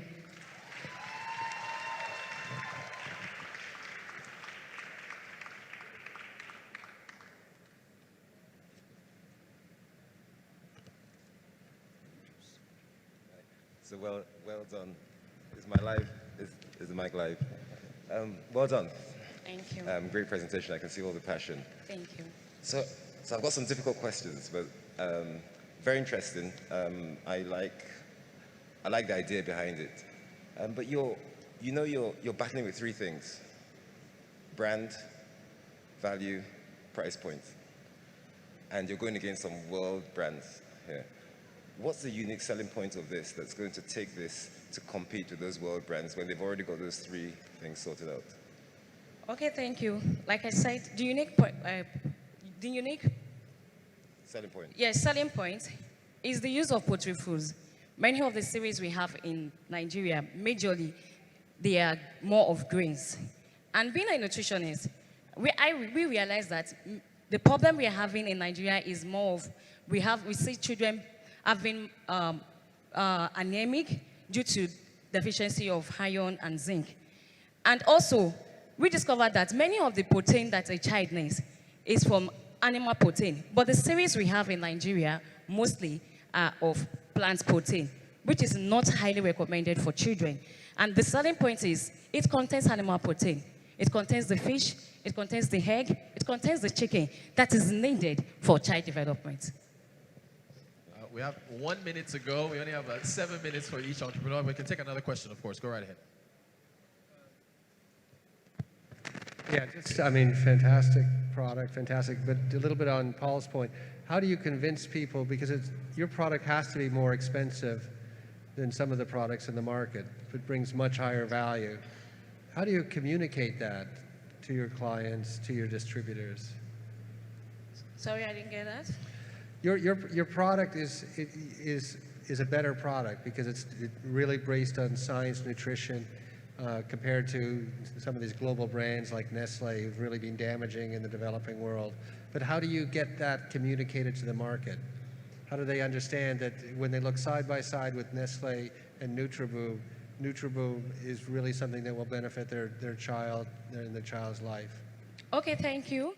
How we communicate to our customers is through social media platform because we know the power of social media platform. So mostly we do content creation.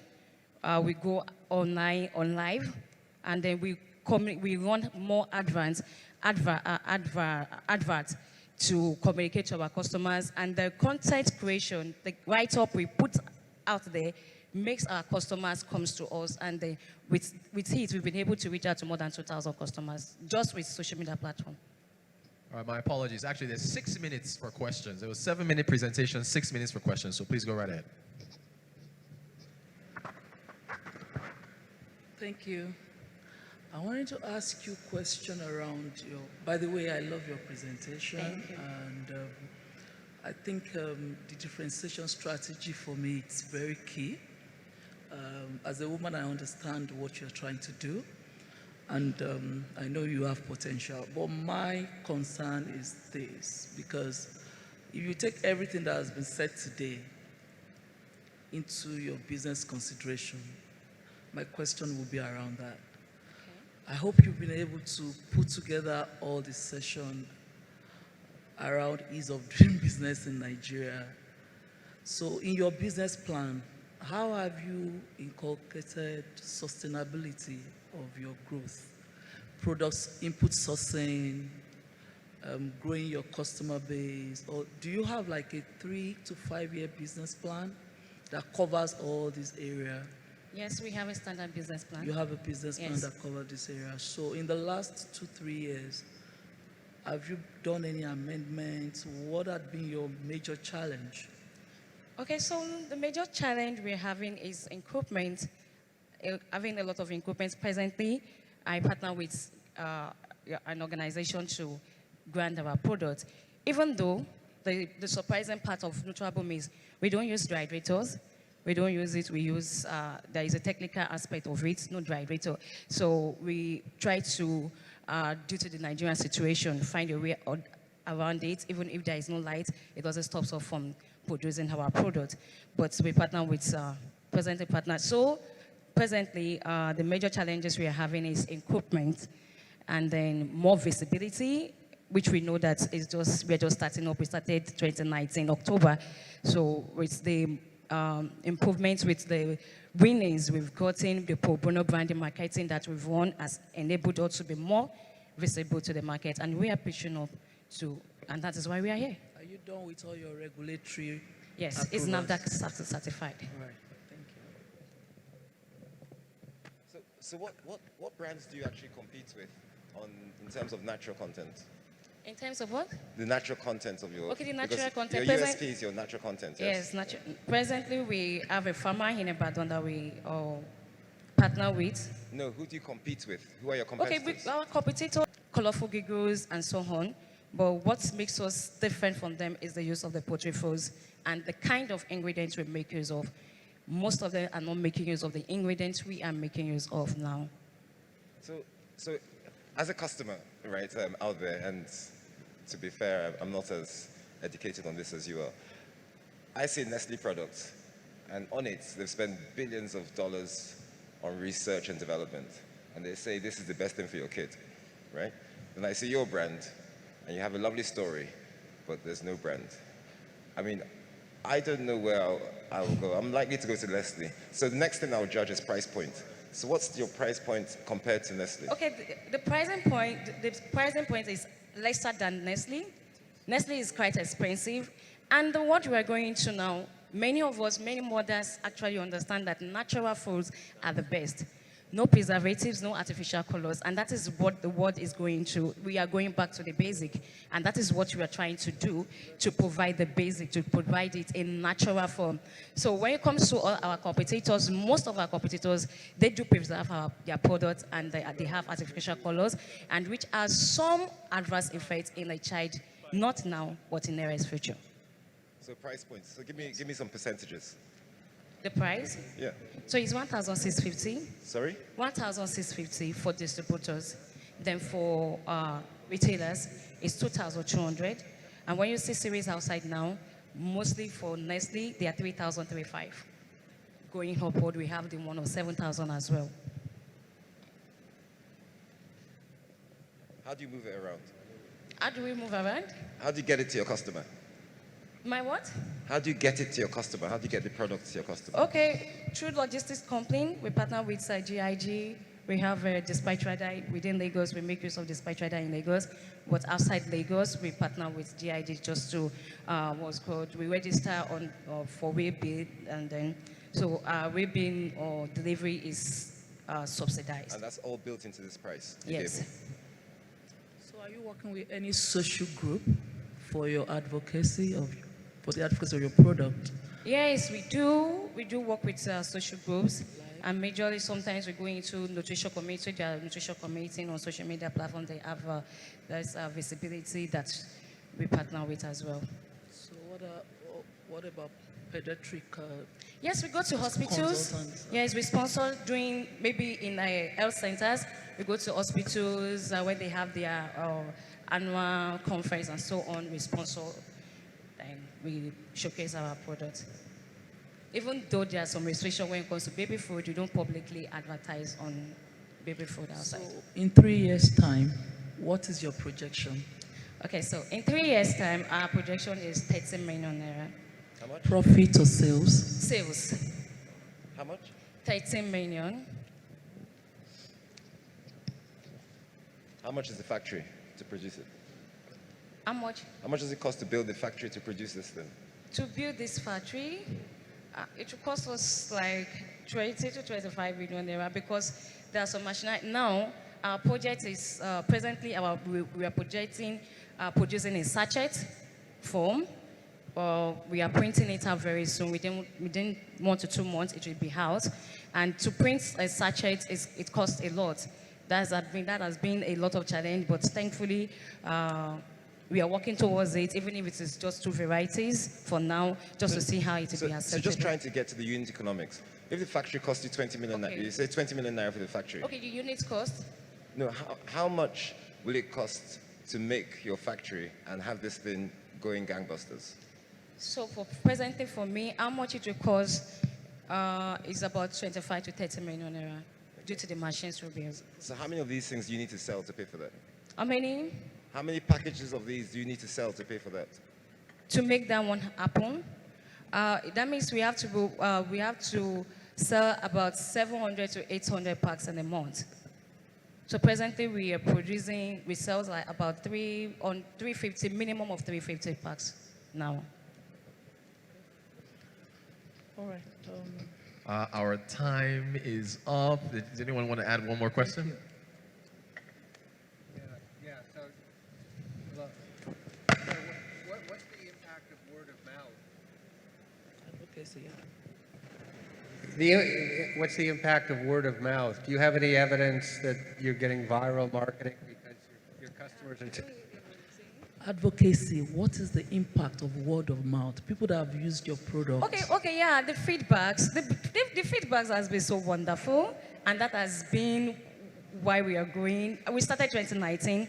Even in 2019, it was a bit challenging. We make use of the feedbacks and work on our product, and now the feedback has been so wonderful. Some of our customers that are distributors are one-time customers. They try it on their babies, then they decided to become our distributors, and that has been wonderful. That has been a good feedback. So on the scoring, Net Promoter Score, on a scale of 1 to 10, it says, how will your customer introduce your product to another person? On a scale of 1 to 10. Okay, on a scale of 1 to 10, it will be 8. Yeah. All right, a round. It's a high score. Yes. A round of, That's the feedback we are getting. a round of applause for our entrepreneur. Thank you Excellent so stuff. much. Thank you so much. Olufunke Akorede, who is the chief executive of NutraBoom. Those were some hard questions. That was like an episode of Dragon's Lair or Shark Tank. Very, very good questions from our panelists.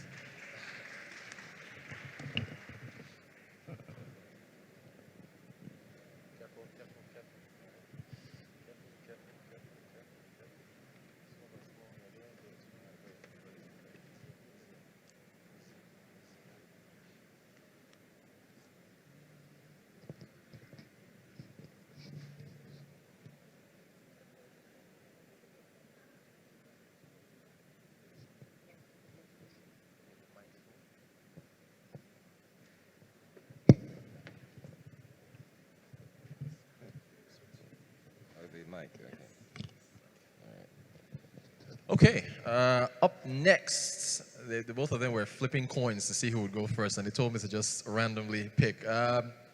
Nurian Akindele, CEO of Sakula, up next. Come on, Nurian.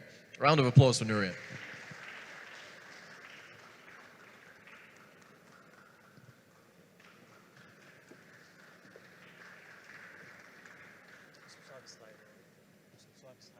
Okay, Nurian has slides, so I hope just one slide, yeah? Okay, so he's got one slide. Hope we can put that slide up. Okay, there it is on the other side, Nurian.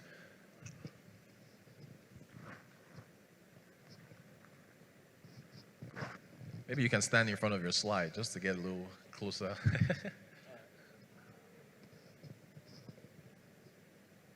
All right, well, it's on this side as well, so you can take your pick. Well, keeping you on your toes. Keeping you on your toes.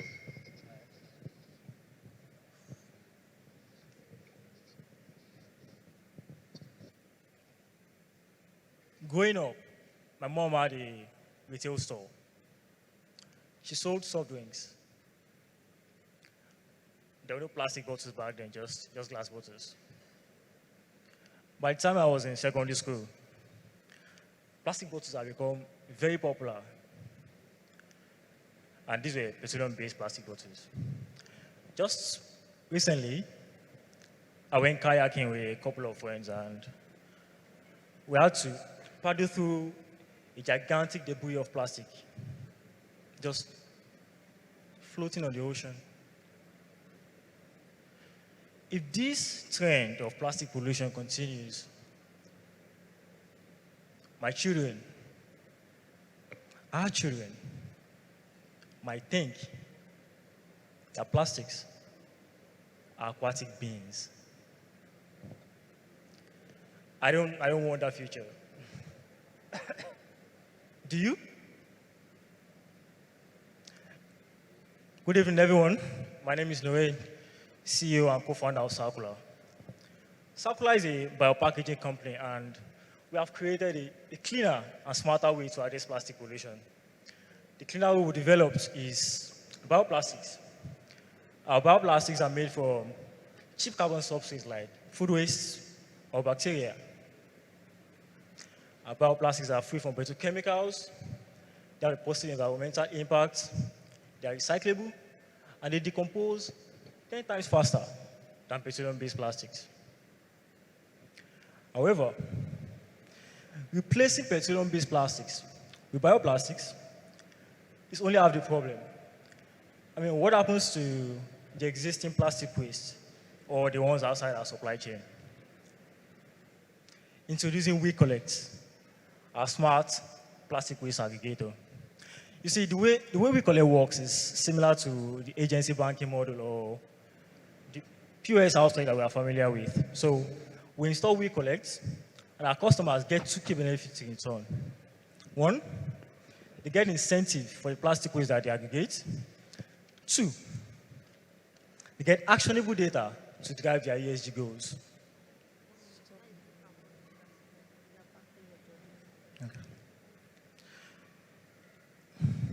We serve a variety of customers in various industries, from the pharmaceutical industry to the cosmetic industry to the FMCG. Right now, our customers are based in Lagos and Ibadan. That's what we are focusing on. Our serviceable addressable market is huge as well. It's currently estimated at $115 million, expected to grow by a CAGR of 8% by 2030. Nigeria's environmental policies also support our actions. For example, in 2020, the Federal Executive Council, they approved the national policy on plastic waste management. Now, the goal of this policy was to transition Nigeria from a linear economy to a circular economy. In 2022, LASEPA, that's Lagos State Environmental Protection Agency, they banned the use of PET bottles within their premises. The private sector is also supporting the replacement of petroleum-based plastics with alternatives. For example, around mid last year, Providence Bank launched Nigeria's first ever eco-friendly debit card. Thank you. We have an amazing team building these amazing products that we have. My background is in engineering. I have over 5 years of corporate experience in environmental sustainability. I've worked on various projects with several international organizations like the World Bank or International Finance Corporation. Our Chief Sustainability Officer is Sharif Aliyu. He has a master's in sustainability from Newcastle University. And he's also the Director of Sustainability at a leading ad tech company in Nigeria. Our Chief Financial Officer is Abraham Patrick. He has over 7 years of corporate experience in finance, and he's also the head of structured finance in Boston Advisory Group. Our Chief Operations Officer, who manages all our manufacturing operations, is Umar Usman. He has over a decade of experience in plastic manufacturing. And he was a former team leader of factory operations at Nigerian Bottling Company. On our advisory board is the amazing Sabayomi Ali. Sabayomi Ali has over 30 years of corporate experience, and he's currently the manufacturing director at Unilever Nigeria. So far, we have raised $25,000. We have sold 7,000 units of our bioplastics, and we are in discussions with community stores to install WeCollect, our smart plastic waste aggregator. We have impacted the lives of over 50 Nigerians through our manufacturing operations, both in the office and in our factories. Our goal is to improve this number to 1 million Nigerians by 2025. We forecast a 150% year-on-year growth, and by 2025, we are currently raising funds to standardize our operations, increase our production capacity, and strengthen our marketing efforts. So, at Circular, we are tackling the problem of plastic pollution right from the root. We are incentivizing and digitizing plastic waste aggregation. So, if you want to keep the look of your product's packaging, but switch the environmental impact, call Circular. If you want to smoothly transition to sustainable packaging without sacrificing product performance, call Circular. Like the theme of this event, we are tackling plastic pollution from the roots. Join us in breaking the barrier to a sustainable and eco-conscious Nigeria. Thank you.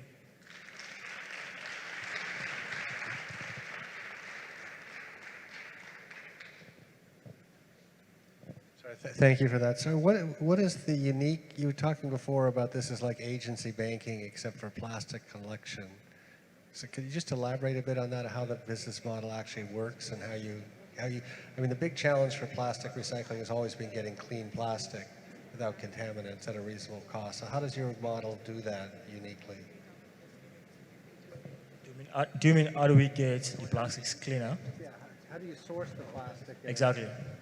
So, we can install WeCollect in, say, a small community store like Okeke & Sons, or a large multinational like PZ. So let me start with the multinational. For PZ, for example, PZ gets two things. They get actionable data to drive their ESG goals, because what WeCollect does is it tracks the amount of plastic that you actually put in it. We have the things in it, the electronics in it, the kind of compaction it has, ensures that you can know the weight of the plastic that you put in it. So the way we're envisioning for it to work, that is still in piloting. What we've actually been selling is the bioplastics. We collect it in piloting. So multinationals have lots of employees. And all these employees, actually in Nigeria, an average Nigerian generates 0.3 kilograms of plastics in a day. If we multiply that out, that's about 25 million tons of plastic waste in a year for entire Nigeria. So all the employees in the company, instead of dumping their plastic waste just in the waste that maybe that Lola takes away, they put it in WeCollect. That way the company can track the amount of plastics that they're actually aggregating. The other thing it does is, you can actually know the amount of carbon emissions that you mitigate with that, because you know the number of plastics that you take, and then you can multiply that number out, actually have that number there, say, okay, this year we saved this amount of plastic, last year it was this. You can track the trend. Nurian, sorry, just for transparency, a piece of paper was given to you during your presentation. We just want to make sure that we weren't giving you any undue advantage. You mind reading that just to make sure, please? I put it somewhere, sorry. Okay.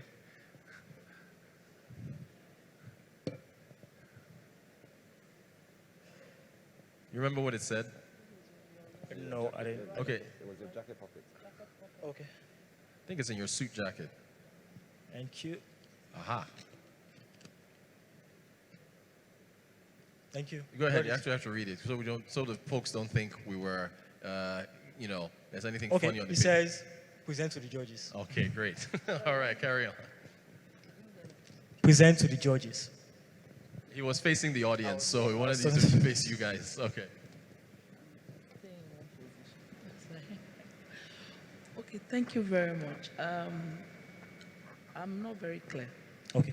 With your I understand the eco sustainability bit of what you're doing. Is the how I don't understand. So is plastic still part of your product, of your raw material now? Oh, yeah. Okay. But right? Yes. So what you produce, what are your input ingredients? I just want to understand. Okay, two things. You know, I'm not an engineer, so. Yes. So there are two products. I'm going to explain them separately. The first one is the bioplastic. So for the bioplastics is, for example, if you have a water bottle right now, that water bottle could be made from another material that is not petroleum based. Could be made from cashew apple waste. That is currently just being thrown away. Or from oil palm residues. So instead of using petroleum-based resins to make the plastic, we use locally available alternative materials to make it. So that means there's no reliance on petrochemicals rather. So have you started production? Yes, for bioplastics. Oh, for bioplastics? Yes. Okay. So for the business case, when did you start production? Who are you selling to? What is the cost? Because right now, where I sit, I know under my manufacturing group, I have funded a lot of company manufacturing PET bottles, and I also am involved in recycling of this other bottle you're talking about, because there's a second life and a third life, which is still part of the conversation for sustainability, saying that a plastic bottle has a second life and a third life. That is why we recycle. Mm-hmm. That's why you see a lot of people are coming from Europe to take recycled plastic from Nigeria, because it helps with the tax. So I just want to understand, how does a company, like a beverage company, benefit from your products cost-wise? Okay. So I'm just saying, are you competitive? Exactly, the question of competitiveness. Yeah. Yes. Currently, our product sales for 50% is 50% costlier than existing products. However, it can go as low as 25% as soon as we standardize our operations, we get all our resources, got our supply chain marked out. Another thing is, I'm going to add two things.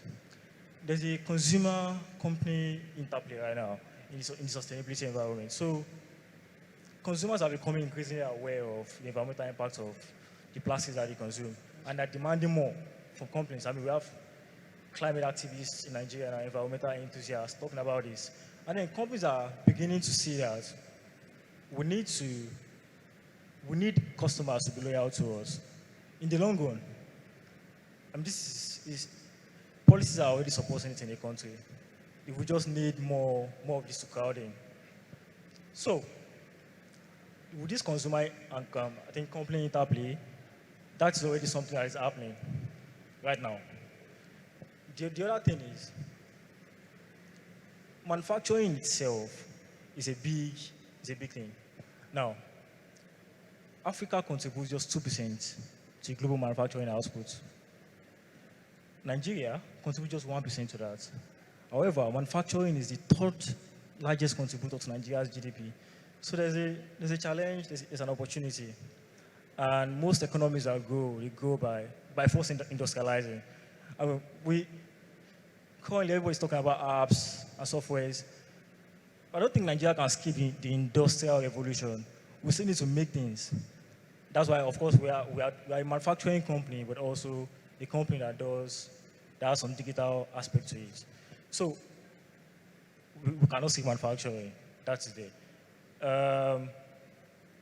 The other thing that we are doing to reduce the cost of our products is having different levels of prices for different biodegradability level. So you don't have to go from 0% to 100% biodegradability overnight. You can follow your journey.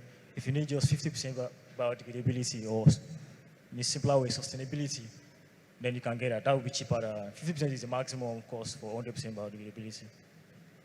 Does that answer your question? Yeah, to an extent. Do you need actual numbers for the cost? Yeah, if you can. Okay.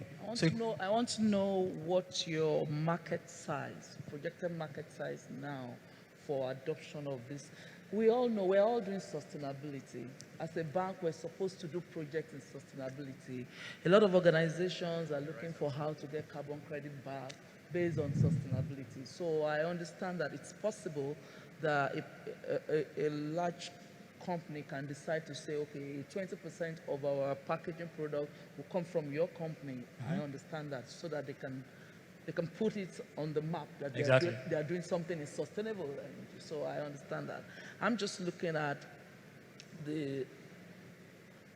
I want to hear more about the business case, as in the adoption. How is it going so far? When did you start?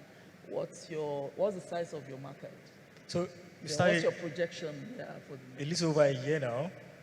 Okay. We currently sell around 7,000 units of this cosmetic bottle. Okay. Monthly to a small Fidelity called Fidelity Cosmetics in Aigbogun. So they produce cosmetic creams, facial creams for women and perfumes. So we currently supply these products to them for packaging. Exactly, for packaging. But not all their supply chain. They're still managing. So we only supply 30% of their current inventory. Okay, that's for the market, right? So currently the market is estimated as $115 million. And it could grow. So what share are you looking at in that 150 million? Around 1% of that. Around $1 million, yes. Okay. Over what period? We think that can take us around 10 years before we can then maybe consider if we've gone to a stage where we think we can rightly just stand on our own and we continue operations, or we're also looking at, we have weighing options. It could be like an IPO or an acquisition, depending. All right, thank you very much. We've actually gone over time. Okay, we can have a quick one last question. Nurian, if you can answer briefly, please. All right. Look, I'm trying to understand whether this is a niche business or a mass market business. Because ultimately it has to make money. Nigerians have bread and butter issues. And if it's a niche business, it's a tough one. So I get it. This is relevant, it's topical, it's required. We have to be environmentally conscious now. But how do you actually reach out to the mass market and say, you know what, spend your money here rather than do the easy things you were doing before? That's the problem you have to solve. You solve that problem, you're a billionaire. You don't solve that problem, it's a challenge. Yeah. So I'll try to answer shortly. So exactly, it's a premium market. However, there's a mass market point to it where we install We Collect, not just the multinationals, but small stores too as well. For example, the grocery stores we find on the streets. Now, some grocery stores have large customer footfall. You can go to a pharmacy and you can see that lots of people are going there. Now, instead of all the plastic waste that comes out of there just being dumped, We Collect can solve that, and that's a mass market. So I think, and there are lots of grocery stores in Nigeria. Lots just walk by the street and then you can just install We Collect. So I think the actual work is in convincing a small grocery store to get We Collect, and that's possible. Thank you. Dr. Nevin, did you want to add one more? No? Okay, all right. Round of applause for Nurian. Thank you so much.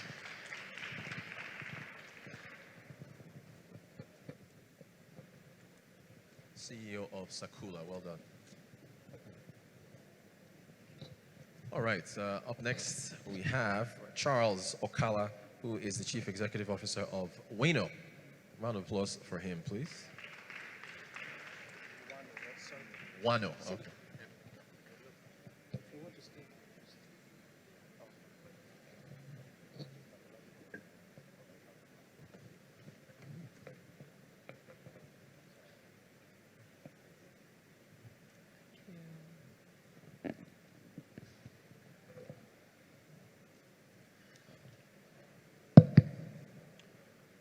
Good afternoon, ladies and gentlemen. My name is Okala Charles, and I'm the founder and CEO of Wano. So I had a colleague last year that he ran a mobile banking platform that was serving farmers, right, across Nigeria. And one of his biggest problems was how would he provide his financial services to more users? How would he reach more users? And how would he increase engagement with his current users? And this is why we created Wano. You see, Wano helps fintechs and businesses build financial solutions entirely on WhatsApp. What this means is you can offer services such as payroll, you can build mobile banking solutions, loan apps, issue cards, all on WhatsApp. But why WhatsApp, really? You see, WhatsApp is the most popular social media platform in Africa, even in the world. It has over 400 million users in Africa alone. And that is more than any financial platform in Africa today. It has 2 billion users around the world, more than any financial platform in the world. Most transactions happen on WhatsApp. In households across Africa, across Nigeria, most households have WhatsApp users. They have group chats, community, and stuff. So this is what makes WhatsApp so ideal. And then when you consider the sort of market we are in today, a market that most people do not have good internet connection, and most people don't have smartphones. But WhatsApp works with bad internet connection, and it works on a lot of dumb phones, which makes it really ideal. So currently we have about 5 businesses on our platform that are integrated with our API. We have a betting platform that is using Wano to provide customers on WhatsApp the ability to make bets. We have a business that is using WhatsApp to provide financial services to farmers and a host of others. And to date, for this month alone, we've done $100,000 in transaction volume. We make money in 2 ways. The first is we charge a transaction fee when you debit and credit the payment wallet on WhatsApp. And then the second is we charge a subscription fee. We charge it yearly for using our platform. So our platform is the first of its kind in Africa.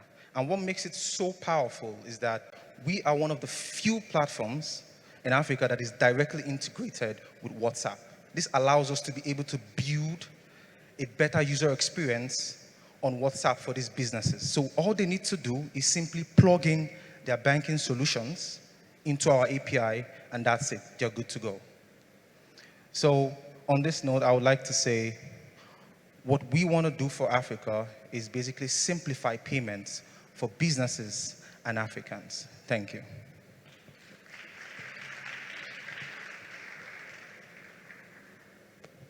Sorry, so just to go into more detail how this works. So does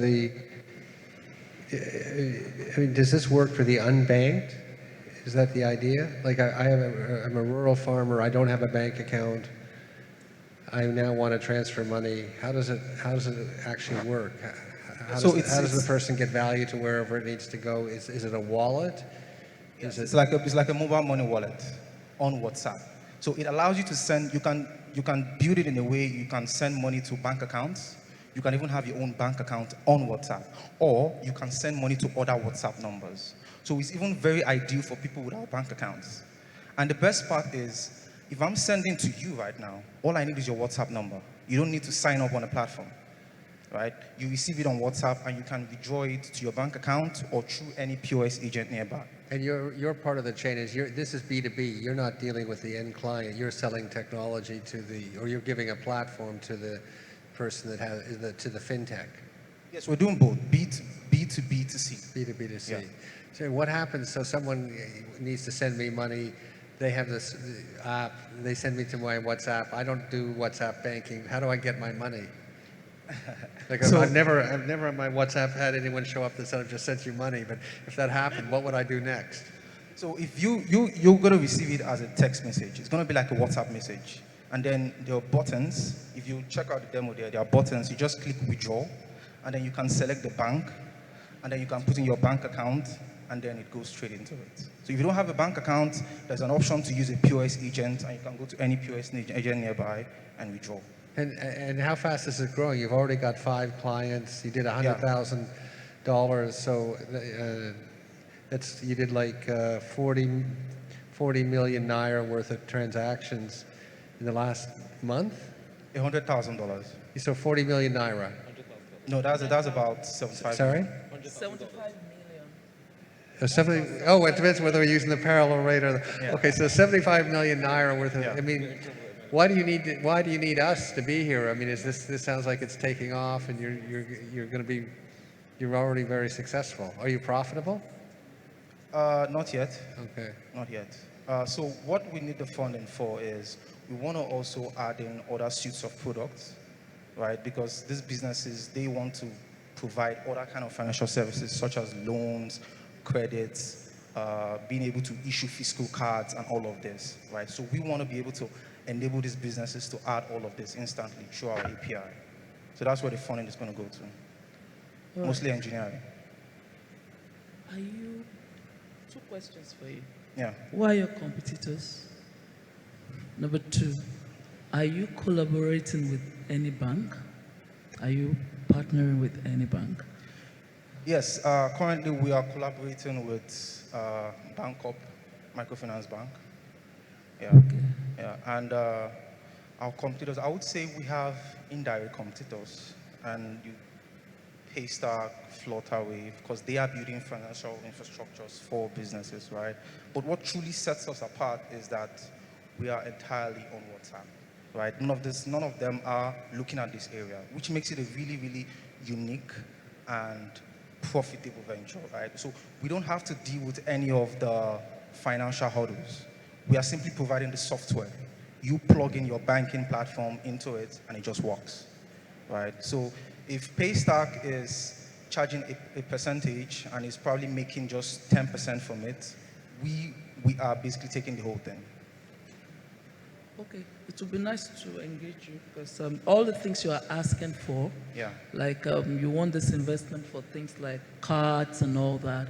I'm just wondering how a microfinance bank will still have to meet another bank to do that for you.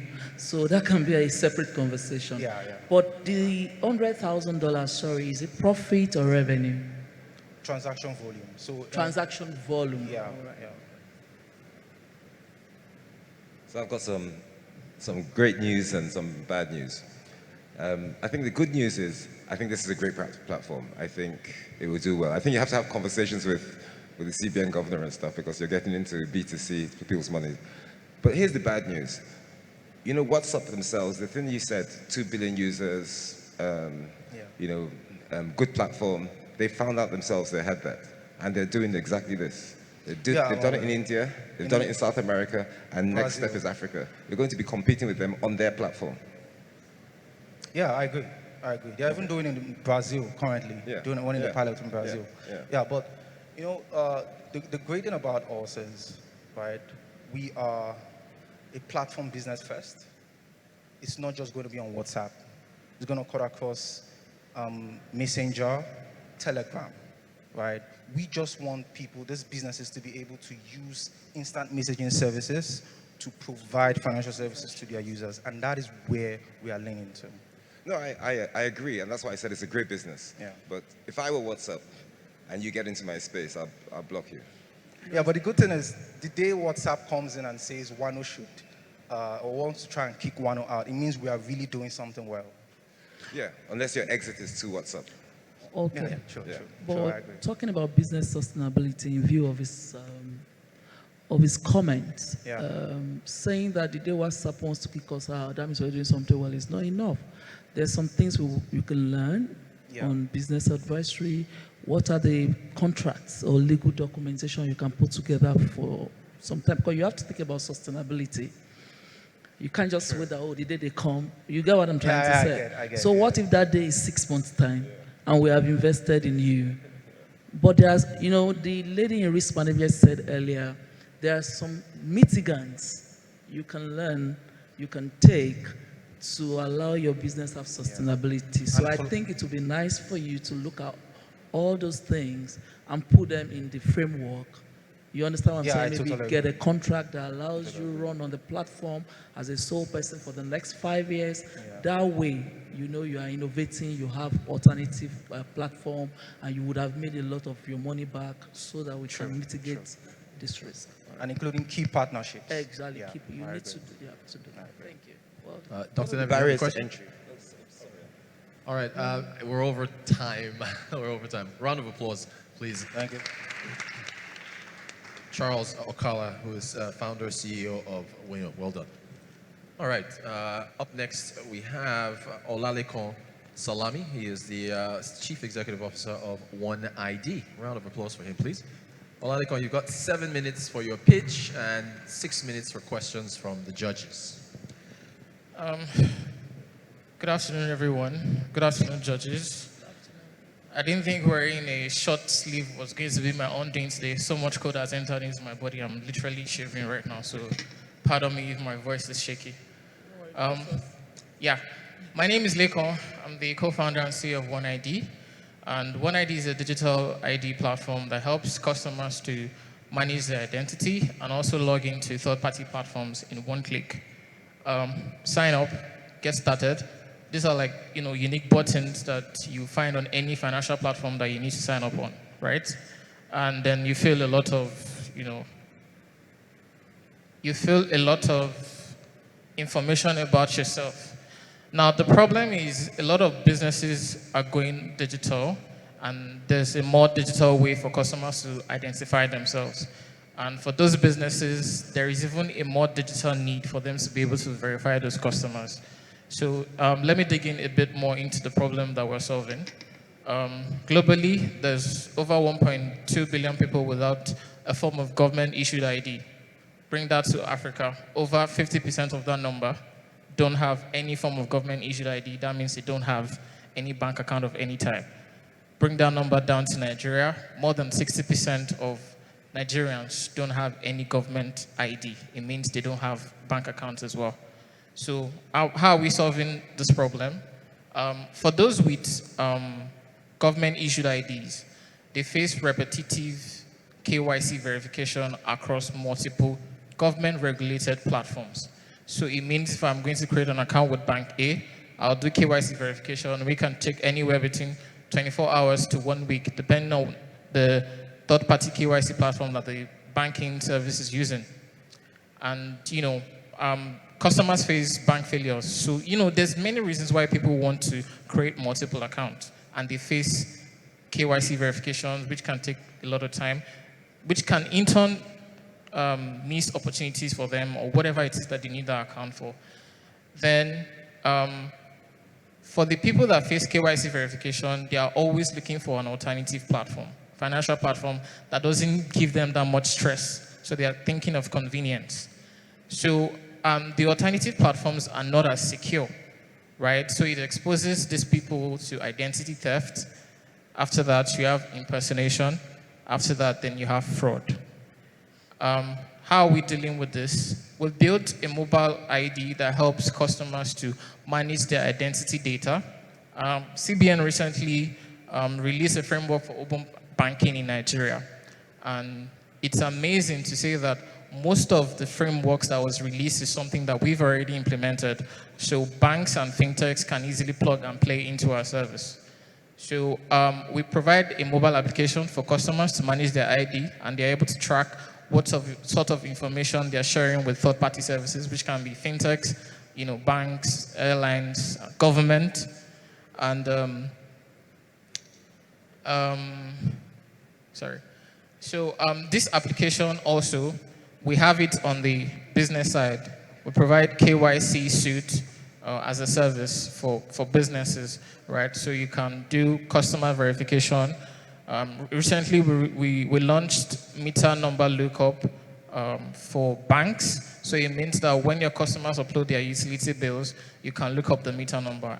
I'm telling you right now, there's no service like that in Nigeria, so it's a first of its kind.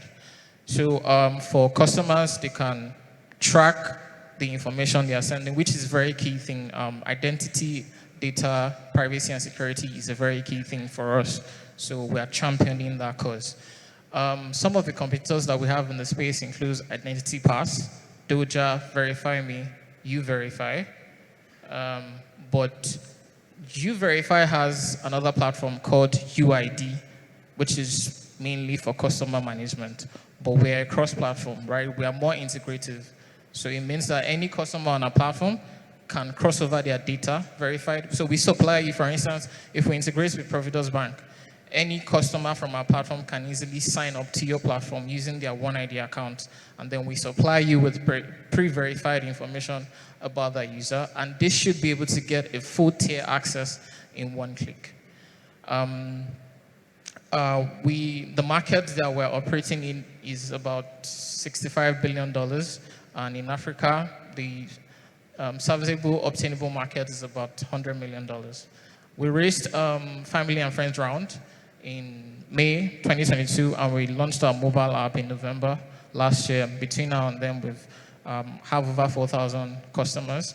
And we are still pre-revenue, but we have a clear path to revenue because there's a plug-and-play service. You make an API call, you get charged. We charge you 15 naira per API call. If we make 1 million calls per month, that's 50 million naira per month, and that's like on the way to $1 million on our recurring revenue.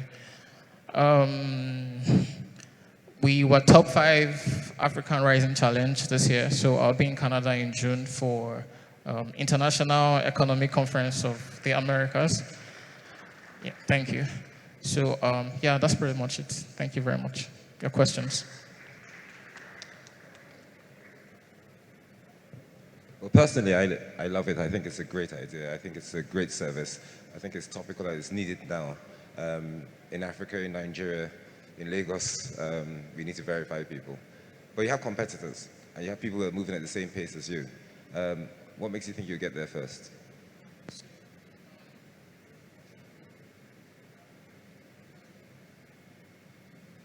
His mic is not working.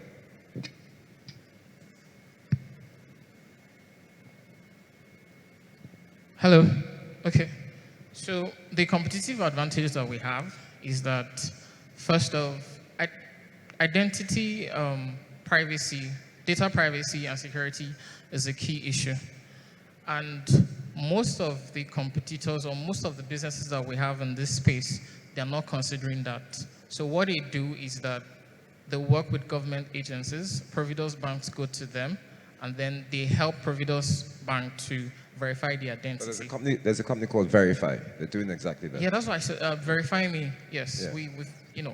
we're in the same space. Yeah. Yes, Yeah. they're looking to acquire us actually. Yeah. Yeah. So the point I'm trying to make is if you're not talking directly to your customers, it's a little bit difficult because the customers own the data, so they should be in charge of how that data is managed.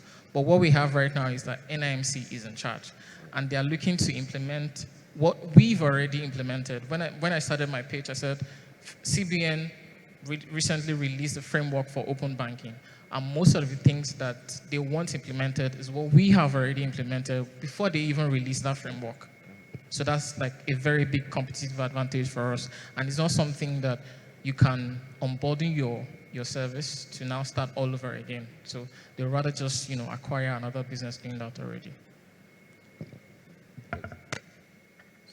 It's the direct interface that you have that differentiates you from the other people. Yes, ma'am.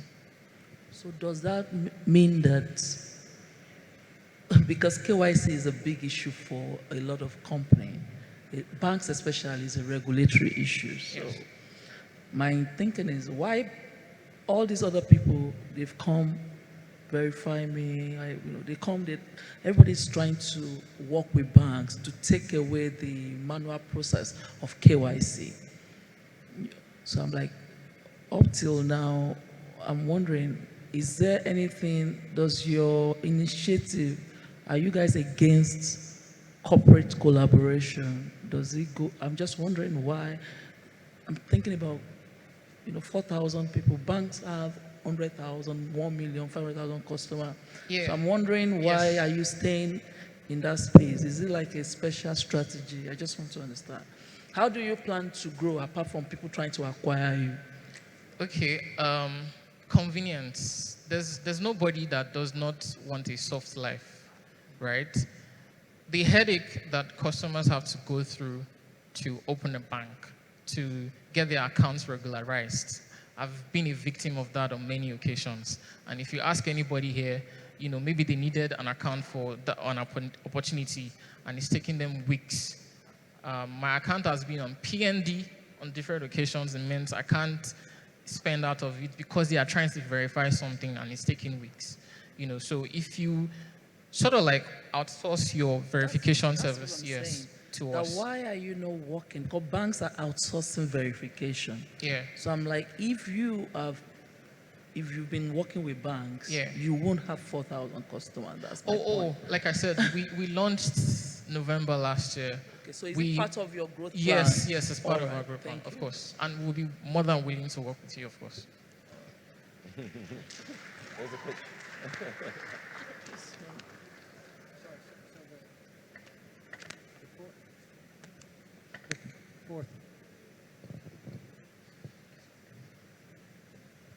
Sorry, so how did you get the 4,000 customers? This is just organic? You launched and people signed up and it was valuable enough to them that they... Because it does take some effort for the consumer, right? Because he or she has to decide, I'm going to do this work now. I mean, they're avoiding a big headache in the future, but that headache's in the future. 30 days or 60 days, they may want to open a brokerage account. If they haven't done this, they'll have to go through all the KYC there. So what's convinced these 4,000 to actually put the effort in now? So, I mean, I finished from University of Lagos, and your friends are willing to support you, your family members are willing to support you, your developer community are willing to support you. So this is how we were able to get this much. We've not done any marketing spend, right? But we're on social media, we're posting, we're going to events. I'm a member of a Unicorn Founders Group where, there's practically almost every founders across Africa, investors. You are putting out the word so people know what you're doing. They know the value that you're bringing with the product, so they're more than willing to also refer other people. When they hear about the solution, it's a problem that people can easily identify with, especially in Nigeria. So a lot of customers are willing to come on board. Sorry, just two more questions. One is this, this is like self-sovereign identity, right? Is that the term, self-sovereign identity is the term that's used in the industry? And what's the relationship between your system and, NIN and biometrics from the passport, BVN, on that? And, are you dependent on the regulators in any way? On that, how does that all fit together so that you're sort of running a risk if they change the way they do things or don't want you to succeed, they can stop you from succeeding? Or are you independent of what the government's doing? Okay, so, hello. Okay, so I can't really understand what you mean by sovereign, but yes, we are given the power back, the power of the data, the ownership of the data. We're giving that back to the real owners of the data. So maybe you can consider that sovereign. Now, in terms of partnership or working with NIMC, if you need to verify your NIN, is with NIMC. If you need to verify BVN, is with NIBSS, right? So like these are people that we can work with to depending on the kind of business that we're working with that need that service. We still need to call their endpoint, to make that service available for you. So, but then for businesses, why they would rather choose to work with us is we can afford to, I'm giving this out for free. We can afford to work with you because we can spread the cost of one customer across many other businesses. But the question is, though, are you at regulatory risk? If NIMC does something, or NIBS does something, can you be put out of business by their just... I mean, we've had a whole sessions today about ease of doing business here and regulatory uncertainty, and just could you wake up one Friday at 5 p.m., could they issue an edict that puts you out of business? Well, in Nigeria, nothing is very certain. Like, every business gets hit with inconsistent policies from, the government. But we have so many use cases that we can be plugged into, or that kind of insulates us from the inconsistent policy from one sector. For instance, where I use case cuts across fintech, banking, governments themselves, health, airlines, so we can't have all bad policies coming in at the same time. So what's the specific challenge in Nigeria? Because whereby there's nobody else that's doing the business to customer direct service. Because in Europe, it's everywhere. So I know ClearScore, and there's a lot of these people, they do both verification and credit scoring. What stops these guys from just coming in to this market? What stops us from? What stops these guys from coming into this market? Why isn't anybody doing it? Well, I don't know. I think some people have tried to do this. You know, funny enough, somebody already told me they had something similar to do last year. Larry of Identity Pass is somebody I also met, and you know, before they started Identity Pass, they also wanted to do something in that line, but figuring out how it all works together is, I feel like, a big reason why they didn't go ahead. Okay, so I'll give you more insight. Briefly, because we're over time. All Very right, briefly, thanks. our Pass, both, they all offer one-click checkout, and our, Pass, I think it's one Pass now. And, you know, they left the business basically because it wasn't working according to how they planned it to. Same thing with Bolt. Bolt offers a one-click checkout. And one of their biggest customers, you know, sued them because the service didn't actually work as how it's meant to. So I feel like the problem is really giving what you promised. If you can dedicate your time to, because in Nigeria or Africa, once you raise money, everybody goes to sleep and the business dies. So if you can be consistent with your promise and deliver on it, then everything else is good. All right. Ladies and gentlemen, a round of applause for Olalekan Salami, CEO of Uneze. So judges, how many minutes do you want to deliberate? I guess a few minutes. We'll just play some music while you come to your decision. DJ, if you want to just play a little music while the judges deliberate. Shine bright like a diamond.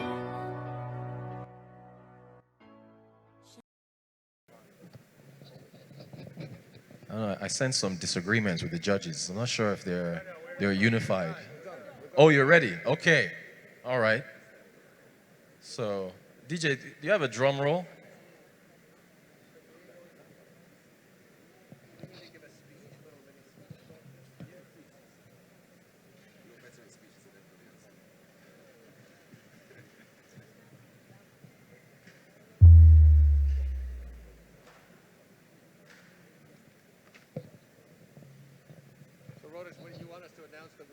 Yes, and maybe you can add some reasons why you came to your decision.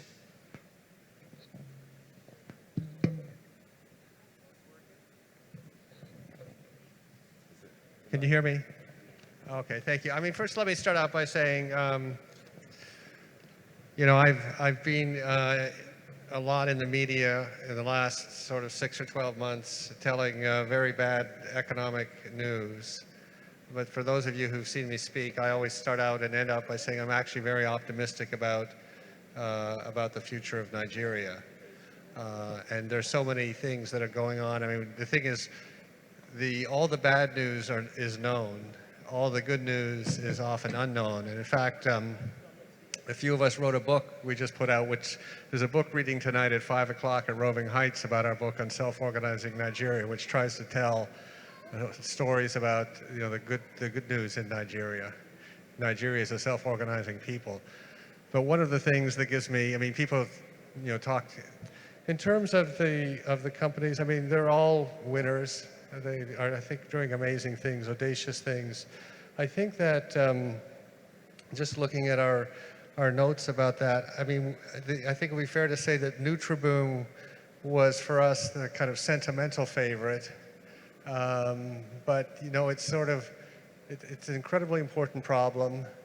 But the question is, can you scale it? You're buying the same inputs as someone else.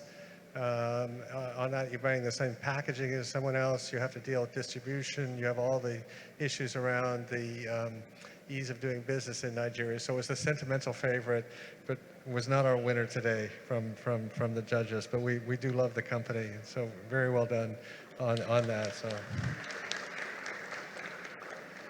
I think Sakula, again, is a sentimental favorite among our group. I mean, I think, you know, one of the things that I've been speaking about since 2015 really is the environmental crisis and the impact on Nigeria of the climate crisis, but all the other parts of it. It's really inspiring to see young people. I've come out for those of you who follow me on Twitter, and I have a new term for people my age, which is the WOAT. So you've all heard about GOAT, the greatest of all time. My generation is the worst of all time. When we write history, we're going to say, my generation ruined the planet. But I have a lot of faith that young people are going to fix it, and I think it's companies like Sakula that are going to do that, which is incredible and hard, very hard problems to take on. Plastics is a great scourge in this nation as around the world. But the judges felt that there wasn't necessarily something quite unique, and that it wasn't necessarily a full business, and that maybe for our conditions right now, maybe a little bit premature for something. Not, we want Sakula to take it on, and we're impressed on it, but among the 4 choices that we had today, they weren't quite the winners on that, but still very well done on that. And don't let us discourage you from that. I mean, there's, I've had so many failed businesses myself that I would never trust my judgment. So I think you should take the fact that you didn't come first today to be something that's to spur you to kind of greater heights and greater efforts in that. Wano, I think, was very interesting. I mean, I think it's incredibly important. I mean, the one thing that we've had learned in the last few months from the Naira crisis is how critical payments are for the bottom of the pyramid. And I'm not going to make any comments about with the CBN actions other than to say to watch the suffering in this country during the Naira crisis, the Naira redesign crisis was just incredibly painful and I'm sure everyone in this room, knows dozens or hundreds or thousands of people who are adversely affected by it. So anything that can make payments work for the entire population is critical. We thought the technology was fantastic, but our big concern with Wano was what's going to happen when WhatsApp comes and they just want to do the same thing. And you've done all this work, and then you're kind of put in a difficult position because either they're just going to wipe you out, or they may acquire you, which would be the best outcome if you can convince them to do that. So, but still, very well done, fantastic product, and please stay focused on that. So. Now, by the process of elimination, of course, OneID is our winner today on that. So congratulations to everyone. First big hurdle on that. So congratulations to you all. It was a great honor for the judges to be part of it today. Thank you for your efforts. And let's give them a final big hand today. So.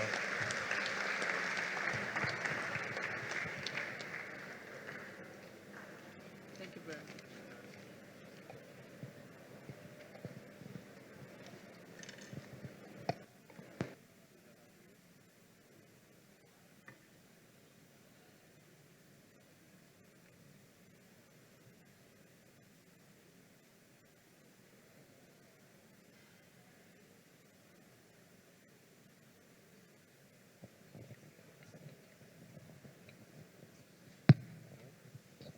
Okay, we're going to have a prize presentation to the winner, CEO of OneID. A round of applause again.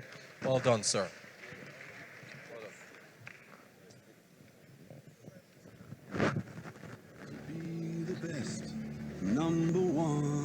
Please, let's have the judges on stage, please. My destiny, I have waited patiently. I have vision, though I believe. As promised, we made a promise to give you how much? $10,000. Okay, so we're going to present the prize to you together with the judges. This is it. Exactly. Stand up for the champions, for the champions. Stand up, stand up, stand up for the champions, for the champions. Stand up. So can we please have, yes, can we please have Angela join us, and then we'll take a comment from our major sponsor, Providus Bank. Amobi as well. Ugo as well. Some of our past speakers still here, they've gone. Okay, so we have just Ugo. Should we move to the middle? Should we move to the middle? Okay. Stand up for the champions, for the champions.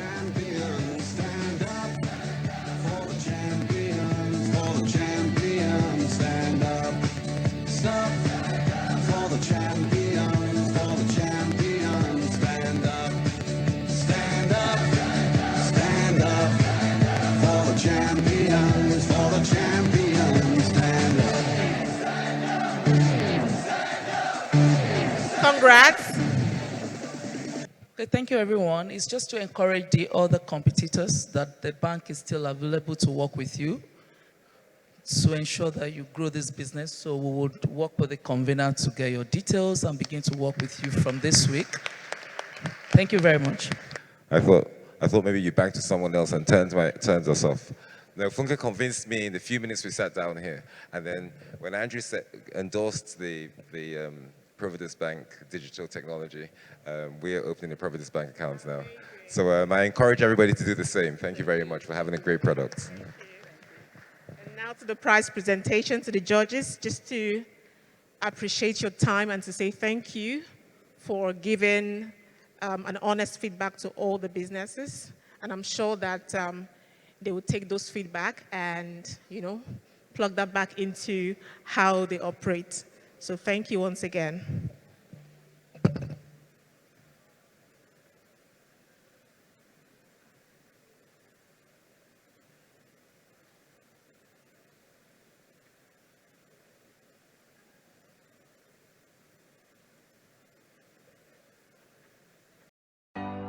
Shine bright like a diamond. Shine bright like a diamond. Fine light in the beautiful sea. I chose to be happy. You and I, we're like diamonds in the sky. You're a shooting star I see, a vision of ecstasy. When you hold me, I'm alive. We're like diamonds in the sky. I knew that we'd become one right away. Oh, right away. At first sight, I felt the energy of sun rays. I saw the life inside you. Shine bright tonight. You and I, we're beautiful like diamonds in the sky. I too, I'm so alive. We're beautiful like diamonds in the sky. Shine bright like a diamond. Shine bright like a diamond. Shining bright like a diamond. We're beautiful like diamonds in the sky. Shine bright like a diamond. Shine bright like a diamond. Shining bright like a diamond. We're beautiful like diamonds in the sky. Palms rise to the universe as we moonshine and Malay. Feel the warmth, we'll never die. We're like diamonds in the sky. You're a shooting star I see. Once again to our winner. We have one more keynote, which is on leveraging emerging technologies to improve SME productivity by Linda St. Uwepo. Let's get our video up.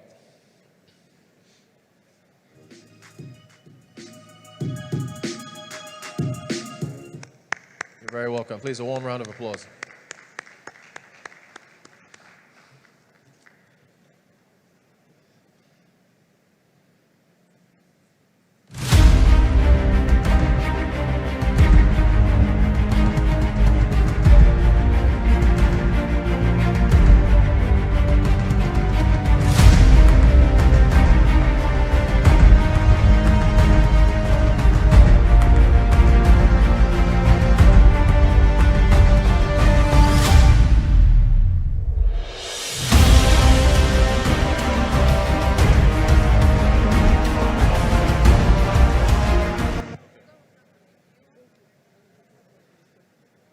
We've got a number of slides, and so I don't know if you can get the remote so she can. Okay, they're going to bring it up.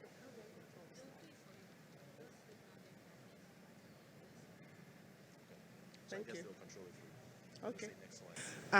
The outcome of the last session was a very good start for me, should be a very good start for me, even though I totally differ from the outcomes. Good outcome for technology, but because it's also a good time for women, I want to say that on behalf of my company, we will provide digital marketing support to the only female entrepreneur amongst these people. It's a good time for women. All right, so I'm here to speak on a topic that is very dear to my heart, a segment of this community that is very dear to my heart.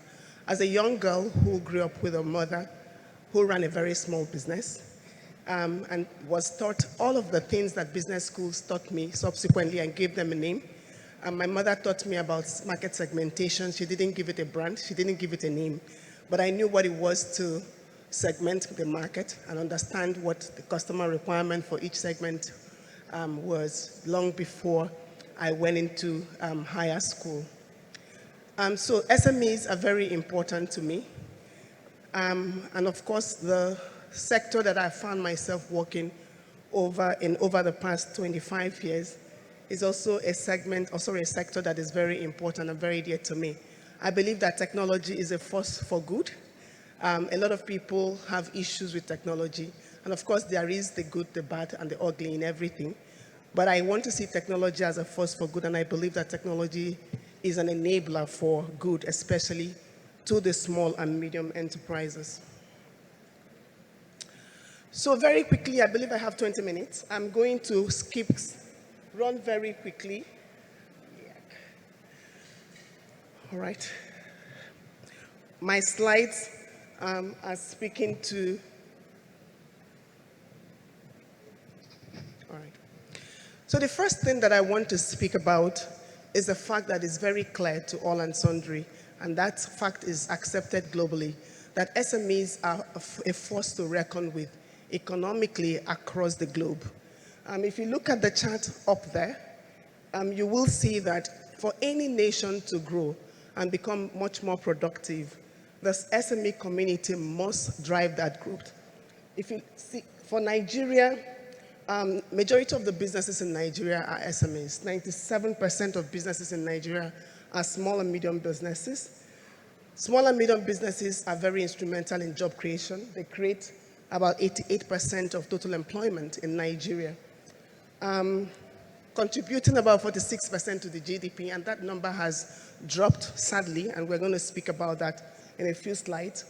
I think what's more important to me, or what most important to me, is the fact that SMEs also enable inclusive representation, inclusive growth.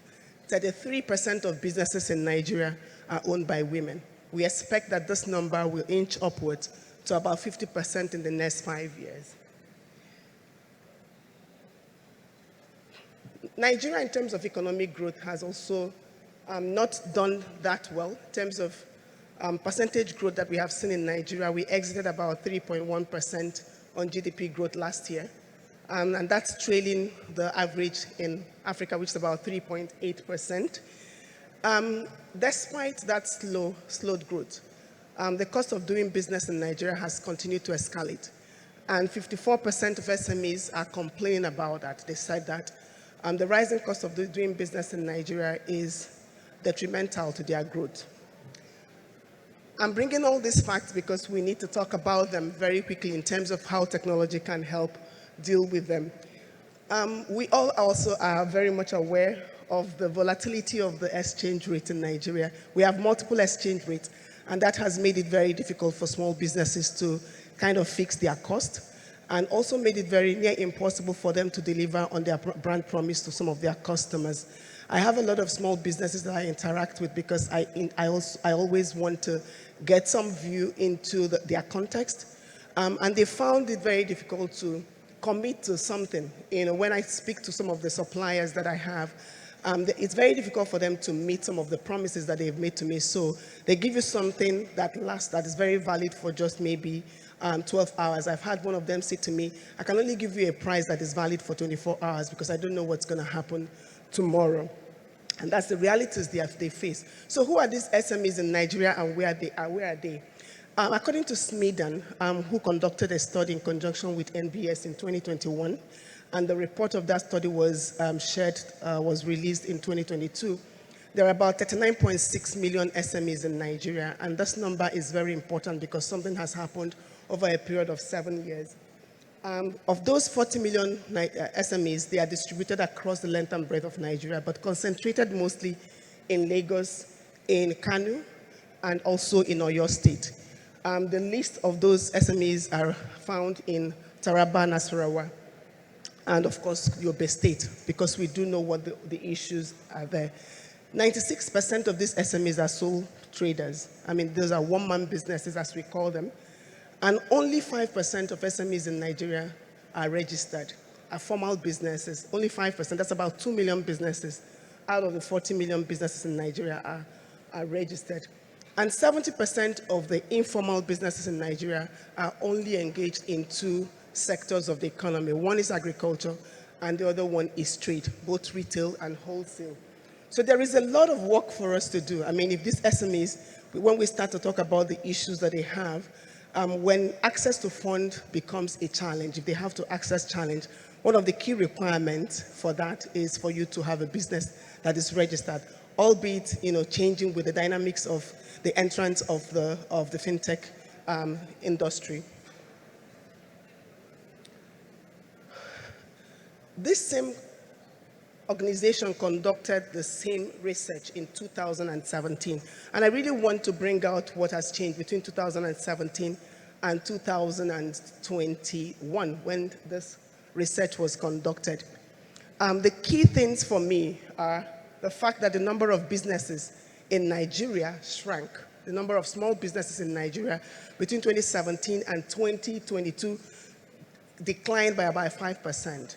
So Nigeria lost about 2 million businesses. Even though the population growth is about 2% on an annual basis, one will be expecting that the number of businesses in Nigeria will also be growing at a similar rate. But unfortunately, over a period of 7 years, the number of businesses and small businesses in Nigeria declined. So those businesses died. Meaning much more businesses would have died because new businesses were created. So many more than 5 million businesses would have exited the scene. And that's a very sad occurrence for us. The second thing that is important is that their GDP contribution to the national GDP actually declined 4 percentage points, meaning that in 2017, SMEs were contributing about 50% to the GDP. And by 2021, that contribution decreased to 46%. That's also some sad news. Although their contribution was declining in terms of the GDP contribution, the number of people they employ continued, or the percentage employment that are created by these SMEs continued to grow from 84% in 2017 to 87.9% in 2021. Share of national export declined 1.4%, meaning that those small and medium businesses are finding it even much more difficult to compete on the global scale.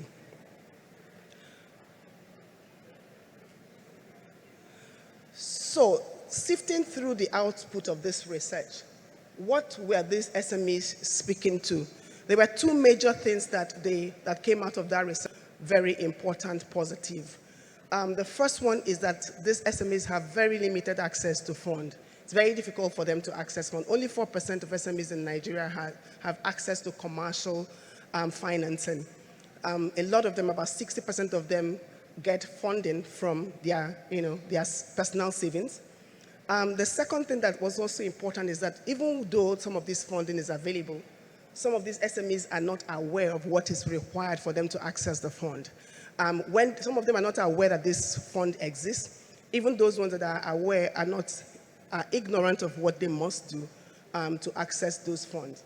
The second thing that came out is the rising cost of doing business. Of course, a lot of them, 54% of them, said that it was becoming very difficult for them to grow their business because the cost of input and, of course, the operating expenditure is increasing at an alarming rate. Of course, those things mirror inflation, and we do know that. I think it was, Ugo, you helped me, I think it was 22% for last month, yeah? All right, by the time I was putting this report for last year, it was averaging about 19%. But the good thing that came out of this report is that more and more businesses are leveraging technology to increase access to market or find new markets or to address the need of different segments. And that's some good news. About 20% more businesses are saying that they are now embracing technology and they are using technology as a tool to either improve productivity or create new access to market, and that's some good news. And this is actually very much aligned with what we know about SMEs. Over the past 6 years, we've been engaging the SMEs because we've been trying to find out exactly what will be required to orchestrate an ecosystem that will systematically start to solve the problems of these SMEs. And there are 4 key themes that always resonate when they speak with us as the issues they have. And we've classified them as 4 access issues. The first one is access to funding, which of course aligns with what came out of that research from Sweden. The second one is access to market, and this speaks to growing their business and of course serving more customers.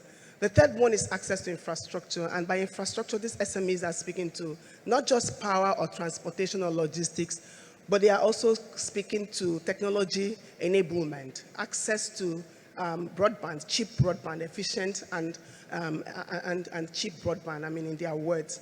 I don't know what cheap is, but I mean, something that is affordable for them to use. And the last but not the least is access to knowledge. SMEs will say to us that I don't have the money to hire an accountant, for example, and put them in my payroll. But at some point, I may want to do some very smart bookkeeping. I want to build a business model or a business case that will help me to access some funds.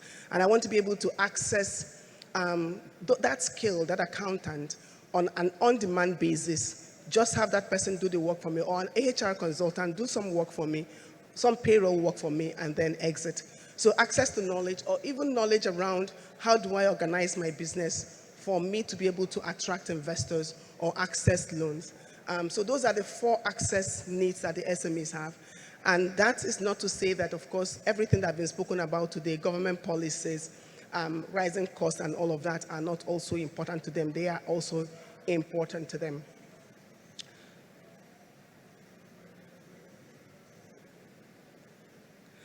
So, in the face of all of these challenges, how do we believe that SMEs can still drive productivity and, of course, remain sustainable, build a sustainable business, even though they are faced with all of these challenges?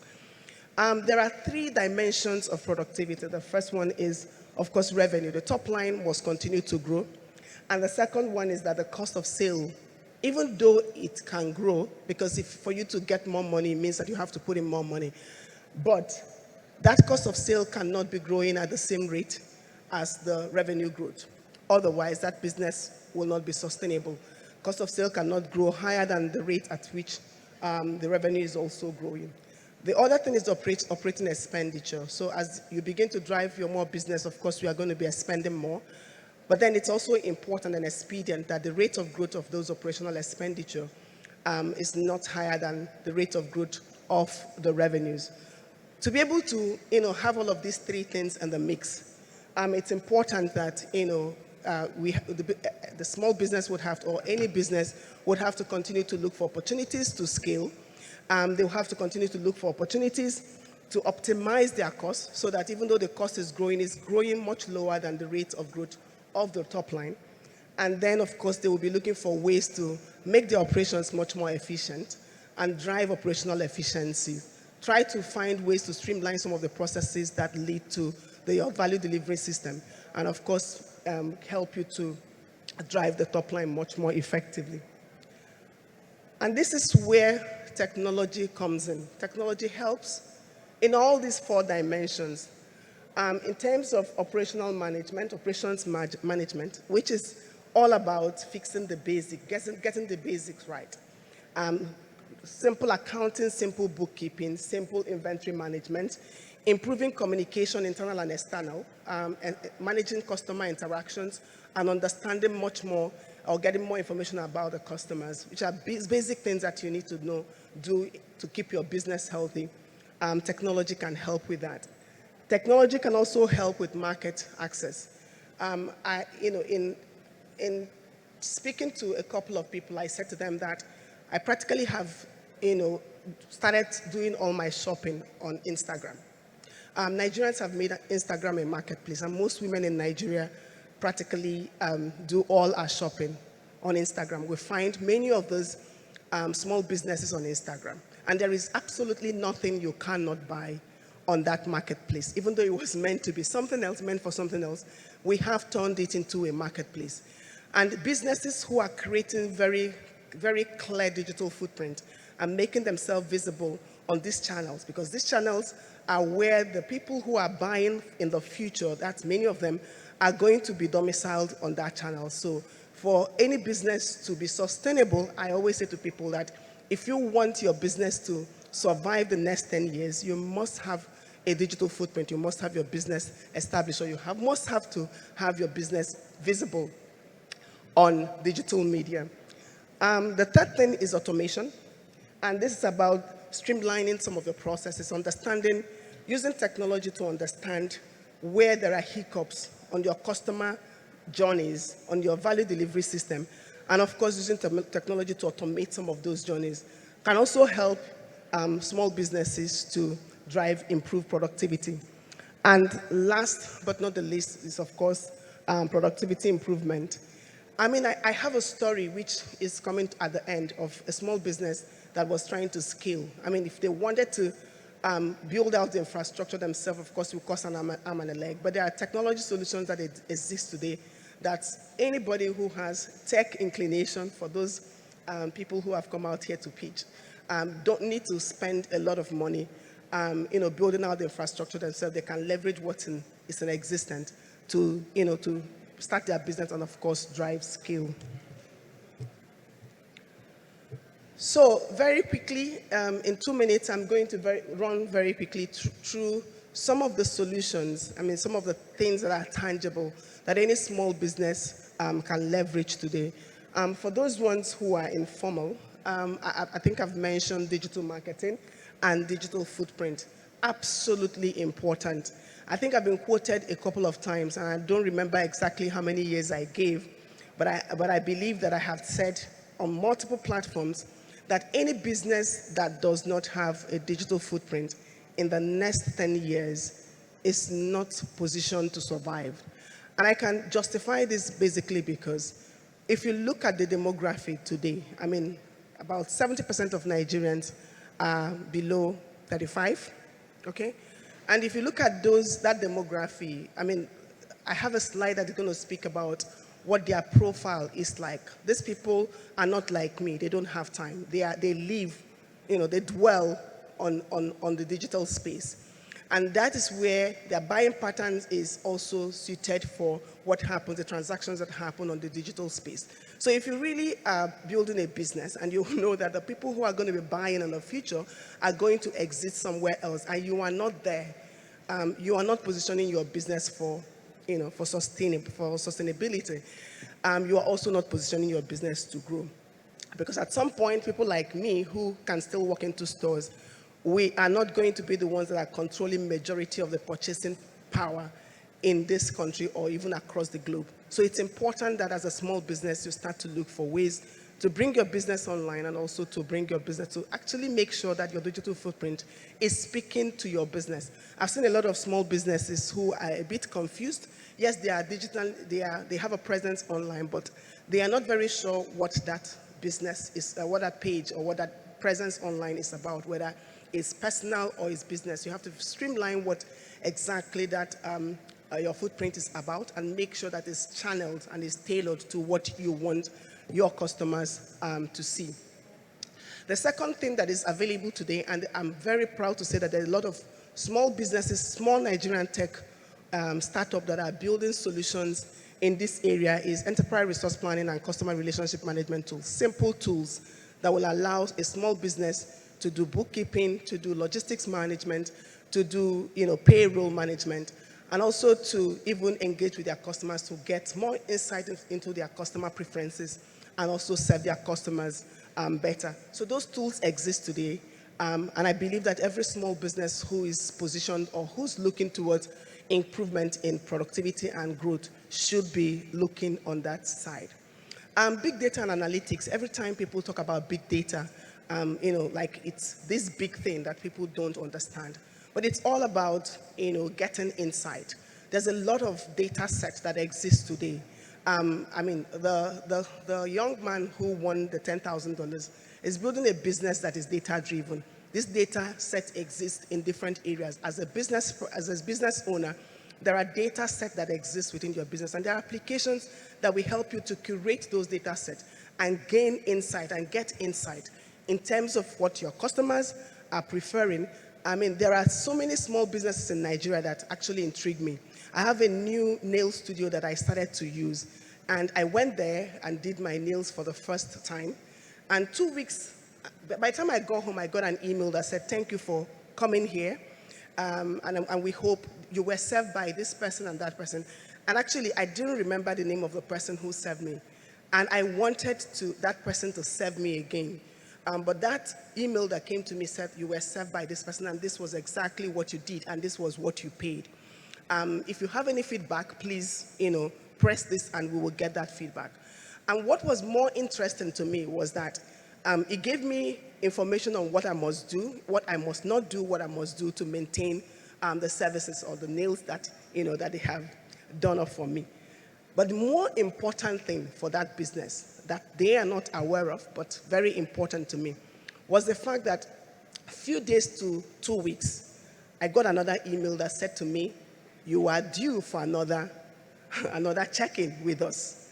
So they've already looked at how long it will take for me to want to come back, to do a touch-up, and then they reminded me, and they gave me contact information on what I need to do, and they actually asked me if I want to, I can also book there immediately. One thing that I want to see about that business, because I really follow this business and see what happens with those technology enablement, is that over time, I haven't gone back in 2 weeks. I go back in 4 weeks. When people talk about big data, it's about that data and an AI, and I'm jumping to the next slide. It's about that application learning something about me, seeing that, oh, I didn't go 2 weeks after I went the first time, but I went 4 weeks afterwards. And then they can moderate the information they send to me or the reminders that they send to me. And instead of sending it to me every 2 weeks, they will send it to me every 4 weeks. Because 2 weeks after they send it to me, I didn't get any other thing 4 weeks, but I have my own personal calendar. So big data and analytics help you as a business to understand the preferences of your business, of your customers, and of course to tailor your solution and your interactions with them and your communication and engagement with them to suit their needs. And that helps you to have return customers. I went there the next time another person did my nail. I didn't like it. I don't remember the person's name, but that email reminded me. So when I was going the next time, I insisted, and they gave an option for me to say who I want to serve me. So that's simple applications that exist today that can help you to manage your business. I have spoken about artificial intelligence. People think that AI is about getting all of us to lose our jobs, but I mean, there are cognitive abilities that God has given all of us that there is no machine or there is no routine that will be able to take out of us. It will just make us to elevate our thinking. Cloud computing, for those people who are tech, enables businesses to interact on the go. So wherever you are able to, continue to work on your business. Cybersecurity is a big issue. People talk about issues with the digital economy, the digital world, about the fact that there are threats, and they are real. But there are also solutions, there are also technologies that will help to mitigate those risks. And as far as I'm concerned, I say to people that investment in security is always continuous, because as these technologies evolve, you also have people who are hackers, both ethical and non-ethical hackers, who will continue to find ways to break into those technologies. But then the ethical hackers are also working to improving that. So investment in those areas are also important. Virtual and augmented reality. So people speak about these things, and it's very, it runs over the head. And I was thinking with my team about how will a normal small business or even a big business in Nigeria make use of virtual reality. And I talk about the people in trade. Sometimes I take myself to maybe Balogun Market. I have never visited the one that is at Trade Fair. I haven't gone there, but I plan to get there. And I found that a lot of these people have also understood that they need to start to bring their business online. And there's a middle layer that has been created. Those people do not know how to interact, they don't know how to engage. There's a middle layer that's been created today that go and take their produce and of course put it online and manage that interaction. Just put their phones for engagement. When I start to interact with them, I did a refurbishing of my house 2 years ago, and everything that I used on the house, I bought online on Instagram. From the person, the carpenter who did the kitchen and everything, I found on Instagram. And in interacting with them, I do this because I want to learn more about these SMEs. I said to one of them who has a shop or who has a shop at Alaba, I said, how do you know that people are reaching out to you? I mean, do you know how I found out about you? He said, no. I said, I saw a sponsored ad on Instagram, and I went to your page and I looked through. He said to me, I don't even know anything about that. All I know is that I take calls and I supply. But what came to mind was, in asking him to send me more information about some of the things I wanted, he will go and do a video recording and send to me. And I was saying to my team, why don't we build an augmented reality kind of shop experience for these people? So I go into a Balogu market and I build an e-shop, all right? AR, VR e-shop for those people who are inside that market. And anybody who wants, who interacts with them and then want to have a real life experience of their product, rather than send all those videos that they send to me, I will dial into their store and I'll walk around their store and have a 3D view of what I want to buy before I make a decision. That's a practical experience of what can add value to those people. And as we begin to migrate into this new world, those are the kind of solutions that I expect young people like the ones that we have seen today to start to look at and develop. Because large organizations like my organizations are sitting and looking for such organizations that will leverage our skill and our might, of course, to scale. So, to conclude, I believe that we are all very convinced that there is a part that technology can play in helping small businesses or any business whatsoever to scale. I was having a conversation around my table, and it was looking like it's not the best of times for the tech world. And my view is that, yes, businesses or people, consumers, are going to continue to look for ways to estimate what this cost is and, of course, do a cost-benefit analysis of the impact of technology on their business and find a way they will always continue to ask for more optimized cost. But it's up to technology enthusiasts or technology organizations to continue to develop new use cases that will add more value to these customers or to the users and make sure that they continue to keep their business.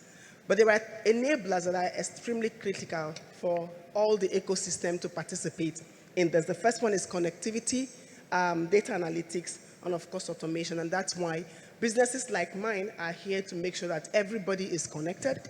And businesses like mine are also trying to pivot our business such that we don't just stay in providing access, but also in moving up the value chain and identifying other ways we can build technology solutions or work with or partner with those people who are building tech solutions so that we can leverage our skill and our reach to make sure that these things become available to more people. I have just 2 use cases that I want to share because it's always very good to make these things real life. There's a small business that is in the fashion space, and the woman had issues with sourcing fabric. Her market was women like me in the corporate space. She was making outfits for women in the corporate space, but she wasn't getting many customers. She had issues with the quality of the fabric that she was sourcing. She also had issues with staying top of mind. What did she do? I mean, we also do have some kind of a business consultant working with a lot of people. She chose to explore the world of social media. She built herself a digital presence and then started to exploit the opportunities that exist with digital advertising. And 1 year down the line, she was driving double-digit growth. She had 35,000 people following her. And of course, her business has scaled and she has started to serve at a different segment. She's now making traditional attires and of course serving more segments, and top line and bottom line for her are growing. The second use case is a case that I believe so many people are aware of, a blood donation mobile app. The problem that this small organization was trying to solve is a lot of people who need blood don't get blood donors that match. And of course, the idea came, and I can build an app and I can, of course, develop a solution that can help to bring all of these people together and make it much easier for people to have access. And to build this solution, this small business needed a lot of money, but there are platforms that exist today that enabled him to build this solution at very minimal cost. And what has happened as output is that a lot of line, about 3,000 lives have been saved, and they have gone ahead to, to raise capital of about $20,000. So, this is not very clear, but I wanted to use this to close. For any small business in the room, to have that understanding that there are market segments and the needs of this segment are very different. If you look at those people who are the baby boomers to the Gen X, to the millennial, to the Gen Zs, we have developed a profile for all of them. And this profile can help you to understand what is the best way to reach them and to solve their problems. If, for example, you're building a solution that is targeted at people in my generation, in my segment, and we are not, I am digital savvy, but most of people like me are not digital savvy. And you take that product and you put it on social media space and you keep investing a lot of your marketing funds on social media, you might not make the right impact. So it's important that you understand customer segmentation, their profile and their buying preferences, and make sure that you use that to target the channels through which you take your product to market, and also to use other technologies that are available to get further insight into these customers, and that will help you to grow your business. Thank you very much. Round of applause, please, for Linda St. Wayful. All right, Linda, namesake, you want to come up and give her...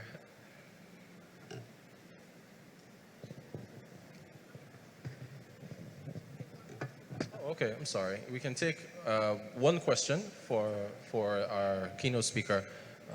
Because of time, raise your hand. Okay, well, I have a question for you. I'm not sure, internet connectivity, there's plans for broadband penetration to reach, I think it's 75 or 95% from the government, but right now it's only about 40%. So how can any of this be made possible if internet penetration in Nigeria is still very low? Very fantastic question. I mean, I think that the first thing towards digital acceleration is connectivity, access. It's very important. And I believe in 2013, the federal government constituted a presidential committee on broadband penetration. And I think that there was another committee that was set up subsequently just to review that. And there were very key activities and initiatives that were earmarked. Some of them are going to be driven by government because the right policy framework would have to be set. And then this other part of it will have to be, private sector driven. Unfortunately, so many of those initiatives are yet to take out. I mean, most of the things that had happened, I can see that the government is doing a couple of things, but by the way, it's not 40% penetration, it's about 54% penetration in Nigeria right now. And of course, you can see that it's growing, in most instances, about double digits on an annual basis. So there's a lot of things to do, there's a lot of work to be done. What is good is that a lot of the state government, at state level and local government level, because the businesses, the private sector is going to look at where it makes sense for them. I mean, they are not charity. What you see in developed economies and economies where they have, accelerated digital growth, penetration, is that government is very deliberate about that. There are interventions that government must take. The good news is that a lot of the state governments are becoming aware. The federal government was started to say, you can't collect the money upfront, right of way. For you to drive digital acceleration, you have to wire up most of the length and breadth of Nigeria. And if you're asking for, an arm and a leg as right of way for these private organizations to come and pull fiber, then you're actually, stalling development. It was a difficult conversation, but right now a lot of the state governments are beginning to open up. I happen to belong to some of the transition planning committee for some of the new states, and you will see that all of them are focused on digital penetration. And I believe that once that consciousness is there, government, of course, will have to take be at the forefront, develop the right policies, and of course, do things that will invite private investors to come in and start to, put in the infrastructural requirement. It's not a cheap venture. It's very expensive. And of course, if you want to make sure that it's pervasive, and it's not just in the cities and it's also in the rural areas, then government must be deliberate in also co-funding some of those interventions. Thank you so much. A round of applause again for Linda St. Wefo. So, Linda and Linda on the stage. Linda and Linda, thank you very much, Rotus. I call her Madam Linda. She used to be my boss when I was in MTN, but in a different department. I was in finance at the time. So it is an honor to be standing here with you, and thank you so much for, accepting our invitation. Just one call through your brother, and you just said it. You said yes. So we appreciate you being here, and would like to just say thank you for your time and for sharing with us all the insights about how we can leverage technology to enable growth.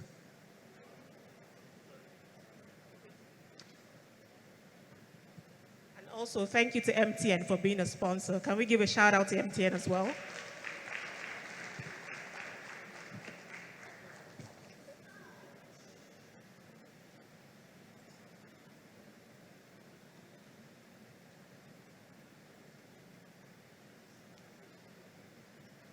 Awesome. Good evening, everyone. I know it's evening already, and I know we're pretty tired, but not tired from, not doing anything worthwhile.